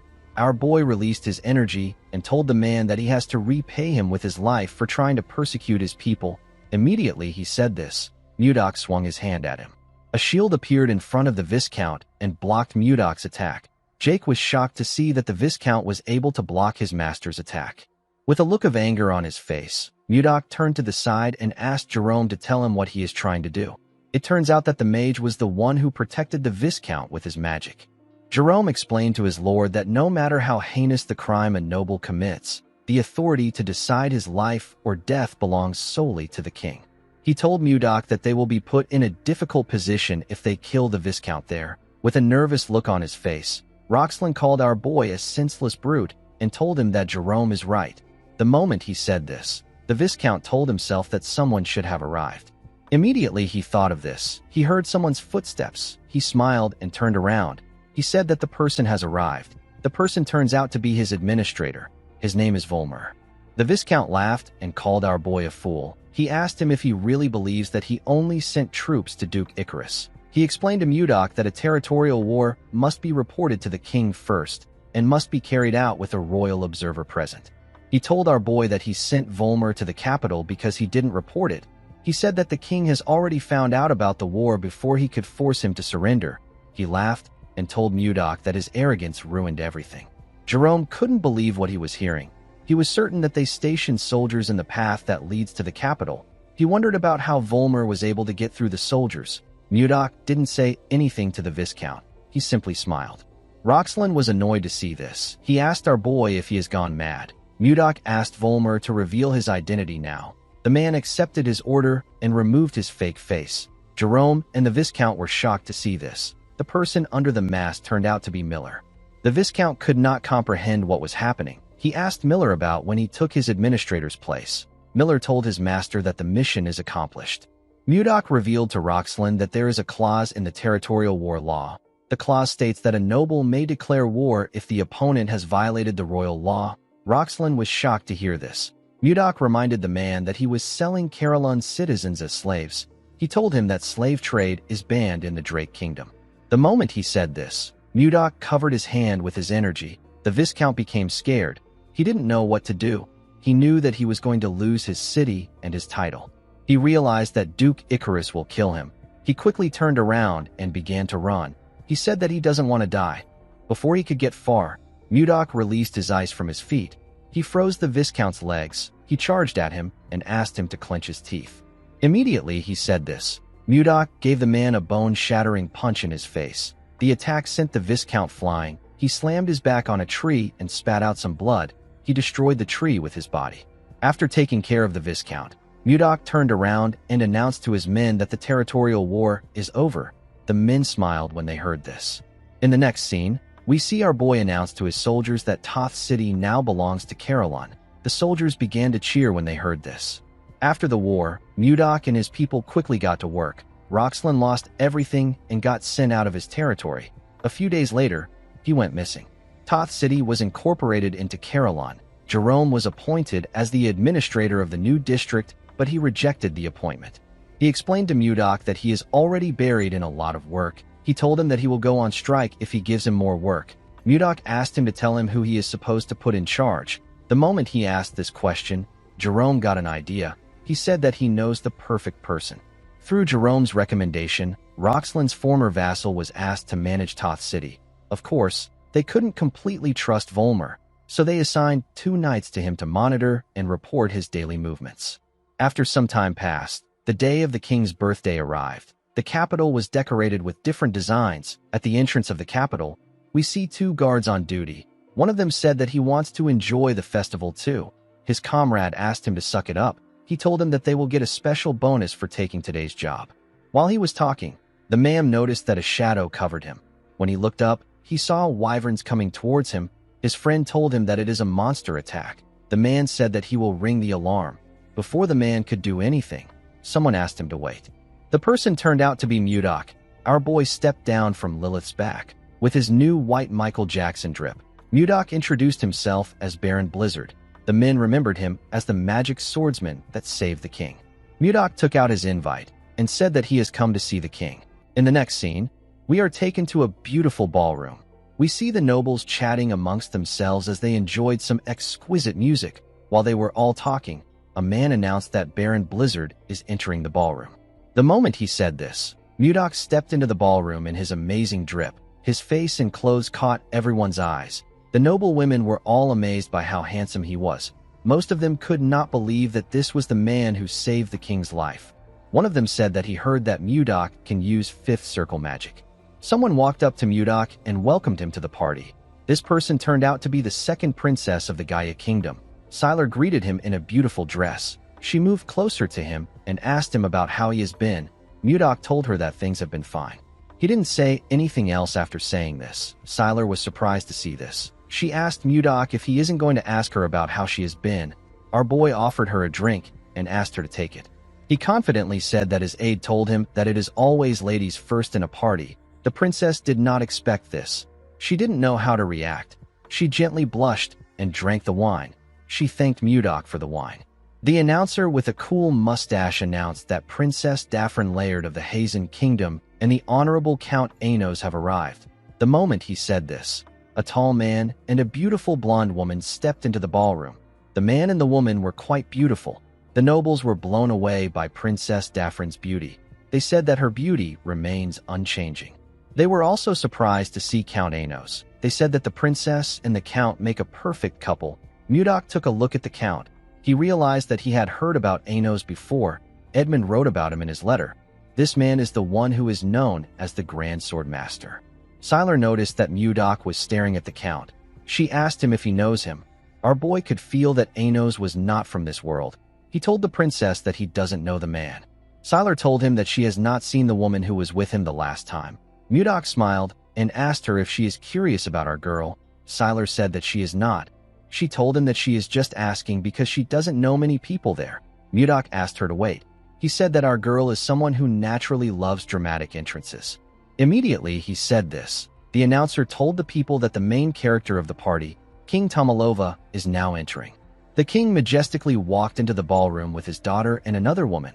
Sylar was shocked to see this. She couldn't believe that Ishilda was a princess of the Drake Kingdom. While everyone was clapping, the woman asked Mudok if this is the dramatic entrance he is referring to. Ishilda and her father moved to their seats. Before sitting down, Ishilda saw something shocking. She saw Mudok standing next to Sylar. Our boy gently waved at her. Ishilda sat down and glared at the woman. She didn't know why she was there. She heard that the first princess of the Gaia Kingdom was the one who was going to be there. She did not like the fact that Sylar was standing next to Mudok. A while later, we see the nobles bow their heads to the king to congratulate him for his 50th birthday. Tomalova thanked everyone for attending his party. He told them that he appreciates their presence. Everyone applauded him. The king raised his hand and asked the nobles to have a wonderful time. Ishilda turned to her father and told him that she is curious to see the kind of gifts he will receive for this birthday. She said that she is really looking forward to it. Tomalova smiled when he heard this. He told his daughter that they will start right away.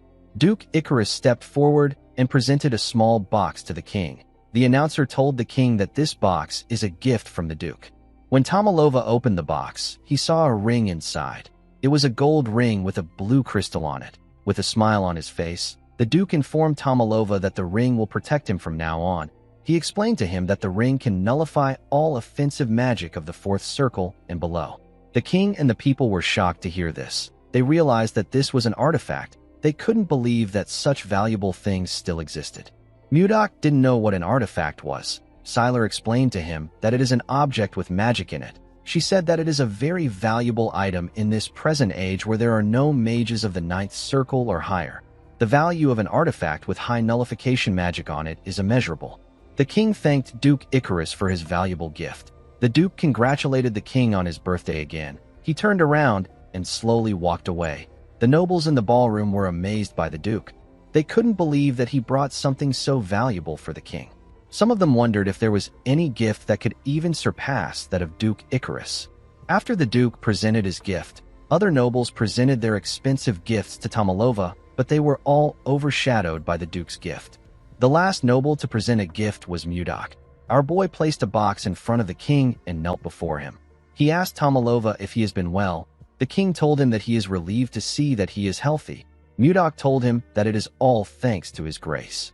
The announcer opened the box to show the king what Mudok brought. The king took out a long leather material from the box. Our boy told Tomalova that he brought the leather of an ice ogre that he personally hunted. The king smiled when he heard this.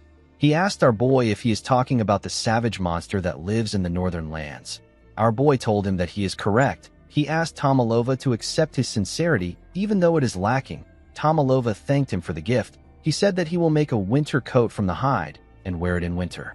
The duke could not believe that Mudok offered this kind of gift to the king. He said that a pathetic gift is expected from someone of commoner origins. With a smile on his face, our boy told the king that he brought another gift because the leather alone seemed lacking. A man carried a box into the ballroom and gave it to the king. When Tomalova opened the box, he saw some eggs inside. He asked Mudok to tell him what he is looking at. With a smile on his face, Mudok told the king that they are eggs from a monster. Tomalova and the people were shocked to hear this. They couldn't believe that our boy brought something like this to a party. The duke told Mudok that he is an insolent bastard. He pointed at him and said that this is an insult to the royal family. He turned to the knights and asked them about why they are just standing. He ordered them to drag the baron out. The knights quickly walked towards Mudok. Tomalova ordered them to stop. Everyone quickly became silent. With a scary look on his face, Tomalova asked Mudok to clarify his intentions. With a confident smile on his face, our boy revealed to the king that he is holding an ice wyvern's eggs. The king and the duke were shocked to hear this. An ice wyvern is a wyvern that can only be found in Caroline. It is 1.5 times larger than a normal wyvern. Since ancient times, there have been constant attempts to tame ice wyverns, but their fierce nature made it hard to obtain their eggs, and raising them was extremely difficult. Taming this monsters has long been considered impossible. Just ordinary wyverns would provide tremendous military power if they are tamed well. The small nation of the Zeba Kingdom led its wyvern knights to conquer surrounding countries and rose to become the Great Zeba Empire. This story is well known on the continent. Taming an ice wyvern would mean that the military power of the Drake Kingdom would skyrocket. Tomalova completely understood this. He thanked Mudok for his gift. He asked him if he knows that raising an ice wyvern is even harder than acquiring its egg. Our boy assured him that he is well aware. He said that it is not easy to raise an ice wyvern to adulthood. He put 2 fingers on his lips and gently whistled. He called out to Lilith. The moment he did this, the nobles in the hall began to scream. They couldn't believe their eyes. They saw a wyvern standing outside the hall. Mudok revealed to the king that Lilith is an ice wyvern that he has tamed since she was a hatchling. He told Tomalova that he will teach the royal breeders how to raise an ice wyvern. He explained to him that they will imprint his face on the wyvern when it hatches. This will allow the hatchling to recognize him as its parent and obey him faithfully. Tomalova was surprised to hear this. Ishilda was simply happy to see Lilith again. She had to pretend like she was also shocked. Mudok bowed his head and told the king that the other 2 eggs are for his daughters. He said that the ice wyverns will become the steadfast guardians of the royal family. Tomalova was shocked to see that our boy thought of his daughters as well. He told him that he is quite thoughtful. He raised his hands and said that their kingdom is destined to become as powerful as the Zeba Empire. He announced that this was the greatest gift he has ever received in his lifetime. He thanked Mudok for the amazing gift. Our boy told Tomalova that he is honored that the gift pleases him. Ishilda gently smiled when she heard this. She remembered that Mudok asked her to expect something when they spoke a few days ago with a communication stone. Duke Icarus was extremely angry to see how things were progressing. He wondered about how Mudok got his hands on an ice wyvern's eggs. He decided to drag Mudok down with his plan. He called out to the king and told him that he has something urgent to report. He moved close to the king and asked him if he knows that Mudok sent troops into Viscount Roxland's territory 2 days ago. Tomalova was surprised to hear this. He asked the Duke to tell him why the Baron would send his forces into Toth. Duke Icarus revealed to him that our boy initiated a territorial war. Tomalova was shocked to hear this. The nobles couldn't believe what they were hearing. They all knew that it was a crime to start a territorial war without reporting it. While screaming at the top of his voice, Duke Icarus asked the king to give Mudok the harshest punishment for daring to start a territorial war without reporting it to him. The nobles began to murmur. They all turned their eyes to Mudok. Tomalova did not like this situation. He didn't want to punish the person who saved him. Ishilda wondered about what she should do. She knew that our boy's reputation will suffer if this continues. Duke Icarus gently smirked. He was certain that he has taken Mudok out. Our boy called out to the king and asked him if slave trading is legal in the Drake Kingdom. Tomalova said that it isn't. He told Mudok that slave trading is prohibited in his kingdom. Our boy put his hand into his clothes and took out a document. He announced that he is holding a ledger containing the Viscount's slave trading records. Duke Icarus and the king were shocked to hear this. They couldn't believe their ears.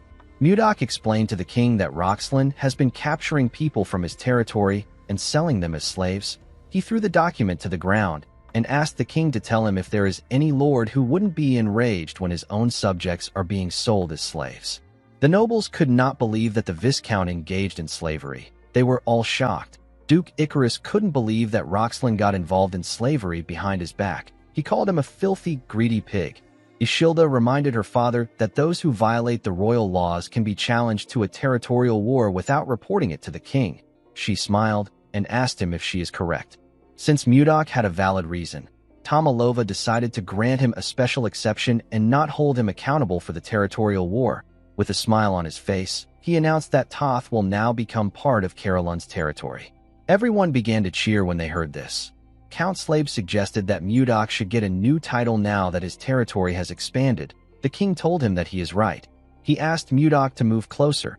Our boy moved close to him and went on his knees. Tomalova placed a golden scarf on his neck and appointed him as Viscount of Carolyn. Mudok stood up and thanked the king for his new position. Duke Icarus watched them as they spoke. He glared at our boy with eyes filled with hate. He promised himself that he will bring him down no matter what it takes. He turned around and walked forward. On the way out, we see Count Anos resting on the wall. He seemed to be annoyed about something. In the next scene, we see Mudok in the balcony. He seemed tired. He felt bad that he couldn't talk to Ishilda because of the nobles swarming him. He smiled when he realized that he had finally gotten this far. He remembered the things that happened when he first came to this world. He remembered how he fought, how he took over Carolyn, and how he got a kiss from the princess. He believed that he and the princess will soon be together. Immediately, he thought of this. Someone came to the balcony. Mudok turned around and asked the person to tell him who he is. he saw that the person was Count Anos. Count Anos referred to our boy as Seol Mudok and told him that he has finally found him. Mudok was shocked to hear his name. He couldn't believe that the man was speaking to him with the language of the Central Plains. The Count closed the door and referred to Mudok as the enemy of his master and his sect. He carefully drew his sword. His sword released a pink energy. Anos told our boy that he has been looking for him for a long time. He placed his hand on his sword hilt. His sword released a scent. Mudok immediately knew that this was the plum blossom fragrance. He now knew who this man was. He remembered the conversation he had with the Manhwa sect leader. While breathing heavily, Zhang Pengjin told him that the outcome of their fight would have been different if his disciple was there. Our boy realized that this was the disciple the man spoke of before his death. This man was known as the greatest prodigy in the Central Plains. His name is Li Jinxing. Jinxing covered his sword with his energy and took a step forward. Jinxing charged at Mudok at a crazy speed. Our boy easily matched his speed and blocked his sword strikes. Jinxing made his attacks faster, but Mudok was still able to match his speed. The two men grit their teeth out of anger. Jinxing made a huge swing and pushed our boy back. He gathered his energy in his hand and charged at Mudok. He hit Mudok with his palm. His energy pushed our boy back even more. He hit his back on the wall. When he raised his head up, he saw Jinxing in front of him. The man swung his sword at him with a large amount of force. Mudok dodged it and appeared in the air. He carefully landed behind the man. Jinxing turned around to see him. Our boy said that the rumors about him being the greatest disciple in the Central Plains weren't a complete lie. The man was annoyed to hear this. He asked Mudok not to get cocky. With a look of anger on his face, Jinxing revealed to Mudok that he has been searching for him for 3 years. He was successfully able to get on the same boat as him after he found Mudok's location. He watched Mudok's movements on the boat and waited for an opportunity to kill him. Before he could get the chance, a fierce storm appeared out of nowhere and a bright flash of light appeared in the sky. When Jinxing opened his eyes, he found himself in this strange world. With a darker and menacing look in his eyes, Jinxing told our boy that he has never forgotten about his revenge for even one day. Mudok noticed that the aura around the man has changed. Jinxing added more energy to his sword. He said that he will be able to resolve the grudge of the Manhwa sect by severing Mudok's head. He raised his sword and took a step forward. Mudok could tell that the man's next attack was going to be different. He wasn't certain if he will be able to dodge it. Before Jinxing could swing his sword, someone stepped into the balcony. Mudok and the man quickly turned to the door. The person turned out to be Sylar. The girl told Mudok that she has been looking for him. She asked the men about what they were doing there. Our boy told her that he just met someone from his hometown for the first time in a while. He said that they were talking and reminiscing about the past. Jinxing quickly recognized the girl. He realized that she is the second princess of the Gaia kingdom. He wondered if she is close to Mudok. When our boy moved close to the girl, she asked him about where his hometown is. Jinxing watched them as they spoke. He knew that things will become complicated if he kills Mudok in front of a princess. Although he didn't like it, the man decided to back off. He bowed his head to the princess and told her that he will excuse himself first. He asked them to continue their conversation. Sylar gently thanked him. Jinxing walked towards the door. Before he left the balcony, he called out to Mudok in his head. Our boy was able to hear the man's voice in his own head. He immediately knew that Jinxing was using the frequency whispering technique. Jinxing told Mudok that he will destroy everything he cherishes the same way he destroyed everything that was precious to him. He stepped out of the balcony and smiled like a lunatic. He told our boy that he will take his possessions, loved ones, and everything he values without exception. He said that he will first start with the one who is always looking at him with loving eyes. He said that he will start with the princess of the Drake Kingdom. Mudok was shocked to hear this. He called the man a bastard and asked him not to touch Ishilda. He told him that the girl has nothing to do with them. The man said that this depends on how he responds. After saying this, he bid Mudok farewell. Our boy asked the man to wait. While he was talking to Jinxing in his head, Sylar was trying to get his attention. She asked him if he is listening to her. She told him that he looks like he was having a serious conversation with the Count. She asked him if he has something to do with the Count. Mudok walked past her and told her that something urgent has come up. He said that he needs to excuse himself. Sylar was surprised to hear this. She turned around and grabbed Mudok's jacket. Our boy did not expect this. He quickly turned to her. He asked her if she still has something she wants to say. Sylar said that it is not very important. She felt a bit embarrassed that she grabbed his clothes. She wondered about what she is supposed to say. She told Mudok that it is quite rude for him to leave when she came to the balcony herself to see him in person. She gently winked at him and asked him to learn some party manners. Mudok moved close to her. With a cold gaze in his eyes, he asked the woman if she doesn't have anything to do. He reminded her that dignitaries from different nations have come to celebrate the king's birthday. He asked her if it isn't her responsibility, as Gaia's representative, to entertain this people and chat with them. With a serious tone in his voice, our boy asked the woman to tell him why she keeps bothering him. Sylar was shocked to hear this. She couldn't believe that someone like her was being bothersome. Most men desperately try to get her attention with everything they have, but the princess always blows them off. They always try to get close to her to get something, but the princess always turns them down. Sylar wondered why Mudok was different. She asked Mudok not to get the wrong idea. With a sad look in her eyes, she told him that she simply wanted to congratulate him on becoming a viscount. Mudok felt bad when he heard what she said. He apologized to the princess for his harsh words. He told her that something urgent has truly come up. He said that he needs to excuse himself. He thanked her for the congratulations. He left after saying this. The princess was on the balcony alone. She moved close to the glass door to see our boy. When she looked down, she saw Mudok checking on Ishilda. Ishilda didn't understand why our boy was doing this. Sylar watched Mudok worry about the princess. She wondered if our boy would have liked her if she met him first. She wondered if she would have been able to smile like Ishilda. Sylar slapped her cheek to bring herself back to reality. She turned away from the door and told herself that she does not have time for this. She said that she needs to focus on her own life. She knew that the most important thing she needed to focus on was how she was going to survive her older sister's assassination attempts. While she was thinking, Sylar heard a sound coming from the pavilion. When she raised her head up, she saw Princess Daphne talking to someone. Sylar immediately recognized the princess. She didn't know the man standing next to her. When she took a closer look at him, she realized that she had seen his face from somewhere. She recalled that Jerome was a retainer of the Blizzard family. She wondered about what the mage and the princess were doing together at this hour. In the next scene, we see someone informing Jinxing that Princess Daphne has disappeared again. The man was surprised to hear this. His subordinate informed him that the princess said that she wanted to get some fresh air outside. He said that they can't find her even though they searched the entire castle. Jinxing did not like the fact that the woman always makes him worry. He ordered his subordinates to search the castle thoroughly. He asked them to report to him the moment they find her. The scene shifts, and we see the princess sitting in the pavilion. She was looking at the night sky. While looking at the moon, the woman remembered something.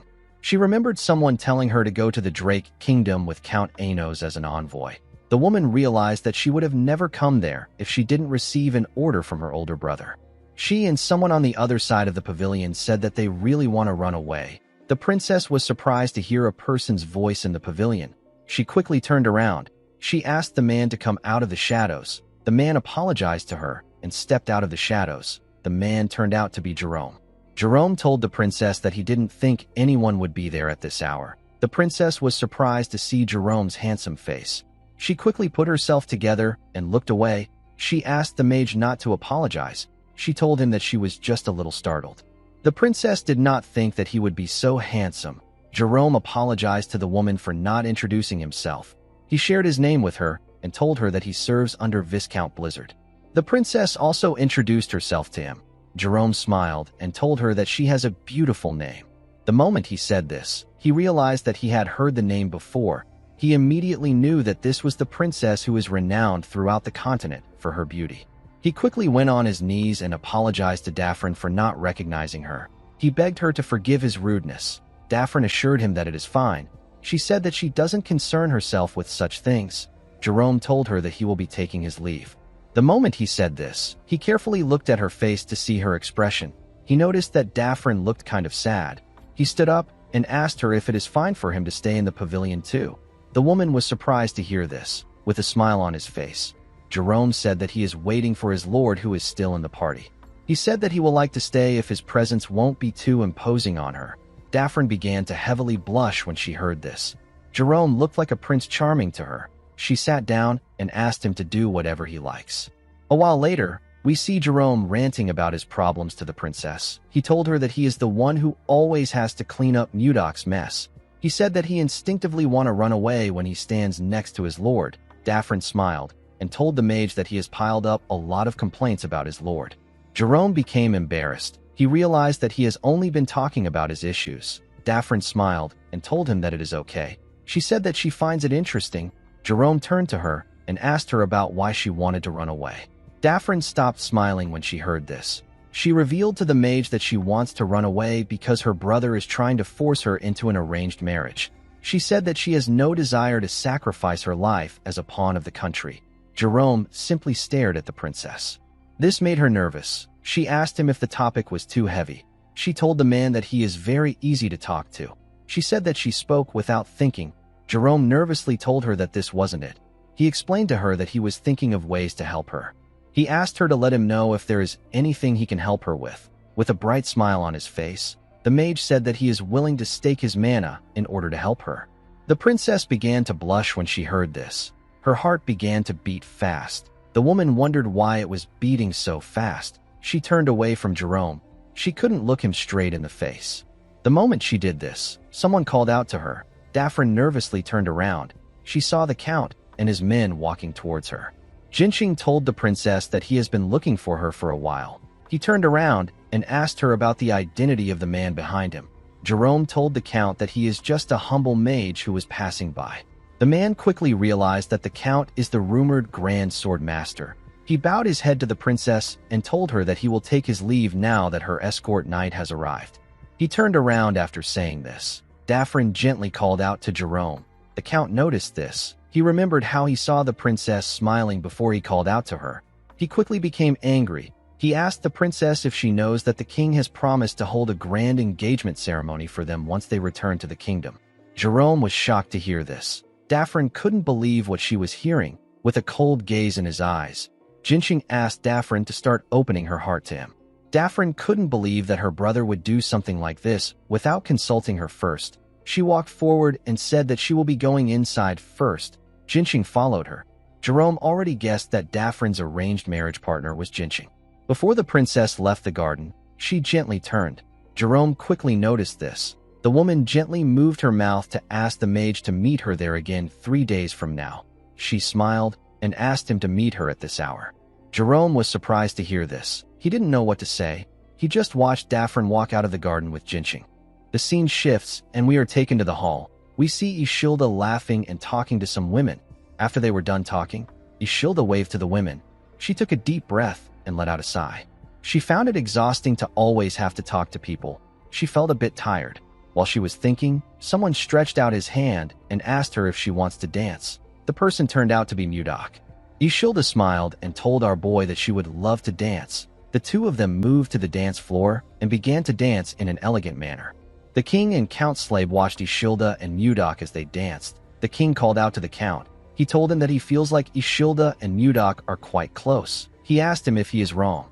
The count told him that he is correct. Tomalova carefully looked at his daughter. He said that it has been a while since he saw her smile so brightly. He begged the count to answer his next question honestly. Count Slave asked him to say his question. Tomalova asked the man if it is possible that Ishilda has feelings for Mudok. The count became nervous when he heard this. He said that Mudok has definitely been making a name for himself lately, but it is not to the level where Ishilda might like him. He reminded Tomalova that Mudok was just a mere commoner a while back.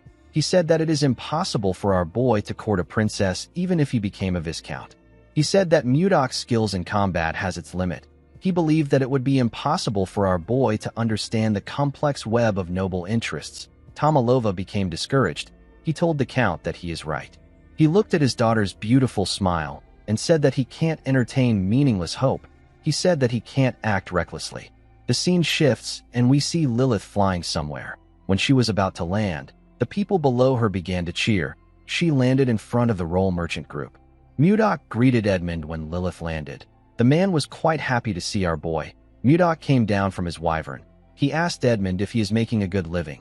The merchant said that they are making more than a good living.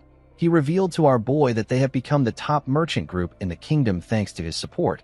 He said that business is booming every day. He asked Mudok to come inside. He poured our boy some tea and sat down with him. He told him that he heard about how he became a viscount after winning the battle. He said that a lot has happened in such a short period of time. Mudok revealed to Edmund that he came to visit him in order to ask him for a favor. The man asked him to tell him what he wants. He told him that he is ready to do anything. Mudok told the man that he needs a mansion. Edmund did not expect to hear this. Our boy told him that he wants a mansion that will be much more grandeur than Duke Icarus's mansion. He said that he wants something that is on a whole other level. Edmund smiled and said that he understands. He said that he will prepare it as soon as possible. The man was happy to see that Mudok was finally making a move against the Duke. He believed that it was time for him to get revenge against the Akasa merchant group and Duke Icarus.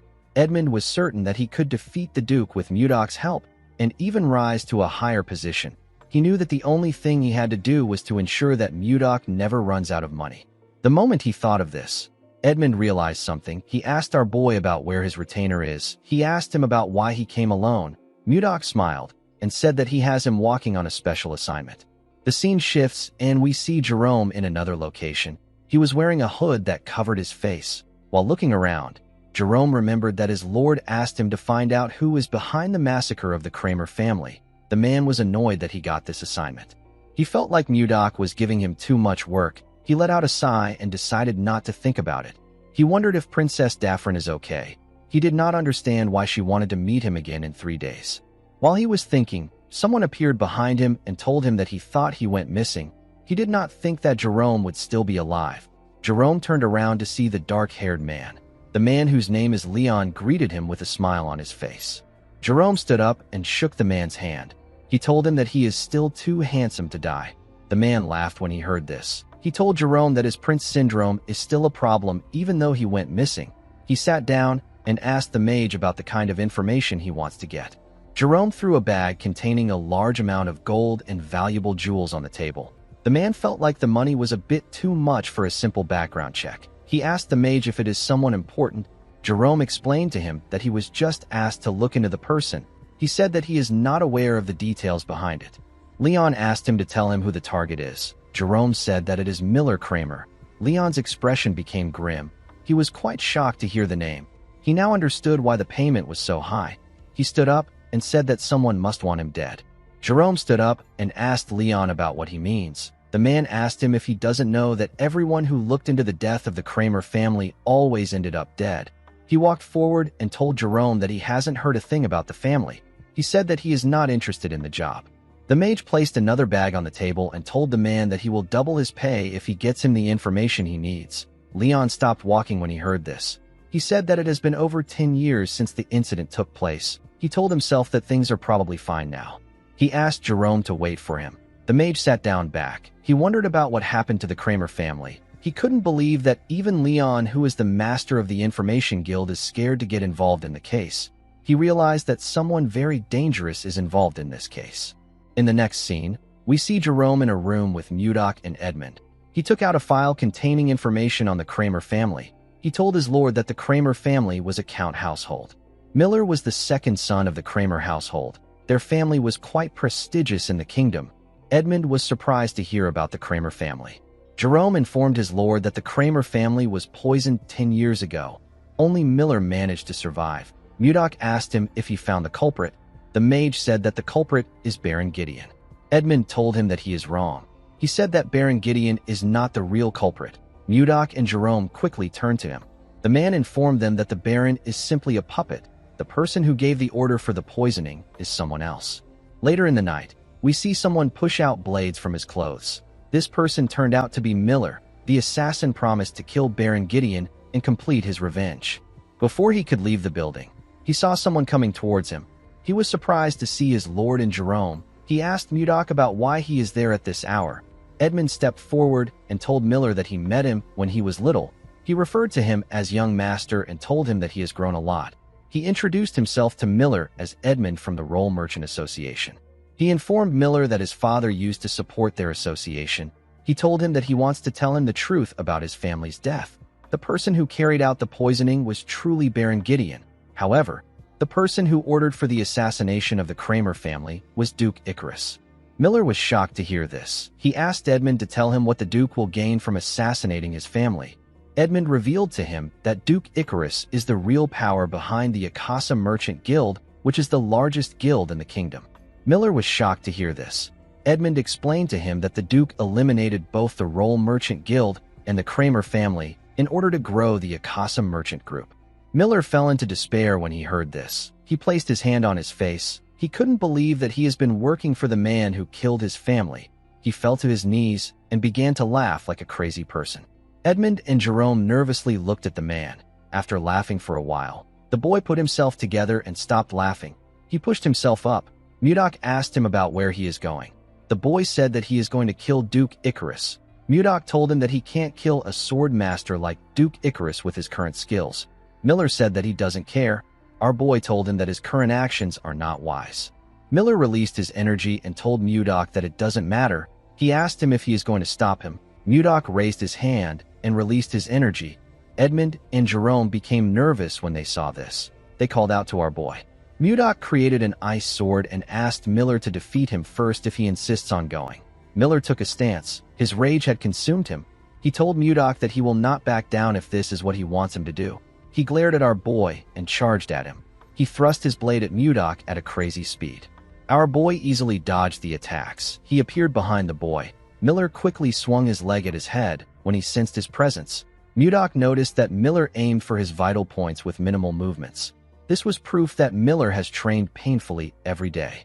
However, he was still not strong enough to face Mudok. Our boy used his fingers to hit Miller in his chest at a crazy speed. The boy coughed out some blood and fell to the ground. Mudok told him that he struck his vital points. The boy won't be able to move for half a day. Miller forcefully pushed himself up and rested his back on the wall. He used his thumb to hit his vital points. Mudok was surprised to see this. He told him that he never taught him how to use his thumb like that. He asked Miller to tell him how he was able to do it. While struggling to get up, Miller told his lord that he just showed it to him in person. Mudok was shocked to hear this. He couldn't believe that the boy copied what he just saw. Miller told our boy that the fight is not over. Immediately he said this. He fell to the ground. Mudok called out to Edmund. The man quickly answered him. Mudok ordered the man to move Miller into a room and tell him to come find him when he wakes up. Edmund asked our boy if he is going to punish Miller. Mudok said that he isn't going to do this. He told the man that he plans to personally teach Miller about vital points from tomorrow on. Edmund was surprised to hear this. Mudok walked past the boy and said that his eyes are never wrong. He told Edmund that Miller is a raw gem with outstanding talent. If he is taught well, the boy could be a top-tier assassin. Mudok said that he is still a long way from this. The moment he said this, something moved in his pocket. The two men quickly turned to his pocket. Mudok took out the communication stone and asked about what is happening. The call was from Ishilda, with a shaky tone in her voice. The girl asked Mudok to help her. She said that the place is too cold. Mudok was shocked to hear her shaky tone. He quickly asked Ishilda to tell him where she is. The girl was unable to respond to him. Our boy quickly ran forward. He jumped out of the building through the window. He hoped that the princess was okay. He quickly arrived at the castle. He grit his teeth out of anger. He wondered about where Ishilda was. He recalled that the princess said that the place was cold. Mudok quickly focused his energy in his eyes. He realized that Ishilda must be in the coldest place in the castle. He used his eyes to examine the castle. He found a building that released a cold energy. Mudok quickly entered the building and called out to Ishilda. To his surprise, he found Ishilda shaking in the building. She had a blanket around her. He took the princess out of the building and asked her about how she got trapped in there. Ishilda revealed to him that she went inside to check on the ice wyvern eggs that he gave to them. She accidentally locked the door on herself when she stepped in. Mudok reminded her that he mentioned that the ice wyvern's tray was enchanted to keep the temperature low. He asked her about why she would act so carelessly. Ishilda apologized to him. She told him that she was able to reach out to him with the communication stone. Mudok let out a sigh. He quickly hugged the princess. While shaking like a scared child, our boy begged the princess to never do this again. He told her that he can't lose her again. Ishilda was surprised to hear this. She gently placed her hand on his back. The moment she did this, they heard a cracking sound come from an egg.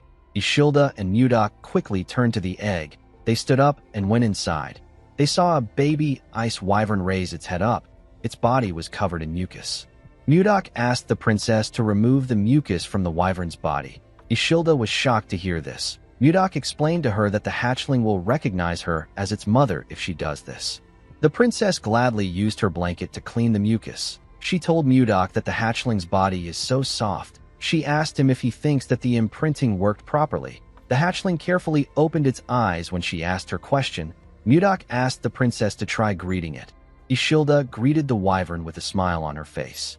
The hatchling smiled brightly at her. The princess was very happy to see this. She moved it closer to her face. She liked the fact that it was so cute.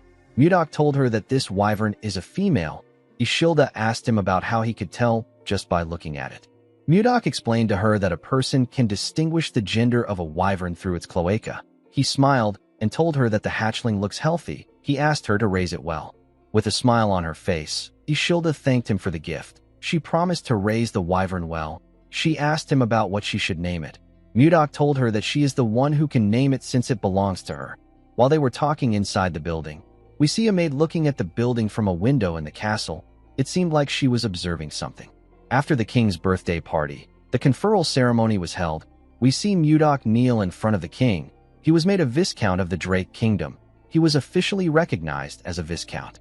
Immediately after the ceremony ended, the Grand Council called for a meeting. The Grand Council is a meeting attended by all nobles of the kingdom. It is mainly for selecting members of the small council or discussing noble affairs. The king sat at the center of the hall. He faced the numerous nobles sitting in front of him.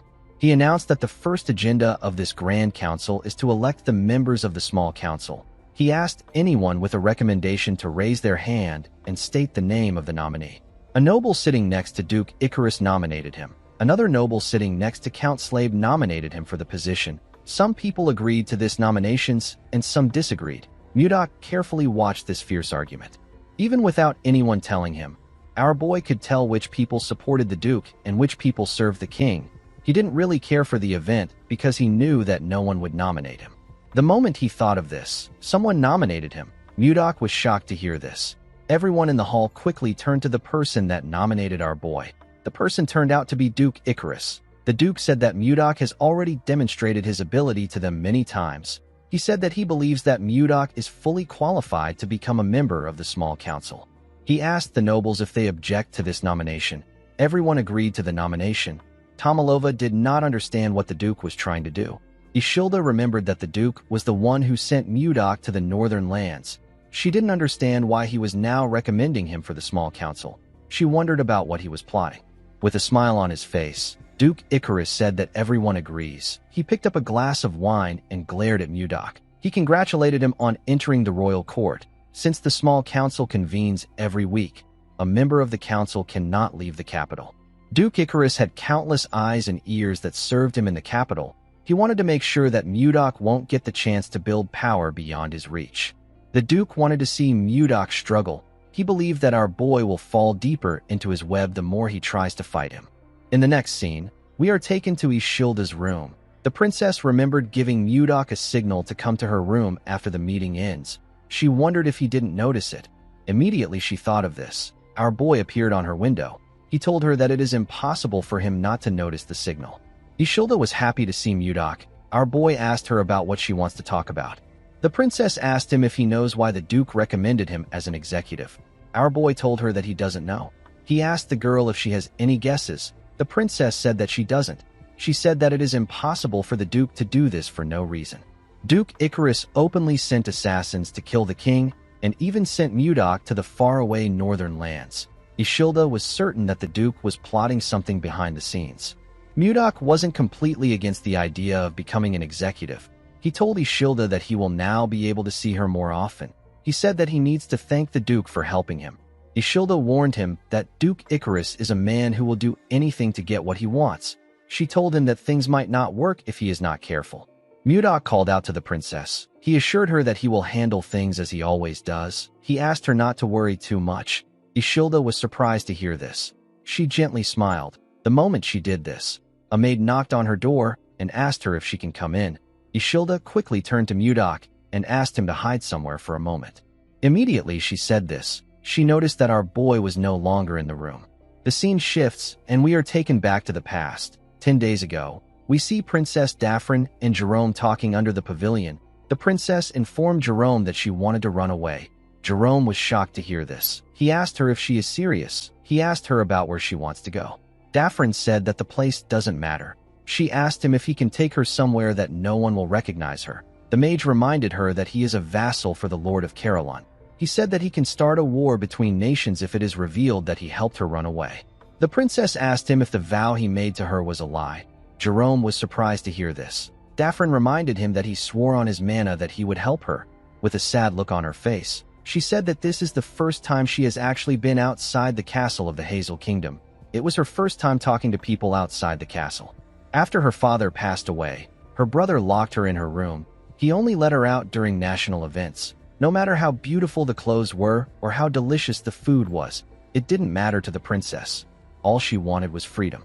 When the princess got into a political marriage with the count, she tried to like him, but he was nothing more than her brother's loyal dog. The count is a man who doesn't care about her feelings or thoughts. The princess noticed that the count looked at her the same way her brother did. He had cold eyes that saw her only as a tool. Princess Daphne told Jerome that he is the only person who doesn't look at her with his cold eyes. Jerome didn't know what to say to her. The princess stood up and apologized to the mage for making him uncomfortable. She told him that she was too naive to take his promise seriously. As tears flowed down from her eyes, the princess said goodbye to the mage. Jerome clenched his fist. He summoned his courage and called out to the princess. He asked her to wait. Daphne quickly turned around. Jerome became nervous. He told himself that he can't do anything. He told the princess that he really can't do anything.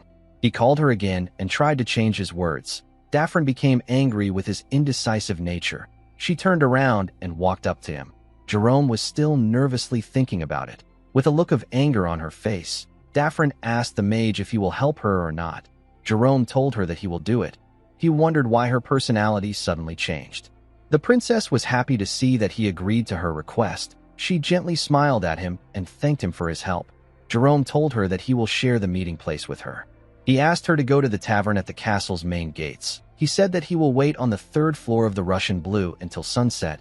He told her that no one must know about this. He advised her to act as if she didn't speak to him today. Daphne smiled at him and told him that she understands. The scene shifts and we are taken to the present. We see Jerome standing in front of a door. He was thinking about the promise he made. While he was thinking, Mudok asked him to come in. When the mage stepped inside, our boy asked him if something is wrong. Jerome said that he wanted to go to Toth for an inspection. Mudok asked him if he is going alone. With a nervous look on his face, the mage said that it is necessary for them to check if Volmer is managing things properly. Mudok agreed that maintenance checks are important. He asked Jerome to go ahead. He told him that he will join him after his next meeting. Jerome explained to his lord that the journey is a 5-day ride on a horse. He told him that it will be difficult for him to attend the small council meeting. He said that he will go by himself and report back immediately. Mudok asked him about what he means. He reminded him that it only takes a day to reach Toth on a wyvern. Jerome nervously laughed. He said that he has completely forgotten about the wyverns. Mudok noticed that he was acting weird. He asked his vassal if something is wrong. He told him that he has been distracted all week. With a shaky tone in his voice, the mage said that this is ridiculous. Mudok was still suspicious of the man. He told him that he will leave Toth in his hands. Jerome thanked him and walked towards the door. Mudok watched him as he walked out of his room. After leaving Mudok's office, Jerome thought about how tomorrow is the day of the operation. He wondered why he was doing this. He would normally refuse this request. He knew that this was a crazy request. He told himself that he needs to stop while he can. The moment he said this, he remembered how the princess looked when she cried. Jerome began to smile like an idiot. He was completely smitten by Daphne's beauty. In the next scene, we see Ishilda and her father walking to the meeting room. On her way there, Ishilda wondered about what Duke Icarus was planning. She knew that there was no way the Duke would invite Mudok to the royal council without any reason. When she arrived at the door of the room, she reminded herself that Mudok said that he will take care of it. She believed that things will be fine. Immediately she thought of this. A guard announced to the nobles that the princess and the king are entering the room. Ishilda and her father stepped into the room when the door got opened. Ishilda quickly turned to the side to see Mudok. Our boy smiled and nodded at her. The princess also did the same thing. After the princess and the king got seated, Count Slave stood up and announced that the royal council meeting will begin now. He said that the first agenda will be presented by Duke Icarus. The Duke stood up and greeted the king, the princess, and his fellow nobles. With a smile on his face, he announced that he would like to discuss the princess's marriage. The king was surprised to hear this. Even Mudok did not expect him to bring this matter up. Ishilda was more shocked than anyone in the room. The nobles became silent when they heard what the Duke said. Ishilda stood up. and asked him about what he is talking about.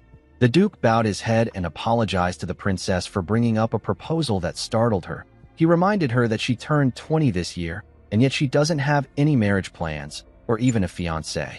He said that such a thing is unheard of in the royal family. He explained to Ishilda that the royal bloodline could be severed if things go wrong. The Duke proposed that Ishilda's wedding should be hastened. A noble stood up and told the Duke that he is going too far. He asked him if he has no respect for the royal family. Another noble asked the man to watch his mouth. He said that the Duke merely spoke out of concern for the kingdom's future. A noble belonging to the Duke's faction asked the first noble if he is not concerned for the kingdom's future. Ishilda couldn't say anything. She could only watch the men argue. Count Slave stood up and slammed his hammer on his table. He ordered the nobles to keep quiet.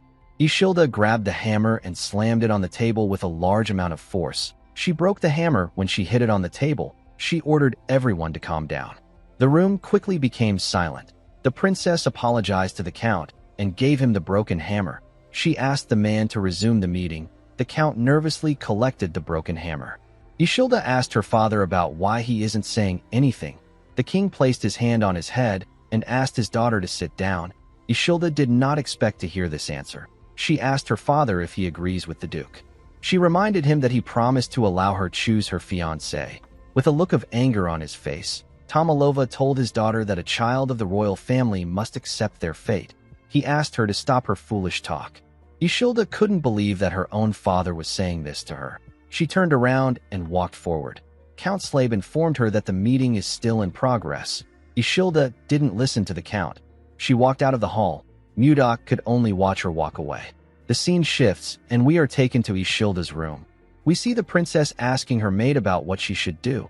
She said that the only person she likes is Viscount Blizzard. The woman gently held the princess's hand and told her that nothing has been decided yet. She asked Ishilda not to jump into conclusions. Ishilda raised her head up and told Lenshia that she is wrong. She explained to her that the nobles want her to marry Justin so that he can inherit the throne. The Tomalova royal family has only 3 princesses, and by law, a princess cannot inherit the throne. The princess told the woman that Duke Icarus will be able to achieve his goal if he can get her to marry his son. With a crazy look in her eyes, Ishilda stood up and said that she will just tell everyone that the only person she will marry is Mudok. Lenshia was shocked to hear this. She begged her mistress to maintain her dignity. While screaming at the top of her voice, the princess asked the woman to tell her how long she needs to keep this dignity. She said that she can't take it anymore. Lenshia grabbed the princess and begged her to wait. She told Ishilda that she understands how she feels, but she will put the whole kingdom in chaos if she does something like this. The princess pushed forward and asked the woman to let her go. She said that her mind is already in chaos. She told her that nothing matters anymore. The moment she said this, the princess and her maid heard a man call another person an insolent fool. The man asked the person about what they are doing. Ishilda quickly stepped outside with her maid. She saw Mudok glaring at a maid. The maid was on the ground. Our boy asked the maid about why she was eavesdropping on the princess. He referred to her as a spy and asked her about who sent her. While shaking in fear, the maid said that she is not a spy. She said that she was simply cleaning the doorway. The princess asked Mudok about what is going on. Our boy explained to her that he found this maid with her ear to the door when he came to check on her. Ishilda asked the woman if what Mudok said is true, with a shaky tone in her voice. The woman said that she was simply cleaning the doorway. Ishilda realized that the woman was new to the palace. She asked her if she knew that this was her residence.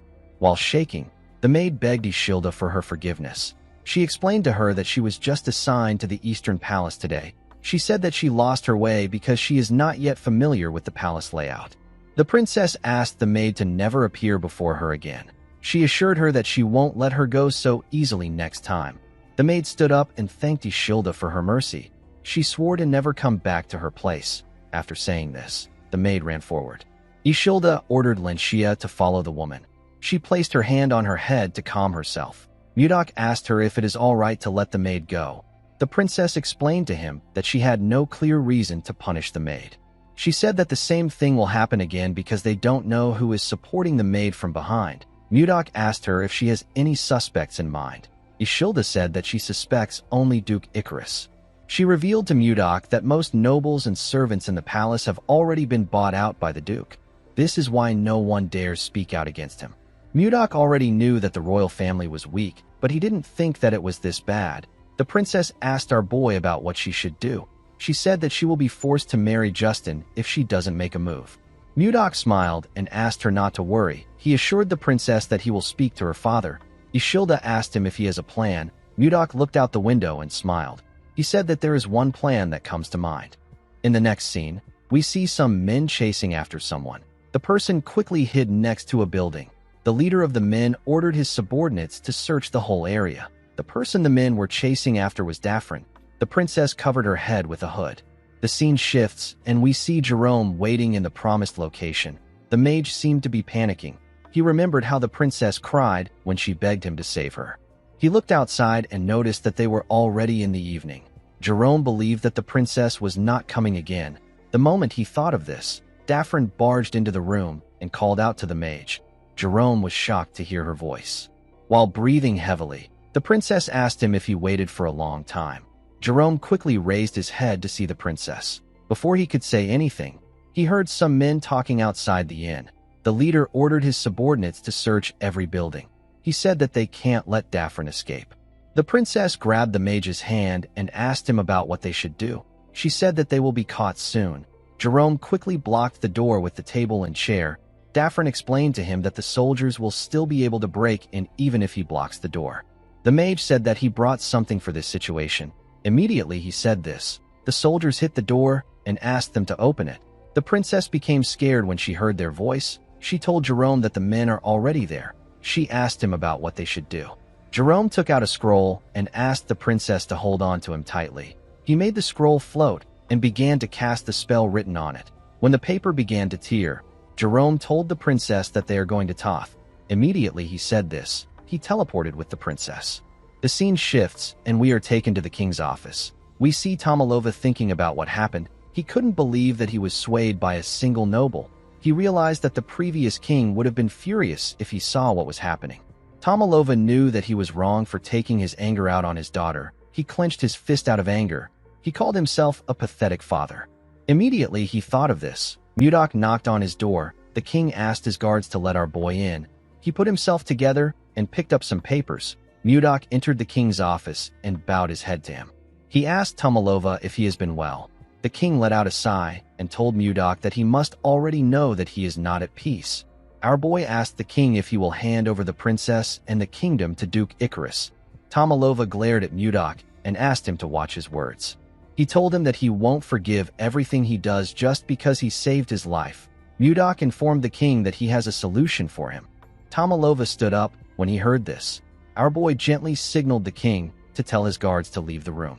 Tomalova waved his hand at the men when he saw Mudok's signal. After his guards left the room, he asked Mudok to tell him the solution. Our boy gave the king a scroll and explained to him that he only needs to announce the statement that he prepared as an official decree. Tomalova quickly opened the scroll. He realized that his daughter will be able to avoid the marriage with Justin if he announces what is written in the scroll. He told Mudok that this decree will only buy them time. It will not solve the problem. Mudok assured him that he knows. With a smile on his face, he told Tomalova that it is a trap. He said that the hunter needs to only wait for the prey to step into the trap he set. The scene shifts, and we are taken to Toth. We see Mudok enter the castle. Jerome nervously welcomed him. Princess Daphne was hiding behind him. Mudok was surprised to see the princess with his vassal. Jerome nervously told his lord that he can explain. A while later, we see the group sitting together. Jerome explained everything to his lord. The princess told our boy that she doesn't want to trouble him. She begged him to let her stay there. Mudok explained to his advisor that the princess is an envoy of the Hazen kingdom. He asked him if he knows what this means. Jerome apologized to Mudok and told him that he will ensure that nothing harmful happens. He begged his lord to allow the princess to stay.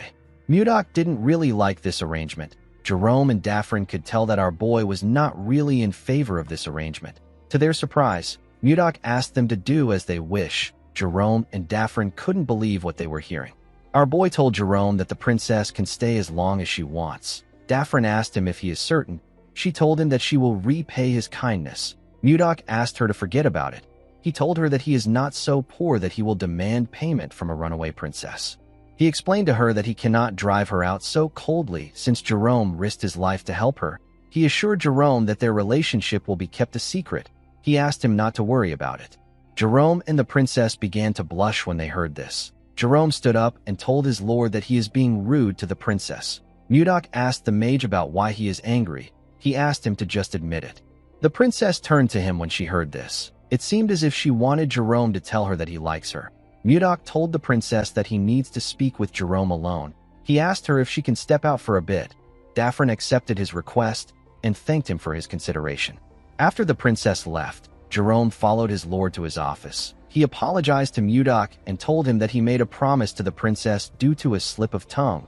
He placed his hand on his chest and told his lord that he will personally escort the princess back to her kingdom. Mudok asked him about why he wants to do this. Jerome was surprised to hear this question. He explained to his lord that a war could take place if the Hazen kingdom find out that their princess is there. Mudok raised his hand and told Jerome that he is not talking to him as his vassal. He asked him to answer him like a man. He asked Jerome to tell him what he wants. The mage let out a sigh and said that he doesn't know. Immediately he said this. Mudok's communication stone rang out. Our boy picked up the call and asked the caller for his identity. Edmund told our boy that he is the one calling him. He revealed to him that something terrible has happened. He said that Princess Daphne has been kidnapped. He said that Count Anos has asked the king for help and the whole kingdom is in an uproar. Jerome began to sweat when he heard this. Our boy told Edmund that he is already aware of this. The man was surprised to hear this. Mudok told him that he will end the call since nothing else happened. Edmund told him that there is one more thing to report. He revealed to our boy that the king has announced the conditions for Ishilda's marriage. Mudok told the man that he already knows this. Edmund was shocked to hear this. He asked our boy about how he knows. Mudok told the man that he will end the call since he has nothing left to report. After he ended the call, Jerome asked his lord about what is happening. Our boy explained to him that he is simply setting a trap for a prey. He rested his back on the wall and said that he is waiting for the prey to bite his trap. Mudok has now decided to take control of the kingdom from the Duke. The scene shifts, and we are taken to the Duke's office. We see Duke Icarus throwing every document on his table. He seemed to be quite angry with the announcement the king made. He grit his teeth out of anger. He couldn't believe that the king wanted Ishilda to marry a young noble who will earn his merit within a year. He wondered if the king was allowed to make such terms without consulting the nobles. A man stepped into the Duke's office and picked up the documents on the ground. The man told the Duke that a rat will attack a cat when it is cornered. The man gathered the paper and placed it on the Duke's table. He told the Duke that Justin will not even be considered if he fails to earn merit. He told Icarus that his son does not necessarily need to meet this condition. The Duke turned to him when he heard this. The man explained to the Duke that he simply needs to eliminate everyone who meets the condition. Currently, the ones who meet this condition are John Slade, who is the eldest son of the Slade family, and Mudok. With a smile on his face, Baron Gideon informed the Duke that he will send assassins to take care of John Slade. The Duke asked him about what they should do about Mudok. The Baron revealed to him that he has received a piece of information that he can use to corner Mudok and Ishilda if he uses it well. The Duke was quite interested in the Baron's methods. The scene shifts, and we are taken to the castle. We see a small number of nobles seated in the king's office. Count Slade stood up and said that they need to begin the meeting. He said that the first issue is the status of Viscount Blizzard, who has become a new officer. The Count asked the nobles if they have any good suggestions. Duke Icarus raised his hand when he heard this. He said that Mudok has shown remarkable skill, and right now, the vice-captain of the Phoenix Knights, whose name is Baron Logan Famous, is currently injured, and his seat is empty.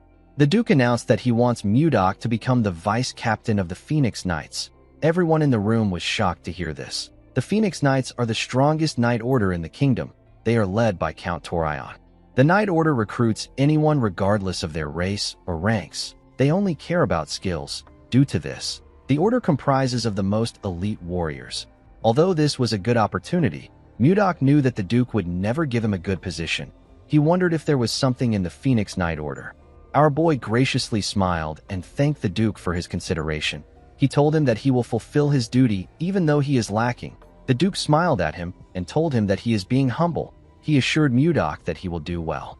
He turned to the king and told him that he has something to report. He asked Tomalova if he is aware that there is a strange rumor spreading around the castle. The king asked him about what he means. Duke Icarus revealed to him that someone saw the princess and Mudok coming out of a barn.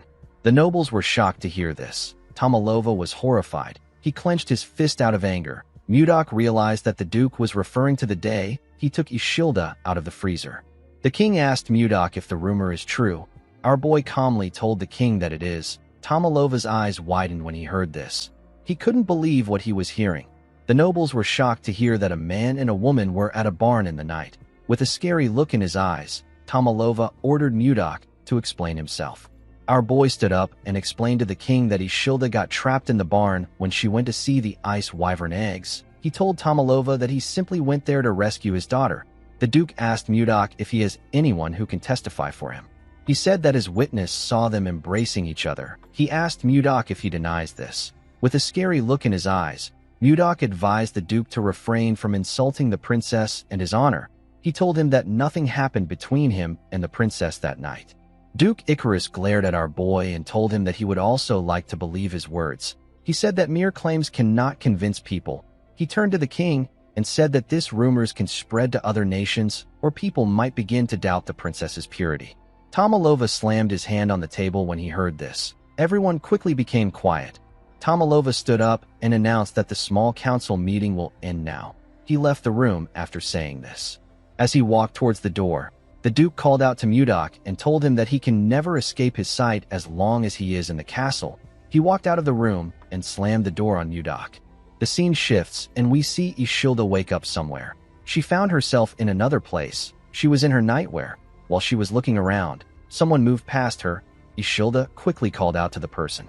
When the princess turned around, she saw some people talking about how a woman abandoned her parents and sided with the barbarians.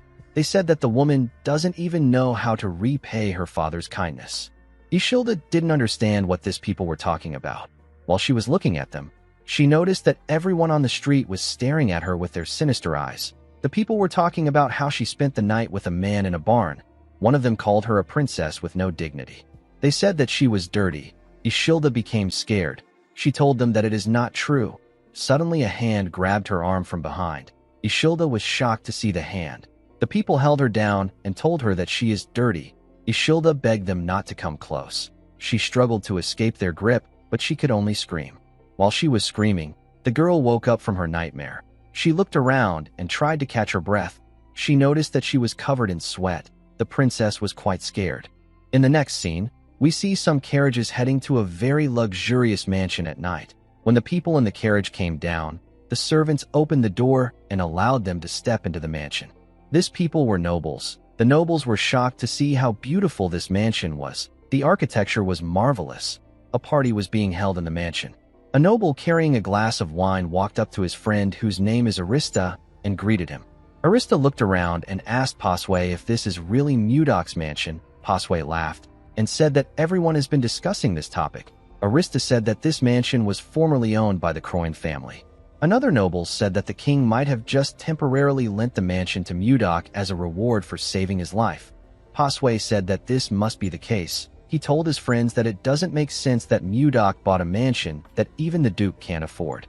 While wearing a dashing suit, Jake announced that his lord is entering the hall. Everyone quickly turned their heads to the stairs. They were shocked to see the clothes our boy was wearing. Mudok wore a western suit that matched the fashion of the Central Plains and wore the ornament that people in the Central Plains wear. He referred to the nobles as distinguished guests and thanked them for coming to his party. He said that this event was held to celebrate him becoming a viscount. He said that he also organized it to introduce himself as a member of the kingdom's small council. He raised his glass and introduced himself as the Lord of Carolon, the vice captain of the Phoenix Knights and the master of this mansion. With a smile on his face, Mudok introduced himself as Viscount Blizzard. After his introduction, the party continued. The nobles couldn't believe that Mudok was actually the owner of this mansion. They wondered about how someone who was formerly a commoner was able to achieve this. One of them said that Mudok is the sponsor of the Roll Merchant Guild. Our boy gently smiled at his guests. He realized that he made the right decision by leaving his housing issue to Edmund. The nobles changed their attitude towards Mudok after seeing his mansion. It didn't matter if they belonged to the royalist faction or the noble faction. Mudok knew that he needed to show that his wealth is superior if he wants to change the minds of the noble faction, which is centered around the Duke. This is because power, wealth, and authority is what moves them. A noble known as Rowan walked up to Mudok with his friend and thanked him for inviting him to the party. Our boy thanked him for attending. Rowan told him that he hasn't seen the princess in the party. Mudok explained to him that the princess informed him that she will be unable to attend the party because she is unwell. With a smile on his face, Rowan said that something might have happened yesterday for her to be unwell. His friend laughed when he heard this. Mudok glared at the man when he heard this. Rowan told him that there has been some rumors about him and the princess. With a disgusting smile on his face, the man asked Mudok if the rumor is true. Our boy crushed his cup with his hand when he heard this question. Before he could do anything, a huge man appeared in front of him and asked Rowan to take back what he said. With a scary look in the man's eyes, he told Rowan that he is mocking the royal family by insulting the princess. He told him that he won't get a light punishment if this news reaches the king's ears. Rowan and his friend became scared when they heard this. He turned around and said that the man should mind his business and focus on taking care of his territory. The man explained to Mudok that Rowan acts this way because he hangs out with Duke Icarus and he thinks that he is someone important. He asked our boy not to worry about the idiot. Mudok took a look at his hand and thanked Baron Vincent. He told him that he would have lost his temper and shot the men if he didn't interfere. Baron Vincent laughed and told Mudok that he is an amusing person. He believed that our boy was joking. Mudok didn't understand why he was laughing. Baron Vincent explained to him that he cannot stand idly by and listen to words that insult the princess as a member of the kingdom. Mudok smiled when he heard this. He asked the Baron if something happened in his territory. The Baron realized that Mudok was referring to the comment Rowan made. He revealed to Mudok that monsters have been attacking his territory for several months now. Even with the fences and the preparations made, the damage has not stopped. Baron Vincent said that he can only feel bad for his people. Mudok asked him if he has tried requesting for help. The Baron smiled and said that even the kingdom's soldiers can't defeat the monsters. He said that he is the one who should solve the problem since it concerns his territory. Mudok told the man that his first mission as the vice captain of the Phoenix Knights has been decided. He informed the Baron that he will help him subjugate the monsters in his territory. Vincent was shocked to hear this. He couldn't believe that Mudok wanted to help with the monster subjugation of a small territory. He believed that our boy might be able to do it with the support of the Phoenix Knights. Vincent bowed his head and thanked Mudok. Our boy told him that it was his goodwill that moved him. The moment he said this, something in his clothes began to blink. Mudok turned around when he saw the thing. He told the Baron that he has to leave since something urgent has come up. He told him that he will see him later when it is time to leave. Mudok moved to a corner and took out a communication stone. He asked his subordinate about what is happening. Jerome informed him that they have captured someone. He said that the first target was truly the eldest son of the slave family. Mudok asked the mage to tell him where they kept the assassin. Jerome revealed to him that the assassin is in the basement of the annex building behind the mansion. In the next scene, we see Mudok walking down the basement. When he arrived there, he saw Miller and the assassin. The assassin was tied to a chair. Mudok removed the sack on the assassin's head. Miller informed his master that he has paralyzed the man with the technique he taught him. He assured Mudok that the assassin has been properly restrained. Our boy asked him if he removed the assassin's poison sac. Miller told him that they took out the man's suicide poison from his molar. Mudok covered his hand with a unique energy when he heard this. He placed his hand on the assassin's head. The man began to shake. He looked like he wanted to scream. A minute later, our boy let go of him. The man's eyes turned red. He went on his knees and referred to Mudok as master. He asked our boy to give him his command. Miller was shocked to hear this. He asked his lord about what just happened. Mudok let out a sigh and asked the assassin to tell him his name, the name of the person he served, and any useful information he possesses. The man introduced himself as Sis. He said that he received orders from Duke Icarus to kill John Slade. Mudok let out a sigh. He already expected this. He released a dark energy and ordered the man to tell the Duke that he successfully assassinated John. He ordered him to report the Duke's every move. The man accepted his orders. Miller asked his lord if he is using brainwashing magic. Mudok revealed to him that he used the demon's soul arts. He said that it is a soul-controlling technique. Miller was surprised to hear this. He begged his lord to teach him the technique. Mudok told him that he can't teach him. He explained to the boy that the demon's soul arts is a brainwashing technique used by the demon cult to recruit new members. If the user isn't at an overwhelmingly stronger level than the target, the technique won't work. Mudok told Miller that he won't be able to use the technique on anyone even if he learns to use it. Miller was sad to hear this. Mudok turned to Sis and asked him to leave. The man disappeared the moment he heard the order. Our boy decided to start his counterattack against the Duke. In the next scene, we are taken to the Duke's mansion. We see a man enter the Duke's office. He asked Icarus if he wanted to see him. The person who entered the room was Sis. The Duke asked him if he finished the job well. Sis assured him that he dealt with John's slave. Upon hearing this, Duke Icarus asked the man to leave. Sis bowed his head and turned around. Before he could leave the room, Duke Icarus asked him to wait. He asked someone known as Curson to check whether the brainwashing spell has been undone. A masked man came out of the wall when he heard this. He told the Duke that he understands. He turned to Sis and carefully looked at him. He informed Duke Icarus that the brainwashing spell is still active. Icarus asked him if he is certain. He drank his wine and smiled. He looked outside his window and told himself that he will take care of Mudok next. The next day, news of John Slave's death spread through the capital. The people were told that John died from falling from a horse. This type of death is very common in this era. However, the timing was far too convenient. It didn't take time for rumors to spread like wildfire. Unfortunately, no one knew the truth. They didn't know that John was alive, and everything that was happening was Mudok's plan. The scene shifts, and we see Mudok and Miller walking through a snowy forest. Miller told his lord that the capital will be in chaos right now. Mudok smiled and agreed with him. He said that the only candidate who could challenge him has been killed. He told Miller that this is what everyone will be thinking. He said that everyone will be wary of the Duke. Miller told his lord that there is something he is curious about. He asked him about why he isn't announcing the truth right away. He explained to Mudok that he can get the Duke arrested right away since he has evidence of his crime.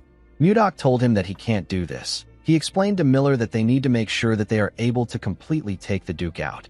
He told him that Duke Icarus is a meticulous man, so they need to prepare more thoroughly in order to stop him from escaping. He revealed to Miller that there is an even more important reason why he allows the rumors to spread. With a smile on his face, Mudok told his subordinate that rumors about Ishilda have completely disappeared. Miller was shocked to hear this. Mudok explained to him that fire is always suppressed with a bigger fire. Now the one who will get caught up in a scandal is Duke Icarus. Miller nervously looked at his lord. He couldn't believe that his lord was looking into the future while he was only thinking about the Duke.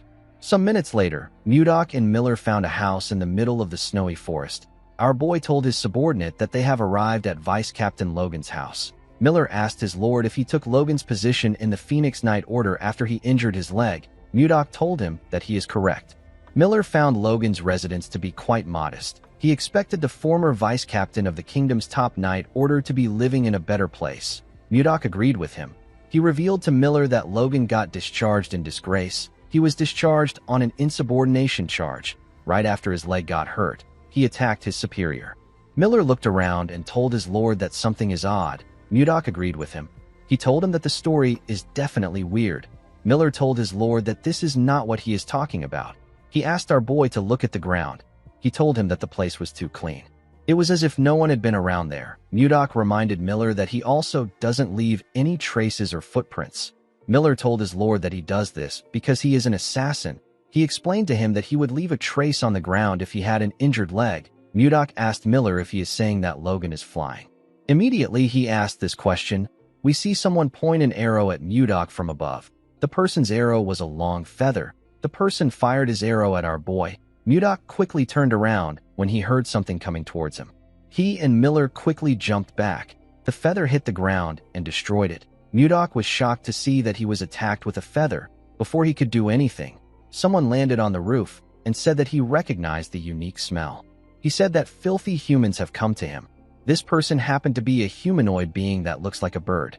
Miller asked his lord if he didn't know about Logan. Mudok told him that he didn't. He said that he never expected Logan to be a beast man. Logan carefully looked at Mudok. He recognized the emblem on his clothes. He knew that this was the emblem of the vice captain of the Phoenix Knight Order. He asked our boy if his captain ordered him to kill him. Miller realized that Logan had misunderstood the situation. He wanted to tell him the truth. Before he could say anything, Mudok told Logan that he is correct. With a creepy smile on his face, he asked him about what he is going to do about it. Miller was shocked to hear what his master said. Logan was quite angry with Mudok's response. Miller asked his lord about what he is doing. He asked him about why he provoked the Beastman. Our boy revealed to him that he is testing him.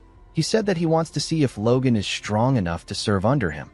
The moment he said this, Logan jumped off his roof. He moved to the air and pointed his arrow at Mudok. With a crazy look in his eyes, he told our boy that he will kill him. He fired his arrow at Mudok at a crazy speed. Our boy ordered Miller to quickly get back. The assassin quickly moved away from his lord. Mudok raised his sword and released its cold energy. He was excited to see how this fight would go. He wanted to see how it would feel to fight a new kind of human. Before the feather could reach him, Mudok decided to tear all Logan's feathers apart. Miller saw that his lord was going to swing his sword at the feather. He quickly asked him not to do this.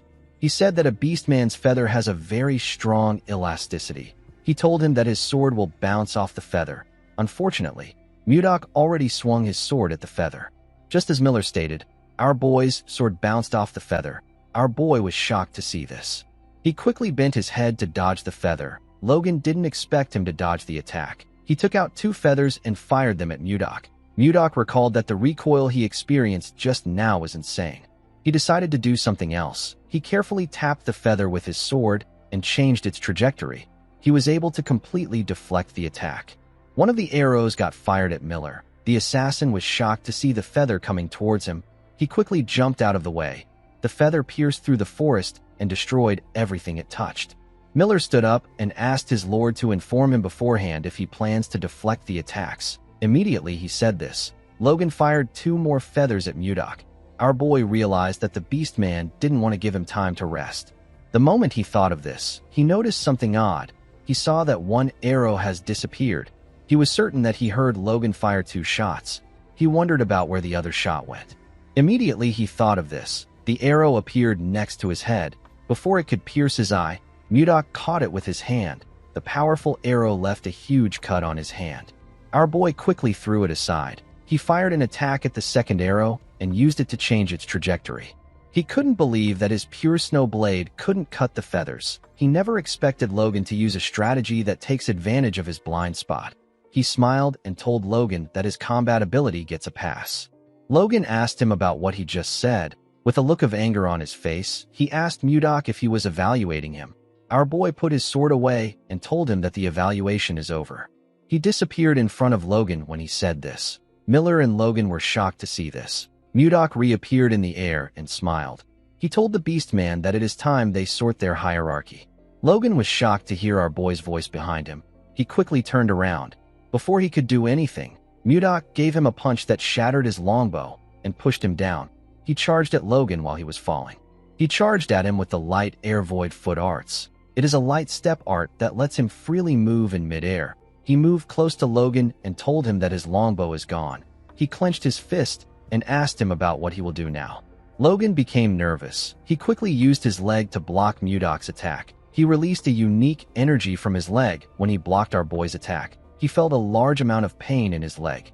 Mudok was surprised to feel the unique energy Logan released. He watched the Beastman fall to the ground. He took a look at the odd energy in his hand. He said that something feels off. He asked Logan to tell him how he got his leg injured. Logan was annoyed to hear this. He said that he would never share this information with a human. He swung his claws at Mudok. Our boy easily dodged his attack. He covered his hand with his energy. He used it to hit Logan in his injured leg. The Beastman called him a bastard. He swung his fist at Mudok and told him that it is cowardly to attack an injured leg. Our boy dodged his attack and clenched his fist. He hit Logan in his injured leg with a large amount of energy. The Beastman screamed when this happened. He asked Mudok if he is truly a warrior. Our boy ignored him and hit his feet. He also used his energy to hit Logan's thigh. The Beastman told him that a warrior should fight fair and square. He screamed and begged Mudok to stop. He swung his injured leg at our boy. Although Mudok was able to block the attack, it blew away the things around him. Our boy smiled when he saw this. Logan couldn't comprehend what was happening. He removed the bandage on his leg and raised it up. He couldn't believe that his leg was healed. He wondered about how it happened. He knew that his injury was something no doctor on the continent could cure. Mudok told him that it would have been impossible for a doctor to resolve his problem since he wasn't injured. He revealed to Logan that he was cursed. The Beastman was shocked to hear this. Our boy explained to him that there was some ominous mana wrapped around his leg. He told him that he used his energy to disperse it. Logan couldn't believe what he was hearing. He asked Mudok about the kind of human he is. Our boy told him that he is the human who he will follow and trust. The scene shifts, and we are taken inside Logan's house. We see a well-roasted boar placed in front of Mudok and Miller. Logan asked Mudok to dig in. He revealed to him that the dish is a traditional dish in his tribe. Miller was very excited to eat the boar. He said that he has been starving for some time. He stretched out his hand and said that he will enjoy the meal. Before he could grab a piece of meat, Logan hit his hand. With a look of anger on his face, he asked Miller to tell him why he wants to eat the food. He told him that the dish is only for his benefactor. Mudok grabbed a piece of meat and told Logan that Miller is one of his people. He asked him to treat Miller well. Logan reluctantly accepted our boy's request. Miller smiled when he heard what his lord said. Logan gave him a dead rat and asked him to get lost. Miller was annoyed to see this. He told Logan that he is so mean. He asked him about why he is treating him and Mudok differently. Logan told him that this is the best he can offer a mere human. He asked Miller to go hunt for his own meal if he doesn't like the dish. While they were arguing, Mudok was enjoying his meal. He didn't expect the meat to be so delicious. Before Logan and Miller could start fighting, Mudok called out to Logan. He asked the Beastman to tell him how his left leg got hurt. He revealed to him that he heard he confronted the captain of the Phoenix Knights about the cause of his injury. He asked Logan about why he confronted his captain. The Beastman told Mudok that he will explain everything. He said that he will tell him about the day he lost everything. According to him, Torion secretly came to see him on the day he got promoted as vice captain. The captain was acting friendly that day. Logan found this strange because Torion is a race supremacist. He had always seen Logan as a thorn by his side. The captain made a shocking proposal to Logan. The Beastman couldn't believe what he was hearing. He threw his glass of wine at the wall. He stood up and walked towards the door. He asked Torion if he believes that he would ever accept such a proposal. Torion advised him to choose wisely. With a creepy smile on his face, he told Logan that there will be no chance to turn back once he leaves this room. Logan let out a sigh and advised the captain to worry about himself. He was annoyed to see how the night captain was acting. Immediately he thought of this. Curson appeared behind him with a spell in his hand. He fired the spell at Logan's leg. The Beastman felt a large amount of pain in his leg. His eyes turned red. He instantly passed out. When he came to his senses, he found himself lying on a bed in the infirmary. At first, he thought that everything that happened was a dream, but when he took a look at his leg, he saw that his leg was truly injured. Logan couldn't comprehend what was happening. He screamed his captain's name out of anger. A while later, we see Torion walking in a hallway. He turned around when he sensed something behind him. Before he could do anything, Logan used his claws to scratch his face. He landed a huge cut on Torion's face. The scene shifts, and we are taken back to the present. Mudok told Logan that he understands what happened. The Beastman bowed his head and thanked Mudok for helping him. He didn't expect our boy to heal him and tell him that he was cursed. He said that he will find the person who did this. Mudok asked him not to bother. He told him that he already knows who it is. Miller and Logan were shocked to hear this. Miller asked his lord about how he knows this. Mudok explained to him that he doesn't know the curse user, but he knows his employer. He asked Miller if he remembers Sis. Miller assured him that he remembers the assassin who tried to kill John Slade. Our boy revealed to him that he felt something foreign when he casted the soul harvesting technique on Sis. He told Miller that this was the same energy he felt in Logan's leg. Miller was surprised to hear this. He said that the injury must be connected to Duke Icarus. Logan was shocked to hear this. He asked our boy if he just said Duke Icarus. Mudok asked him about why he is reacting like this. Logan revealed to him that the proposal he declined was related to the Duke. Mudok asked him to tell him what the proposal was about. With a nervous look on his face, Logan revealed to our boy that the proposal was about rebellion. He said that the Duke wants to overthrow the current royal authority and establish his own dynasty. Miller was surprised to hear this. Our boy smirked when he got this information. He realized that the Duke has finally stepped into his trap. He knew that this information was going to change the game. The scene shifts, and we are taken to the Duke's mansion. We see Icarus standing in his office. He welcomed the captain of the Phoenix Knights and asked him about how his injury is. Torion told him that it is getting better. The man was now wearing an eye patch. He asked the Duke about why he called for him. Icarus turned to his wall and reminded Torion that Mudok has recently joined his Knight Order. He stabbed the map with his dagger and ordered Torion to lure Mudok to the location he hit. He told the captain that he will become the next duke if he can lure Mudok to this place. Torion was shocked to hear this. He bowed his head and assured Duke Icarus that he will complete the mission. Icarus was happy to hear this. He believed that he had set the perfect trap. He promised to make the place Mudok's grave. In the next scene, we see a beastman bleeding on the ground. Mudok was standing in front of this beastman. His fist was covered in blood. Torion stepped out of the shadows when he saw this. He smiled and asked Mudok about what he is doing. Our boy turned around and glared at him. An hour ago, we see Baron Vincent welcome Mudok to his territory in his armor. He thanked him for coming. Our boy told him that there is no need for him to thank him. He reminded him that he promised to resolve the monster problem that arose in his territory. He walked forward with the Baron and told him that he arrived late because he had some urgent matters to deal with. He said that he asked the Phoenix Knight Order to come there a week ago as a stopgap. Vincent said that they have been able to resolve their immediate crisis thanks to the help of the Knights. The moment he said this, Mudok noticed something odd. He asked the Baron about why he looks worried when the immediate crisis is already resolved. Vincent turned to Mudok and told him that there is something he has to share with him even though he is indebted to the Phoenix Knight Order. He asked Mudok if he knows what is happening inside the Knight Order. He said that cruel acts are taking place internally. He told our boy that there is a hate crime aimed at excluding other races in the Knight Order. Immediately he said this, we see Mudok rushing towards the Knight's building. When he barged in, he saw something awful. He saw a beastman receiving a beating. His body was covered in blood. Two other beastmen faced their heads to the ground. Their bodies were covered in blood. These beastmen were getting bullied by the humans. Mudok watched the humans laugh at their fellow knights. He noticed that Torion was looking at him. He charged at the knight, beating the beastman. He used his palm to hit the man in his head. Blood gushed out of the man's nose. The attack sent him flying. He let go of the beastman he was holding. Mudok quickly grabbed him before he could fall to the ground. The humans and the other beastmen were surprised to see this. The humans didn't understand what was happening. They couldn't believe that Mudok took out the man known as Butler and saved the owl beastman in the blink of an eye. Mudok placed the beastman's body on the ground. He saw that the beastman's body was covered in blood.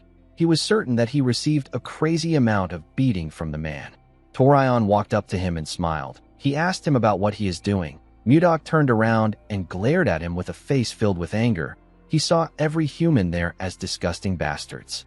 He asked Torion if he hasn't gone too far. Torion took off his eye patch and showed Mudok his scar. He told our boy that this is what a beast bastard did to him. He said that they haven't gone too far. He ordered Mudok to bring the beastman to him. He told him that he will punish him if he disobeys his order. Our boy let out a sigh and helped the beastman up. He asked Torion to punish him if he wants what he is plotting with Duke Icarus to be exposed. The captain became scared when he heard this. He wondered if Mudok was talking about the Duke's plan for treason. He didn't understand how Mudok knew about this. He asked our boy about how he knows about the plan. Mudok turned to him and released his energy. He ordered him to stop persecuting beastmen if he doesn't want to die on the execution grounds. Torion became scared when he heard this. He watched the door as it slowly closed. While walking through the hallway, the man asked our boy about why he helped him. Mudok revealed to him that he has also experienced discrimination before. He remembered how he was treated by the leader of the Murim Alliance. He told the man that he was scorned and called a barbarian in his homeland. He said that he was never acknowledged by others because of this, and he couldn't be with the one he loved. He told the beastman that he stepped in because he knew the pain of discrimination. He asked him about why he chose to just endure it. He knew that he could crush the humans with his strength. He asked him about why he did not do this. The man agreed that he could easily defeat the humans. He told our boy that any room for talks and negotiations would forever disappear if he does this. Mudok recalled that Wayan once said something similar to him. He told the man that his path seems difficult. He stretched out his hand and told him that he will support his dream. The beastman smiled and grabbed his hand. He assured him that his dream won't take long to achieve. Mudok gently smiled and told himself that he hopes so. He said that he wants to see a future that Wayan would be proud of. The next evening, we see the Knight Order marching into an eerie forest. Mudok rode his horse in front of the knights. Butler stared at him as they marched forward. He was annoyed with the fact that our boy humiliated him in front of his subordinates. He remembered going to meet his captain. He asked Torion if he is just going to let Mudok run wild. He told him that they need to do something. Torion opened a map and said that they do not need to get their hands dirty. He pointed at a location in the map and told his subordinate that they simply need to lure Mudok there. Butler asked his captain about what is in the location. Torion smiled and said that they don't need to know. He told Butler that they simply need to lure Mudok there. As he walked forward, Butler realized that they will soon arrive at the location. He remembered hearing that Mudok is a sword master. He wondered if there was something that could actually threaten our boy in this place. While Butler was thinking, Mudok looked around the eerie forest. He could feel an unusual energy in the air. He was certain that he has felt this energy before. The moment he thought of this, Torion raised his hand and asked the knights to stop. He said that there is a group of monsters ahead of them. He turned to Mudok and told him that he has heard rumors that he is a grand sword master. He smiled and asked our boy if he can show them some of his skills. Mudok declined his request. Torion wondered if our boy sensed something. He wondered if Mudok knew that the place where the monsters are is the place that Duke Icarus mentioned. Butler laughed and said that the great grand sword master is scared of something like this. He took out his sword and asked Mudok to watch closely. He used his sword to tear the wolf monsters in front of them apart in an instant. He asked Mudok if he likes his sword skills. He asked him if he is shocked. The moment he said this, a monster bit him in his neck. Torion and the other knights were shocked to see this. He watched the monster sink its teeth deeper into Butler's neck. It released a unique energy from its body. Its body began to regenerate. Mudok was shocked to see this. He couldn't believe that the monster's severed body parts were regenerating. As Butler fell to the ground, more wolf monsters came out of hiding. Mudok wondered if these monsters were Jiangshis. Torion became scared. He didn't understand what was going on. He watched the wolves chew on his knights. Some of them called for help. They said that the monsters keep coming to life no matter how many times they kill them. Torion knew that there would be something in this location, but he never thought that it would be undead monsters. He turned his horse around. Before he could do anything, someone called out to him. When the captain turned around, he saw some monsters coming towards him. Mudok appeared in front of him. He raised his sword and thrust it at the monsters. He fired ice shards from his sword. The shards pierced through the monsters' bodies. Mudok said that Duke Icarus is a cruel bastard. He said that he did not expect the Duke to abandon an entire knight order just to take him out. Torion was annoyed to hear this. He couldn't accept the fact that he was abandoned. He hated the fact that he and the beastmen were in the same situation. He rode his horse forward. He didn't want to accept this situation. Mudok was annoyed to see what he did. He called the captain a bastard. He couldn't believe that someone who calls himself a captain would abandon his subordinates and run away.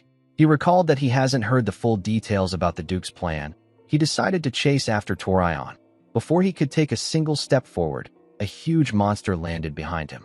Mudok quickly turned to the huge monster. The monster roared loudly when it saw our boy's face. Mudok could tell that this monster was going to be a tough opponent.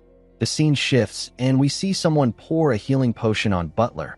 The man was able to regain consciousness. He realized that someone used a healing potion on him. He assumed that the person was Captain Torion.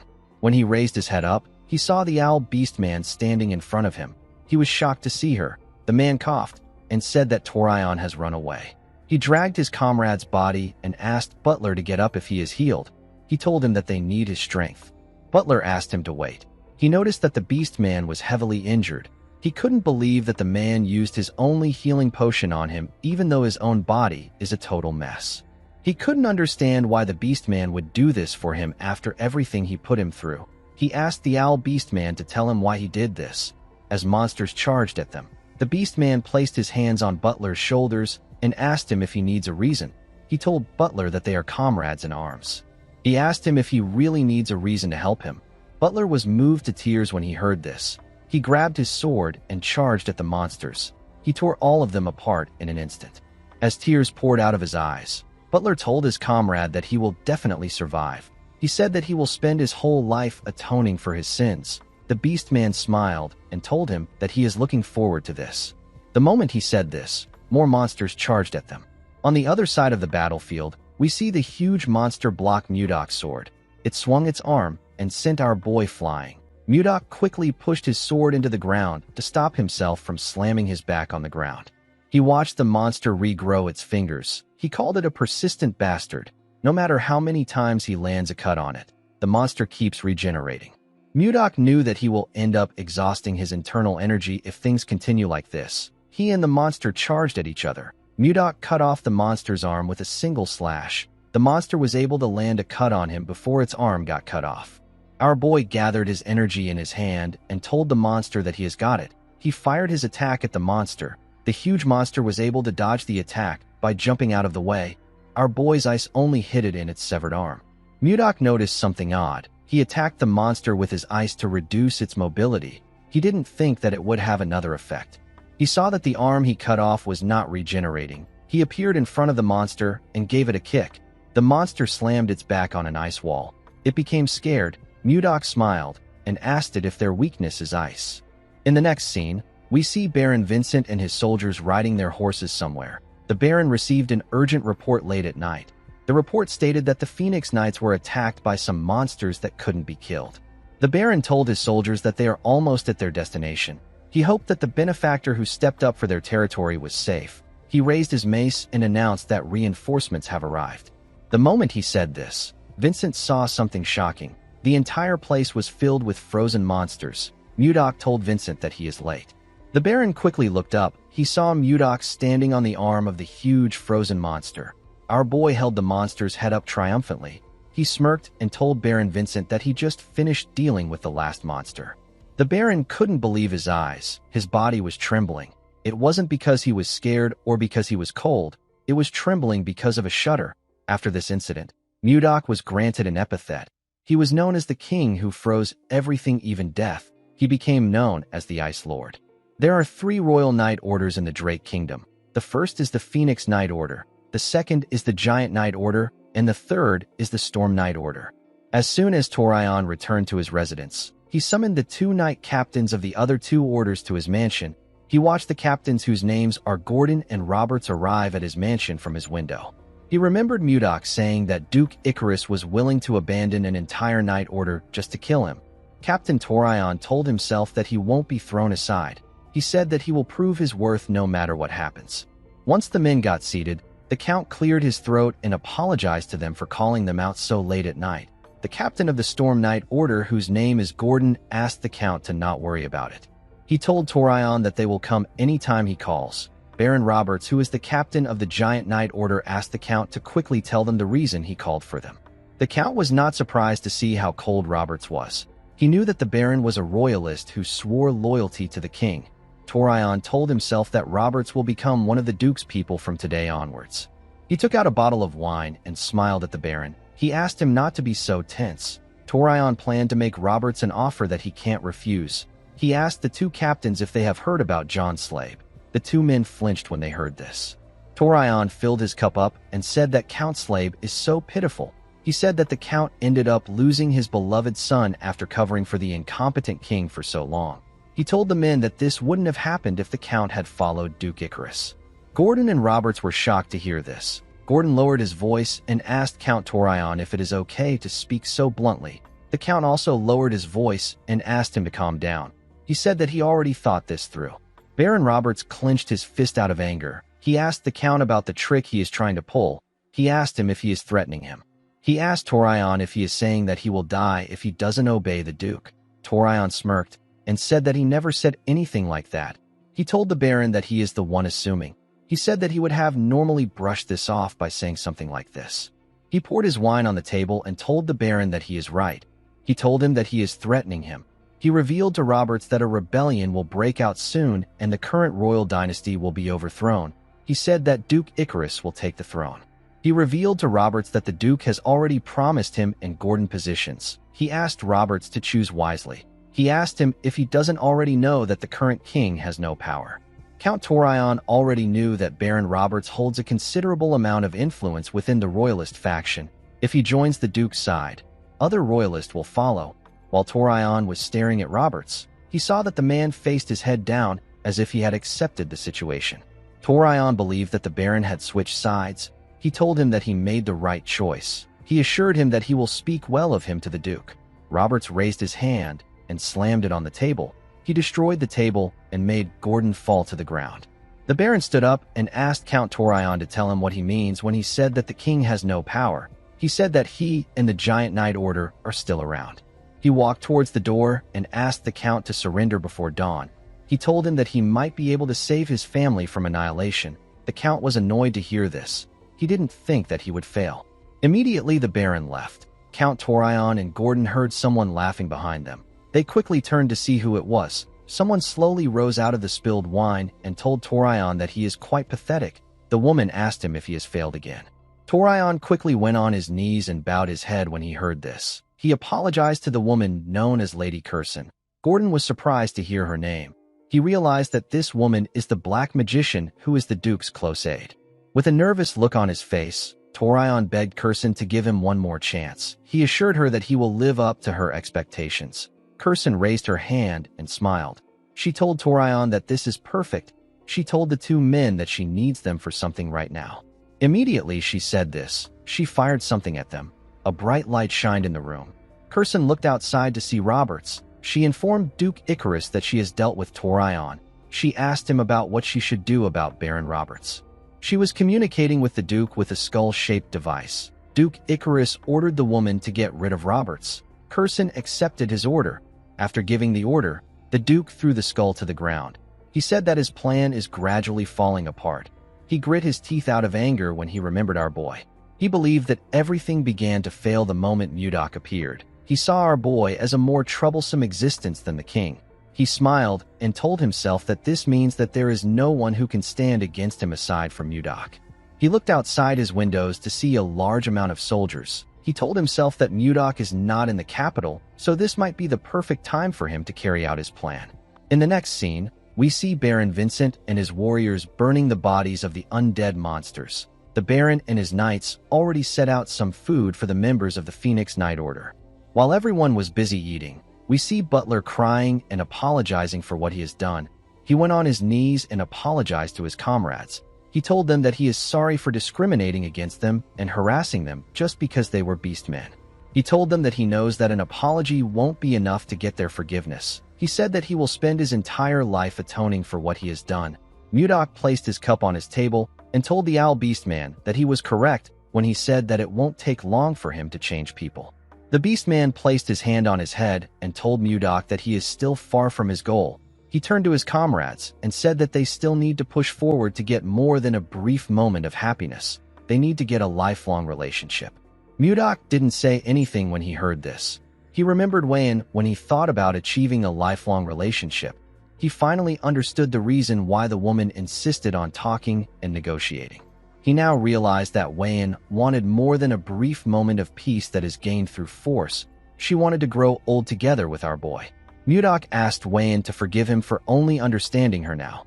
The moment he thought of this, he heard his communication stone ringing. He picked it up and asked Shuer to tell him what happened. The captain nervously called out to Mudok. He said that it has begun. He looked at a large fire and informed Mudok that the rebellion of Duke Icarus has begun. 4 hours earlier, we are taken to the office of the captain of the Giant Knight Order. We see Roberts getting ready to fight. The man had already informed his subordinates that Count Torion and Gordon have defected. He asked them to prepare themselves because they will be capturing them tomorrow. The moment he remembered this, the captain heard some footsteps. When he turned around, he saw Gordon and Torion. Roberts was surprised to see them.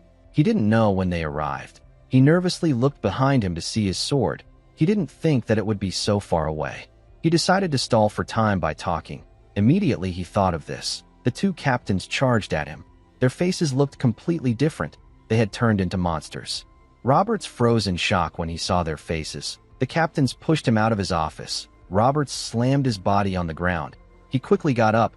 He didn't understand what was happening. When he raised his head up, he saw more humanoid monsters in front of him. Roberts couldn't believe his eyes. He couldn't believe that all his knights have been turned into undead soldiers. While he was looking around, Curson moved forward to see if he was still alive. She said that she ordered Torion to kill him. She said that Torion is still messing up even after death.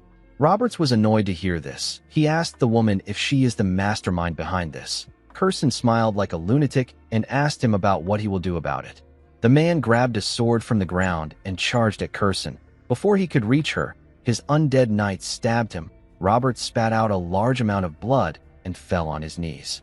Curson asked him if he is afraid of death. She raised her hand and released her mana. She asked Roberts not to worry because he will never die. She pushed her mana into him. A bright light shined from Roberts's body. Upon hearing the details of everything that happened, Mudok became nervous. He realized that Ishilda was in danger. He told Schuart that he will head to the capital right now. The captain asked his lord to wait for a moment. He revealed to him that the Icarus faction is gathering soldiers from each territory. He explained to Mudok that they will not be able to stop the Duke if everyone from his faction gathers in the capital. He told his lord that the Blizzard Order is heading to the capital right now. He asked him to leave the capital to them. He begged him to wipe out all the Duke's reinforcements. Mudok understood what Schuart was saying. He asked him to hold out until he arrives. After saying this, he turned to the members of the Phoenix Knight Order and called for their attention. He revealed to them that Duke Icarus has started a rebellion. The knights were shocked to hear this. Mudok told them that they are going to wipe out the reinforcements one by one. He put his fingers in his mouth and whistled. Immediately he did this. His wyvern landed behind him. Our boy told himself that he will finish things quickly and head to Ishilda. In the next scene, we see Ishilda wake up when she hears her communication stone ringing. She picked up the call and asked Mudok about why he is calling at this hour. Mudok informed Ishilda that Duke Icarus has started a rebellion. The princess was shocked to hear this. Our boy revealed to her that the Giant Knight Order was annihilated some hours ago. He told her that the Duke will soon attack the castle. The princess quickly got up and ran out of the room. She said that she will inform her father about the situation. Mudok revealed to her that he already sent the Wyvern Knight Order to the capital. He told her that Jerome and the elite soldiers will be arriving there very soon. Ishilda asked Mudok if he is not coming. Our boy told her that he would have rushed to her side if he was following his heart. He revealed to her that the Duke's reinforcements are gathering from every corner of the kingdom. He told her that he will head to the capital after he defeats all of them. Ishilda was shocked to hear this. She asked him if he is serious. Mudok asked her not to worry. He said that he won't take too long. He looked down to see an army marching forward. He said that he will resolve everything within half a day. After saying this, he ended the call. On the ground, we see the soldiers looking tired. One of them asked about how much longer they have to walk. The moment he asked this question, someone hit him in the head with a whip and called him a lazy bastard. The man fell to the ground. The person asked the man to stop complaining. He told him that he needs to diligently move his feet. The man who hit him is known as Count Crancy. He belongs to the Icarus faction. He is one of the Duke's reinforcements. As soon as the Count got the Duke's order, he left his territory. He wanted to arrive at the capital first and earn some achievements. He saw his soldiers as fools who were dawdling and making him lose his opportunity. Count Crancy raised his whip and ordered the soldier he hit to get up right now. Before he could move his hand, Mudok appeared above him with his wyvern and asked him to stop. The Count was shocked to hear someone's voice above him. He quickly raised his head up to see Mudok. Our boy asked him to surrender. He told him that he doesn't have time to argue over the details. He said that he will not show mercy to anyone who doesn't surrender. The Count immediately knew that he was screwed. He knew that he stood no chance against Mudok and his wyvern unit. The moment he thought of this, the Count noticed that everywhere was so quiet. He was certain that the place would have been loud with wing beats if the wyvern unit was nearby. A knight called out to him and informed him that their scout did not spot any ambushers nearby. Count Crancy grit his teeth when he heard this. He realized that Mudok was alone. He laughed out loud and told our boy that he almost fell for it. He said that Mudok was bluffing with a wyvern unit that doesn't even exist. He covered his whip with his energy and hit it on the ground. He asked Mudok if he is planning to fight 1,000 men alone. Our boy didn't like this situation. He wanted things to end quickly.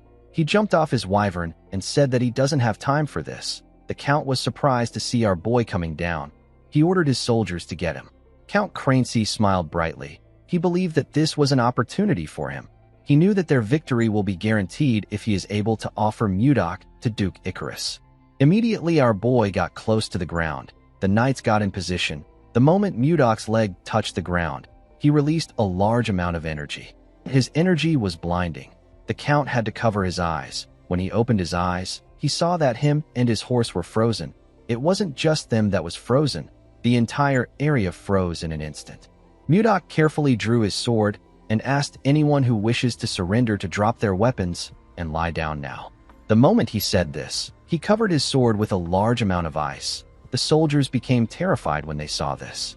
Mudok said that anyone who remains standing will be cut down. The soldiers quickly dropped their weapons and bowed their heads. They all announced their surrender. The Count realized that he has messed up. His legs were frozen, so he couldn't even lie down and surrender. Unfortunately for the poor bastard, Mudok swung his sword and ended his life. Some minutes later, we see our boy sitting on his wyvern.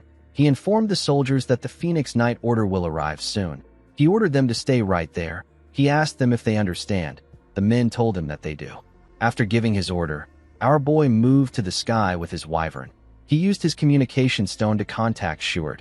He informed him that he has dealt with the Crancy unit. The man asked him to head northwest. He informed Mudok that another reinforcement unit is there. He told him that there are about 1,000 strong combatants in the unit. He asked him if he will be alright alone. Mudok smiled and asked him not to worry about him. Our boy wanted to end things quickly so that he can go to the palace to save Ishilda. The scene shifts and we are taken to the capital. We see several knights and soldiers standing behind the fortress wall. Count Slabe and some mages stood on the fortress wall. They were all ready for battle. The Count informed his warriors that their enemy is coming. He said that the Duke's undead knights are getting close. The Count was shocked to see the amount of undead knights that the Duke created. He realized that he would have been helpless if he did not plan beforehand. However, the situation is different now.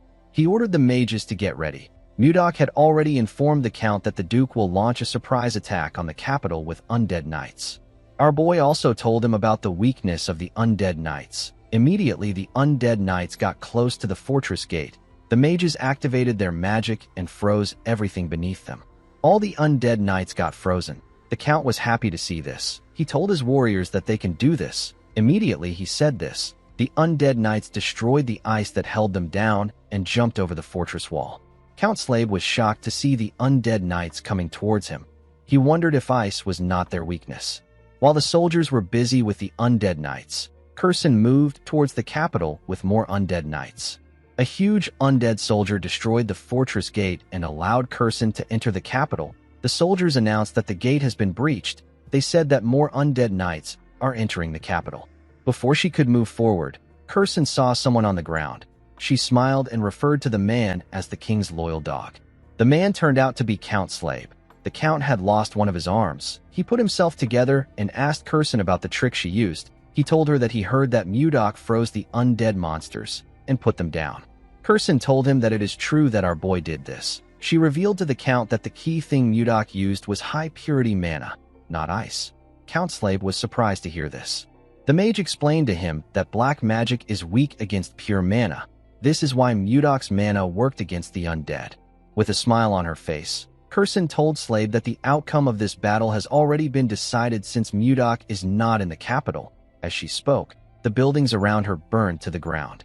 The Count was annoyed to see this. The huge undead next to Curson raised its hand and swung it at the Count. Slabe apologized to the king for his failure. He closed his eyes and said that this might be his end.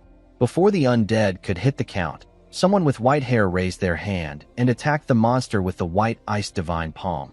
The person fired a large amount of ice at the undead and sent it flying. The Count and Curson were surprised to see this. Curson quickly turned to her undead.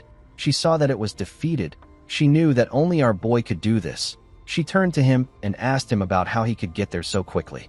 The person in front of her smiled and said that she is not the Viscount. The person turned out to be Savina. The girl's hair had begun to turn white. She said that she is Mudok's first disciple. Curson was shocked to hear this. She could tell that Savina wasn't lying. She noticed that the girl had the same mana purity as her master. The moment she thought of this, she heard a loud sound behind her. Curson quickly turned around to see the large amount of ice that appeared behind her. Savina told Curson that she is unlucky that pure internal energy is the weakness of her undead. She said that her master already taught them the rejuvenation of body and mind. She told the mage that the undeads are nothing more than punching bags to them. Immediately she said this. We see the other disciples standing on the frozen bodies of the undead. Their hairs were also slowly turning white. With a smile on her face, Savina said that her master doesn't need to intervene. She told Curson that the Blizzard Knights are enough to handle her. Curson told the girl that she is arrogant. She gathered fire in her hand and asked Savina if she is bragging because she stopped the undead. She made her fire bigger and asked Savina if she thinks that she got to this stage with just black magic. Immediately she said this. Curson fired a sixth circle spell known as Inferno at Savina. The attack caused a huge explosion. Although Savina had a pure mana, it was not very strong.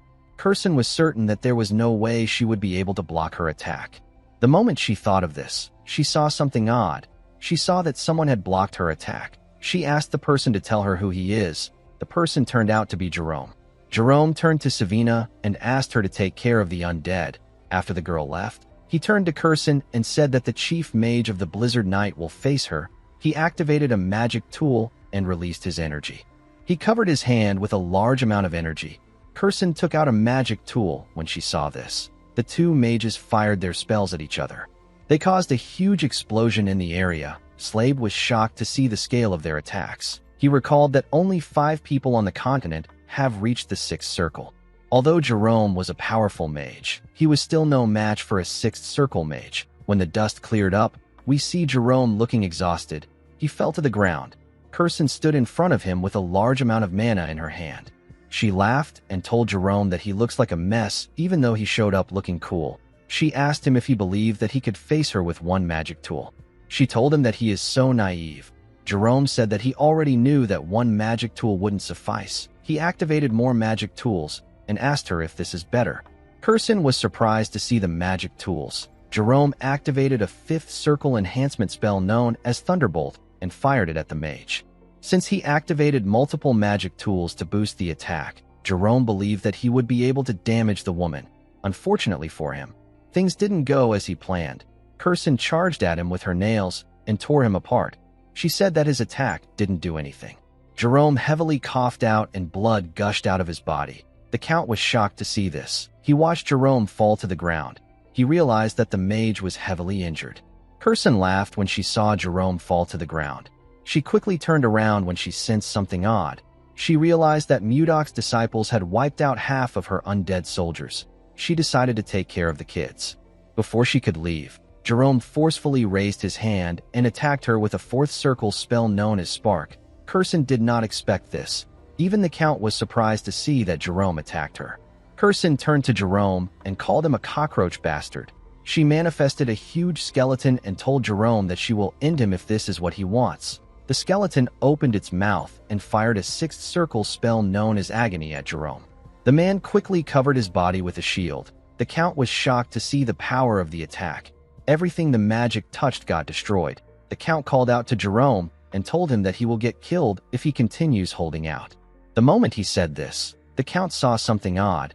He saw that Jerome was already losing consciousness. As he slowly closed his eyes, Jerome asked himself about what he is doing right now. He knew that it would have been better for him to stay down. He knew that he couldn't match her. He didn't understand why he was engaging in a fight that he couldn't win. Immediately he thought of this. He remembered his lord telling him that this is his nature. Jerome was shocked to hear this. He saw himself floating above his office. He wondered if his life was flashing before his eyes.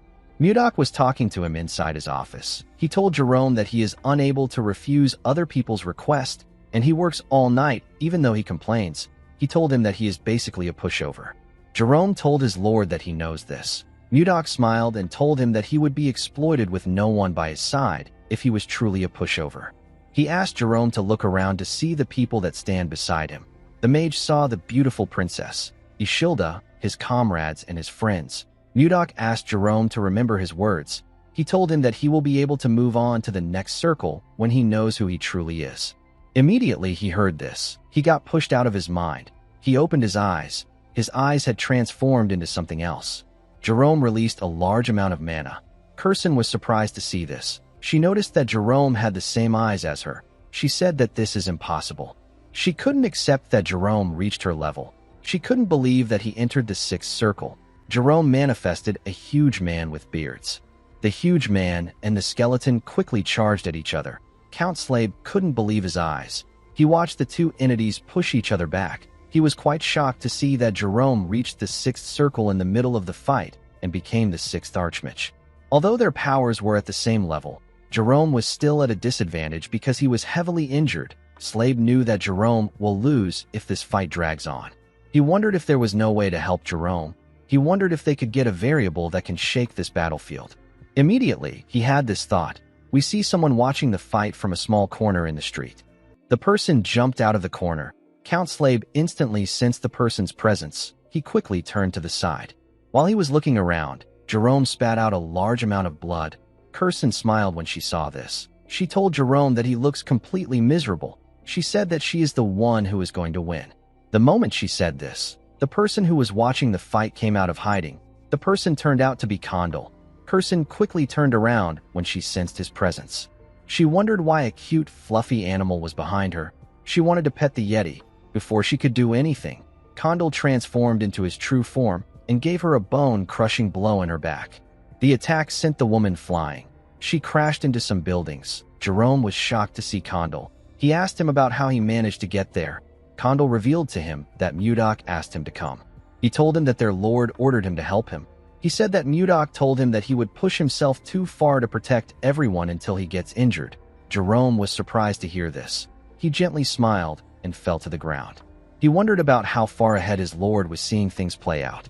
The scene shifts, and we are taken to the command room inside the castle. We see the king, some nobles, and some knights in the room. With a smile on her face, Ishilda turned to her father and showed him her communication stone. She informed him that she just received a report that the dark mage has been dealt with. The king smiled when he heard this. He knew that this was only possible thanks to Mudok. When Mudok first told him about how he plans to trap the Duke, the king was filled with worry because Icarus's forces are extremely powerful. Even though he was doubtful, our boy proved to him that he could handle things. Tomalova watched his nobles and knights cheer for their win. He decided to reward Mudok with what he desires most when the war is over. He planned to allow his daughter marry our boy. Immediately the king thought of this. The two knights standing at the door got torn apart. They were cut down by someone. Ishilda and the king were shocked to see the person. With a shaky tone in his voice, Tomalova said that their defenses were perfect. He asked the man to tell him how he broke into the castle. The man turned out to be Duke Icarus. With a scary look in his eyes, Icarus smiled at Tomalova. He showed the king a ring and reminded him that he offered it to him as a gift. He asked him about why he wasn't wearing it. The king was shocked to hear this. He recalled that the ring was the artifact that the Duke gave him on his birthday. Icarus revealed to him that the artifact actually has an hidden ability. He explained to him that the artifact can allow someone to perform a spell that teleports them to the location of the ring. Tomalova was shocked to hear this. Icarus told him that he shouldn't have put the artifact in his safe. He said that it was quite tiring to walk all the way to this command room. The Duke killed everyone that he saw in the castle before he reached the room. Even the maids weren't spared. The king got angry when he realized that the Duke had killed his people. He called him a bastard. He ordered his remaining knights to eliminate the rebel. Even though the Duke was a sword master, the king believed that the elite royal guards he prepared would be able to deal with him. He watched the men charge at the Duke. Before the knights could attack Icarus, the eerie sword in his hand opened its eyes. The Duke smiled like a madman. The sword began to wrap itself around the Duke's body. Ishilda was shocked to see this. She recalled that she had seen something like this before on the Duke's son. She quickly called out to her father and asked him to watch out. She informed him that Duke Icarus is holding a demon sword and wearing a demon armor. Icarus covered himself in a terrifying armor and grew a pair of wings and horns. He instantly tore the king's royal knights apart and appeared in front of the king. He stabbed Tomalova in his chest. Ishilda was horrified to see this. She screamed and called out to her father. She placed his head on her thighs. Icarus stepped on the king's blood and moved close to the princess. He carefully removed his helmet and revealed his face. He informed Ishilda that his son begged him to spare her life. He told her that he won't do this. With a creepy smile on his face, he raised his sword and told the princess that he would rather see Mudok's face twisted in agony than grant his son's pitiful request. Ishilda ignored the Duke and held her father tightly. The Duke was certain that he had won the war. Before he could swing his sword, a monster charged into the castle from the balcony. Icarus was shocked to see the monster coming at him. The monster crashed into him and sent him flying. The monster was a wyvern. A black robe covered Ishilda while she was looking at her father. The owner of the robe asked her not to worry. He told her that he has arrived. The person turned out to be Mudok. Mudok moved close to the king and placed his hand on his chest. He used his energy to examine Tomalova's body. Fortunately, he was not too late. Our boy believed that he could save the king if he transfers his energy to him and uses the Tang family's medical techniques. Our boy told Ishilda that he will treat her father by himself. The The princess was surprised to hear this. Mudok told her that he needs to concentrate while treating the king. He said that he cannot be disturbed. Immediately he said this, the Duke pushed the rocks around him aside. He seemed to be quite angry. He raised his voice and called out to Mudok. He charged at him. Our boy ignored him and told someone that he is entrusting this task to him. The person used his sword to block the Duke's attack. The person turned out to be Miller. As he clashed swords with the Duke, Miller remembered something from his childhood. He remembered how he saw the lifeless bodies of his family members at the dinner table. His mother and father were no longer moving. Miller remembered the voice of his brother as he drew his last breath. This day is a nightmare that has been haunting Miller his entire life. The Duke was surprised to see the person facing him. He quickly recognized Miller. He told him that he thought he died at Mudok's hands. He asked Miller to tell him why he is pointing his sword at him. He asked him to join forces with him if he wants to get revenge on Baron Gideon. Miller released more energy and used it to push the Duke back. He asked him to shut up. He asked Icarus to stop pretending. He told him that he already knows that he was the one who orchestrated the assassination. Icarus smiled and asked him if he has truly figured it out. He said that this is quite annoying. Miller couldn't believe that he was smiling. He called the Duke a bastard. Immediately he said this. A slash appeared in front of him. The attack tore the command room apart. Mudok's wyvern quickly protected Ishilda from the impact of the attack. The princess was shocked to see what the Duke did. She knew that this was something that only a Grand Sword Master could do. He was using an energy-enhanced sword. Ishilda wondered if Miller will be able to face a Grand Sword Master. Miller was able to go low before the attack could reach him. When he raised his head up, he saw the Duke swinging his sword at him. Mudok smiled when he heard what Ishilda said. He asked her not to worry. He said that he taught Miller by himself. The moment he said this, Miller used his energy to enhance his body and block Icarus's sword. The Duke was shocked to see what he did. Miller gathered his strength and used the energy-enhanced full body to push the Duke back. He created 2 blades with his energy. The Duke couldn't believe that Miller was using energy-enhanced sword. He said that this should be impossible for trash like him. He couldn't accept the fact that Miller was on the same level as him. Miller moved close to him and fired several strikes at him. As Miller pushed the Duke back, Mudok revealed to Ishilda that Miller has a divine martial body. He possesses a body born specifically to learn martial arts. Mudok remembered how Miller was able to instantly copy the acupoint sealing technique even though he knew nothing about martial arts. He said that Miller's talent is even greater than his own. He revealed to Ishilda that Miller has already entered the level of an advanced master. He told the princess that a fake Grand Sword Master like Icarus who used dirty shortcuts to push himself up can never compare to a real martial artist like Miller. Immediately he said this. Miller charged at the Duke. Icarus tried to use his sword to block the attack, but it shattered when it touched Miller's energy blades. Icarus couldn't believe his eyes. He didn't know what to do. With a serious look on his face, Miller told the Duke that the fight ends now. He beheaded him with a single slash. Icarus was unable to even react to the attack. Mudok turned to Miller to see what he had done. He gently smiled as he looked at the man. Mudok believed that revenge was a stupid thing, but he understood that it was a path to liberation for some people.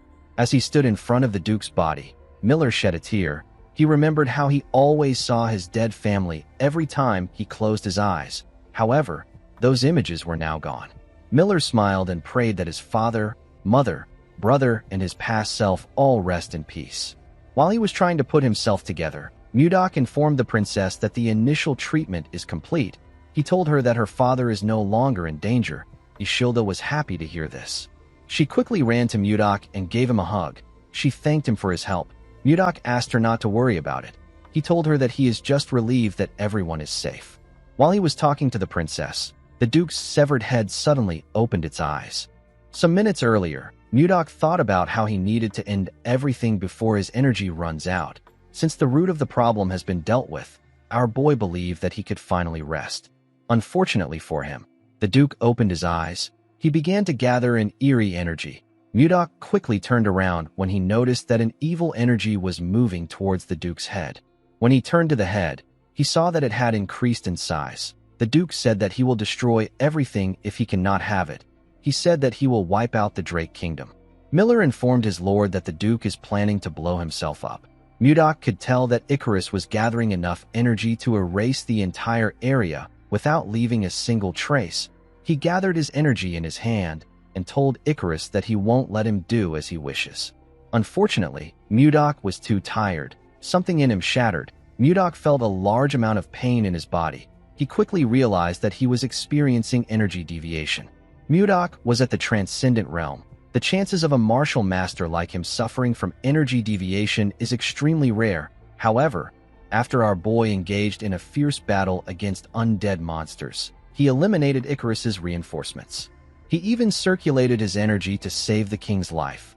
Our boy had done too many things. He forced himself to fight for 3 days straight without rest. No matter how strong he is, his path of circulating energy will inevitably get twisted. This will lead to energy deviation. Blood gushed out of Mudok's eyes, ears, and mouth. Ishilda and Miller were shocked to see this. Miller couldn't believe that his lord was bleeding from different orifices. The Duke smiled when he saw Mudok fall to the ground. He asked him if a demon like him also has limits. He said that the road to hell won't be lonely. He laughed and said that he will take the entire kingdom and the Blizzard Knights to hell with him. Ishilda grit her teeth when she heard this. Mudok forcefully gathered his energy and glared at Icarus. He said that he will not allow this to happen. He got on Lilith and used her to carry Icarus's expanding head outside. Ishilda and Miller were surprised to see this. With tears in her eyes, Ishilda called out to Mudok. Our boy and Lilith moved to the sky. Everyone in the capital could see them flying with the Duke's head. They moved away from the capital as fast as they could. As they went higher into the sky, Mudok thought about Wayan. He said that the two of them can't be together in this life. He said that he still hasn't lost hope because he now knows that reincarnation exists. Mudok promised himself that he will find Wayan once again if he gets the chance to be reborn. He said that he will go to her even if he has no memories or his appearance changes. He told himself that anything will be fine because he believes that she will remember him just as he has remembered her in this life. As he thought about this, the Duke's head began to swell. It released a ridiculously large explosion in the sky. This was how his rebellion came to an end. 10 days later, we see the king open his eyes. He saw his daughter by his side. Ishilda was so happy to see her father, she quickly gave him a hug. After hearing about the entire situation from his daughter, the king bestowed commendations upon the Blizzard Knights as those with the greatest merits. No matter how many titles and riches they received, no one felt any joy. There was something bothering them. After the king was done gifting the Blizzard Knights, a knight announced that the one with the greatest merits in suppressing the rebellion has arrived. He said that Viscount Blizzard has arrived. Mudok entered the hall with the help of Miller. Our boy was heavily injured. His spirit seemed to be broken.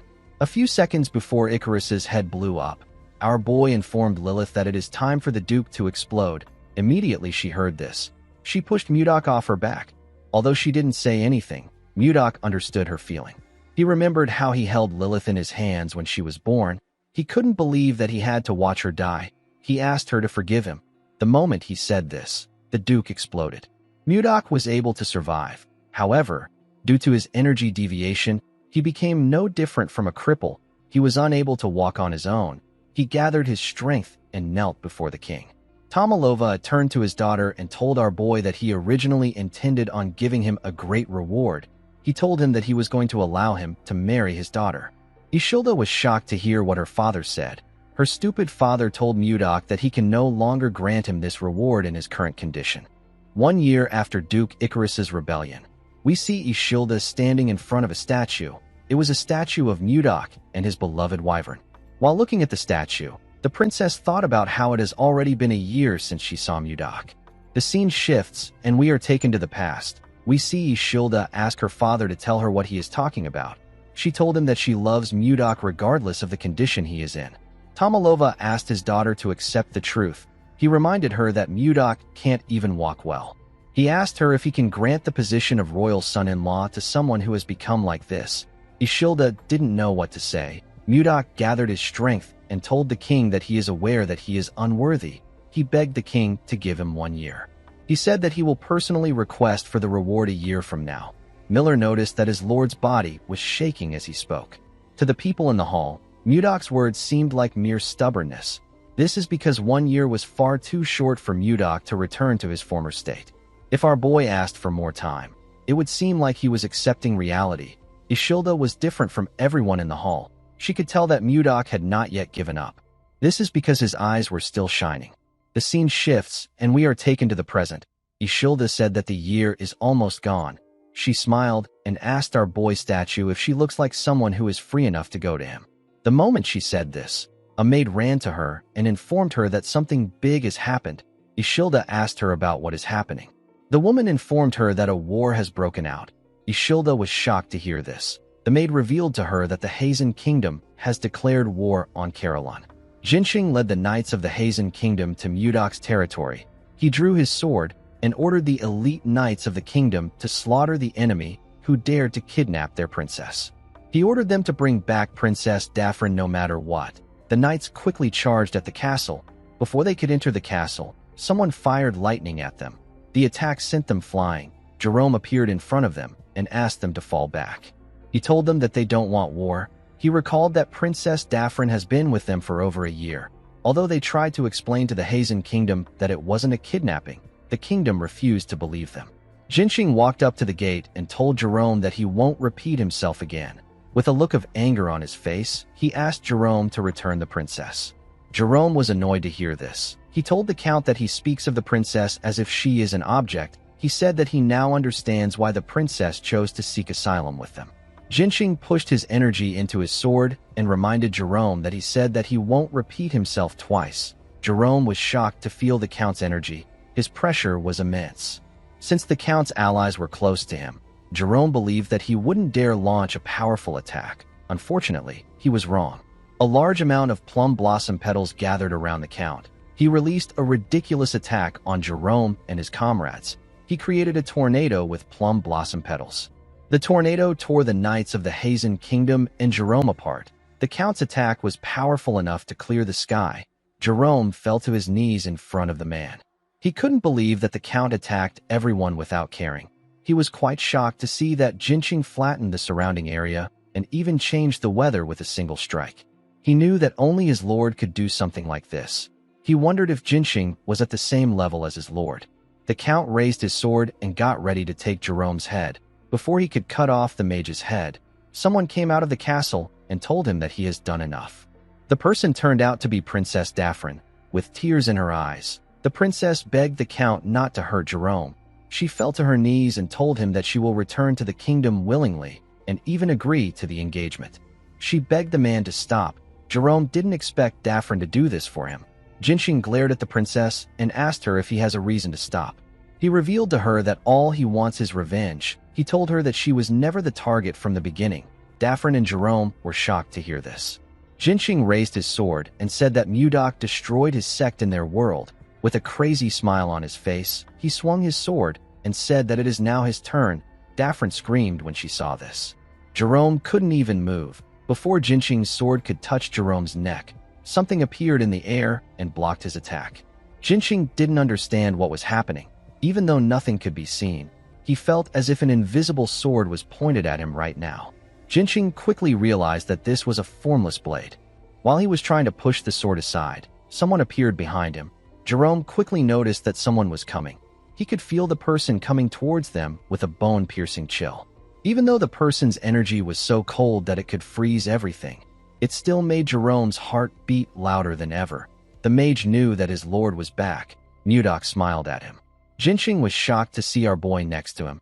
He didn't understand what was happening. He told Mudok that he heard he fell into energy deviation. Our boy told him that this is true. He explained to the man that he fell into energy deviation and could no longer use his internal energy. He decided to train in magic. Mudok revealed to Jinxing that he trained his mana instead of his internal energy, and he learned spells instead of martial arts.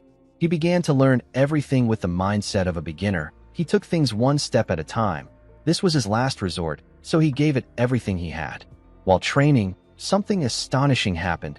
He began to accumulate internal energy, although it wasn't in his energy core.